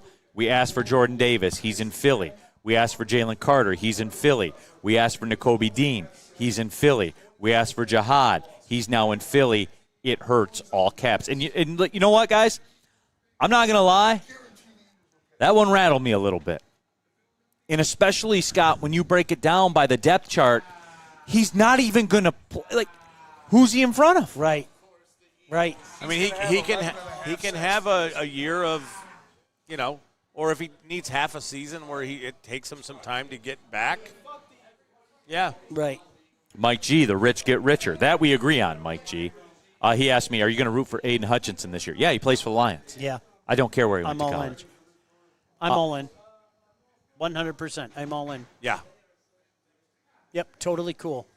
Hoof-hearted. DJ Reader has been so perfect between Aleem and Hutch that Holmes wanted a rookie DJ Reader to put between Aleem and Hutch for 5 years. I think that's a little aggressive. I think Reader's been good here. Yeah, he's fine. He's been as advertised. Yeah, he's good. I mean, he had the first year he was rehabbing from, A nasty quad, the right? Quad tear. Yeah. So it takes time. Does Kansas City go green? They need an edge. They need a corner. Yeah. You could probably do a better job of Travion protecting. Henderson would be really interesting in that offense. Yeah. They need a lineman. A wide right? receiver. Yeah, you could go lineman. Which offensive? Josh Simmons makes some sense. Yeah. They're gonna take it. I mean, no, but they need a lineman. Like, you look at the I Super think Bowls they lost. They need both sides. They really do. They need both sides. But I get your point. You finish your point. Yeah. You look at when they've lost the Super Bowls. Destruction in the trenches. It was. And the first one, the Buccaneers one wasn't fair. They lost both tackles. Yes. Like, imagine the Lions get to the Super Bowl and they don't have Penei Sewell and Taylor Decker. It's amazing. I say this all the time. It is amazing how mortal guys like Patrick Mahomes and Tom Brady look when you get after them. Isn't it amazing? No, it's odd. The Super Bowls you remember the Super Bowls that Brady lost? Scott, I always go back to that second one. Yeah. Where the Giants got healthy right before the playoffs. Yeah. And they steamrolled everybody with that defensive line. Tom Brady was mortal. He was mortal. Yep. Woodward Sports chat thread. We got one more pick. Your mom's favorite skater. Exactly why the Eagles have the best GM in the NFL. I'm not arguing that. And you can't argue I'm not it. arguing that. And the difference is, right? Cashed it in. Yeah. Like, that's the difference. I'm not. And then he piles on top of it. Yep. Eagles don't scare me. I trust Brad and Dan. Let's see what the rest of the draft brings. ECL, I'll disagree with you in one part. The Eagles should scare the shit out of you. I do trust in Brad and Dan, however. But honestly, to say that the Super Bowl champion Eagles don't scare you, especially with their general manager, you and I will have to part ways there, friends. But both things can be true. I do trust Brad and Dan, and I trust I trust Brad's pick tonight. Look, you're going to have to get after their quarterback too, right? Hopefully this is a guy that can help make Hurts' life miserable if the opportunity presents itself. How are the Eagles going to pay all these guys, though? That comes from Bryce S. Well, Bryce S., Jalen Carter, rookie deal. Jordan Davis, rookie deal. Nolan Smith still on a rookie deal, right? Yeah. N'Kobe Dean's on a rookie deal. Yep. Keely Ringo's on a rookie deal. They're going to come up against it in about a year. They're going to have some issues paying everybody. Right.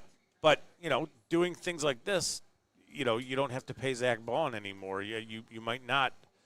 Well, it's one of the outside guys, so you might let Nolan Smith walk. He was a first rounder in 23. Or without like a second Darius thought. Slaywalk, huh?